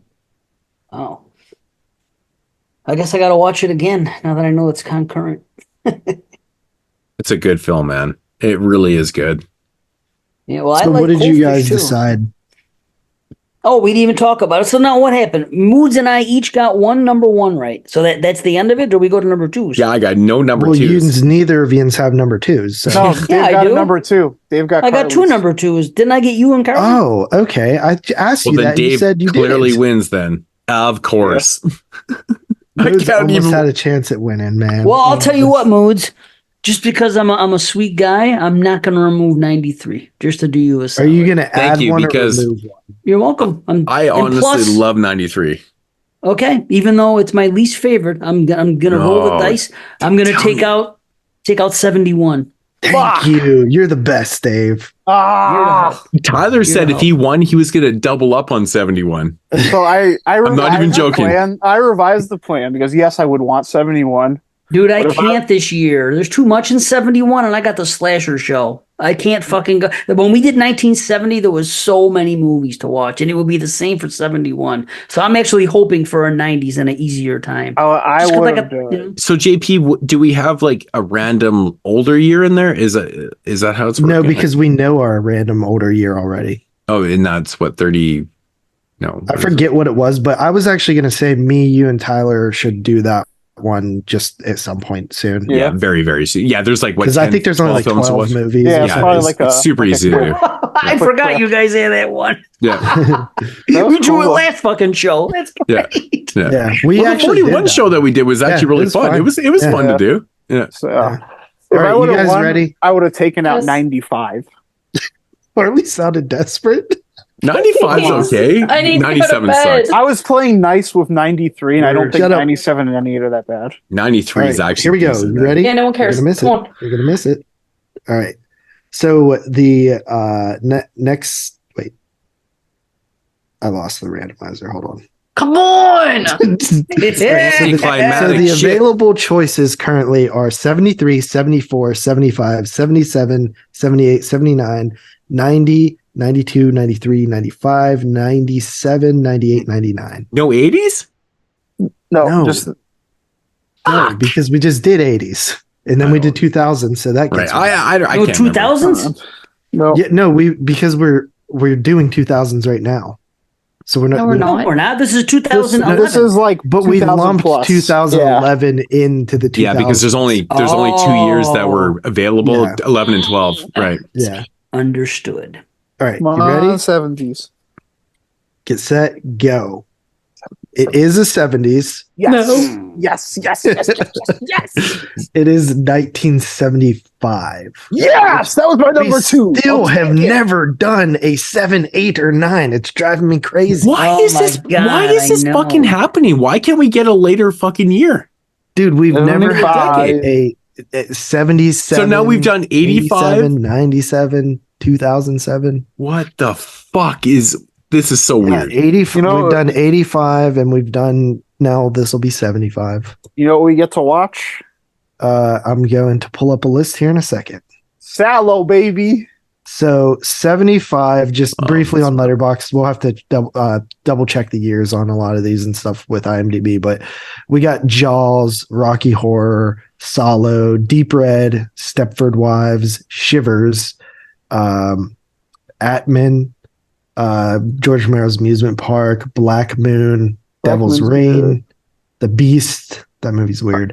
Under Trilogy the- of Terror. Oh, that movie's awesome. Under the Blossoming Trees, Race with movie's the Devil. great. I know Moodz That's is a big fan of that one. I love this movie. Jean Rollins' Lips of Blood, Footprints on the Moon. I feel like I've seen that. We just did an Italian month. Oh, okay. It was the one Ilsa, that I gushed over. She-Wolf of the SS, Wolf Guy, Strip Nude for Your Killer, Nazareno Cruz and the Wolf, Late Night Train, Eyeball, The Suspicious Death of a Minor. That's a pretty good one. Blacker Than Night, Autopsy, Satanic Pandemonium, The Giant Spider Invasion, Night of the Seagulls, A Haunted Turkish Bathhouse, Bloody Mary, I've got Mary, that. I Mary, actually own that Mary, movie. Criminally Insane, Bug, The Reincarnation of Peter Proud, Horror Pretty Eddie, Black Magic, Night of the Howling Beast, The Killer Must Kill Again, The Ash Tree, The Police Bludgeoning in the Dark, The Killer of Dolls, Psychic Killer, Frozen Scream, I Don't Want to Be Born, The Possessed, A Dragonfly for Each Corpse, Lenore, Emmanuel Movie, The Astrologer, Satanic Children, Night Child, The Ghoul, Countess Perverse. I mean, we're kind of getting into the. I'm so excited for this year. I don't know about this year, bro. Dude, there's so many movies in there that I love, man. So many good movies. There's so a few in there I love. Haunted Turkish Bathhouse? That's fucking amazing, dude. What in the Autopsy is amazing. Oh, dude, this is amazing. Amazing? I don't know. God. Dude, are you like, dude, you're already prejudging, man. That's the problem. I've seen so many of these movies, bro. I'm judging on what I've seen. A fucking Eyeball, we reviewed. Yeah, we reviewed Eyeball. Under the Cherry Blossom, I think a lot What of was the one that you said? people like Under the Blossom Cherry Tree. Anyways, I need to go through this. You keep seeing all the Kojak stuff on here. Why? Like it's all Kojak. What the fuck? This is like there's definitely good movies. I mean, some of my favorite movies are from this year, but I'm just saying, like, I don't know if it's a depth year. I feel like after I listed off like 20, I started getting into stuff that isn't so good. Right. That I've seen. That's the 70s, man. That's what I always say. You know that. But that's okay. Nah, it depends what you're into, man. True. I agree. I can't dispute that. Depends on what you're into. No, right. I mean, but like whenever I'm on, like, you know, into Bug, I like Bug, but you know, is Bug a top 10? I don't know. What did you click on? Like just straight horror or horror? Yeah. And What are the horror? Let's see the non. I can't even find like the Clockwork Orange. Like all that's coming up is double chiller theater shit. What are you on? IMDb. Oh, I just did Letterboxd because it was fast. Yeah. Oh, okay, that's why. There's nothing that sticks out. Like the number one is Beast, and Haunted Turkish Bathhouse is number 2. The fuck. Yeah, nothing sticks out to me using that horror. Like they reduce it to thrillers. Yeah, it's all the thriller shit on here, and like Kojak. Definitely not doing Kojak's thrillers cool. for 75. Yeah, I like it, but that's I like the There's some like Borderlands stuff like Death Race 2000, A Boy and His Dog. Oh my god, could I cheat and say Jean Delman's a horror movie? UFO Incident. I got a couple blind spots in this year too, like the Step. Yeah, I have a few. I've actually seen quite a lot of movies from this year. These are harder to get a hold of too. 70s. Here we go. Fuck. Okay. Oh shit. Deep Red. Devil's Rain. Oh, yeah. Hell yeah. Ilsa. Oh, are you kidding me? Separate Wise, Shivers, Serp New for a Killer. Oh, it's Mad Muff. The Giant Spider Invasion. Yeah, Turkish. Oh my god. Race with the Devil. That's one of my all-time favorite endings. Yeah. What list are you on? Moodz, where you looking? IMDb now. Okay. Yeah, fucking Race with the Devil, dude. That movie's really fucking good. Yeah, that's a blind spot for me, actually. Reincarnation of Priest. Wow, that's from 75. My god, I literally have that Blu-ray in my fucking shopping cart right now. I'm not even joking. What is? The Reincarnation of Peter Proud. It's a J. Lee Thompson movie. Yeah, that we were just talking about J. Lee Thompson. Yeah. Like, it's one that's I didn't the one that's own. shot all over like my hometown. So like I was just watching this movie one day that I blind bought off a Kino sale, and they were like a town in Massachusetts, and they're driving around like my hometown, like where I work, all the surrounding cities. Fucking weird. I feel like I might own that, but I'm not sure. Oh, Footprints on the Moon. Footprints on the Moon is from this year. Yeah, I love that, and I bought that set so now I can watch it on disc. Well, awesome. we already know. What is Footprints on the Moon? I feel Footprints on the Moon is already going to be Tyler's number 1 or 2. See it. It's going to be right up there for Tyler. Like, buddy, you just said that it was on the Italian show. Yeah, there's some heaters in this year. Oh, The Astrologer is from this year? Oh my god, I love that movie. The amusement. Oh, so Romero's amusement park is considered that movie or that year. Yeah. Yeah, that's cool. I never bothered with it. Could you just get a second look on that one? Bug. I can't. Nice. Oh wait, dude, Footprints on the Moon. That was the one I didn't like, right? Yeah, that was one you didn't like, but I gushed over it. Moodz liked a lot too. The Ghoul. Yeah, it's good. I liked it. Night of the Seagulls. Nice. Yeah, So I like that sequel Night of in the there. Seagulls. That was cool. Okay. Oh yeah, there's a lot of. All right, well, Mary. Yeah, This haunted Turkish bathhouse movie looks really cool. yeah, I got a copy of that. So yeah, that's Japanese, or is that Japanese? Yeah, it's like crazy shit apparently. Or is that? I think Hong it's. Kong. I would guess Hong Kong. Oh, it's, Yeah, no, it's Japanese. It's Japanese. 7 Women for Satan. That movie is fuck. Yeah, I'm weird. really looking forward to this year. I can't complain. Well, honestly, I don't feel like this will be too hard to prep because Into the Damned just got released from Vinegar Syndrome. Nice. What is it? Into the Damned, the Aussie film. I can't remember. So we got a good release of that. That's awesome. Australia After Dark. There you go. Fuck. Psychic Killer. Oh, fucking love that movie, dude. The Psychic Killer. Fucking love it. That's so awesome. Great. Oh, I'm just very annoyed that we cannot get like a later year. It's just so weird. The Mummy's Revenge, the fucking Paul Naschy film. Fuck, this is awesome, dude. Actually, another Paul Naschy film right there. Oh my god. Oh, this is so much fun. Okay, I'm already excited. I just like. Has everyone here seen Sallow? Oh yeah. No, I haven't. I've actually never seen Sallow before. I actually own a copy, but I keep wanting to like not watch it because of the poo eating. I'm like, I'm not into poo eating. This is. It makes me so happy that people are going to watch Sallow. Yep. Well, Sallow's here we go. Awesome. All right. Well, that's it for me, boys. I got to go to sleep. So this show was. It only ran like 7 hours or something. I swear we've been recording for like 7 hours. It's fucking nuts. Only. Well, we spent an hour on Megan's Missing. I can't believe we spent a whole hour on that. I swear to God, we spent like at least 45 minutes talking about Megan's Missing. That is ridiculous. Was it Love Butchers from this year too? Nice. All right. I'll see you guys later. Anyways, guys, that's going to do it for episode 253 here on the 22 Shots of Moods and Horror Top 10 of 2011. Man, we're fucking exhausted. We're just going to get the fuck out of here, man. So, deuces. That's all, folks.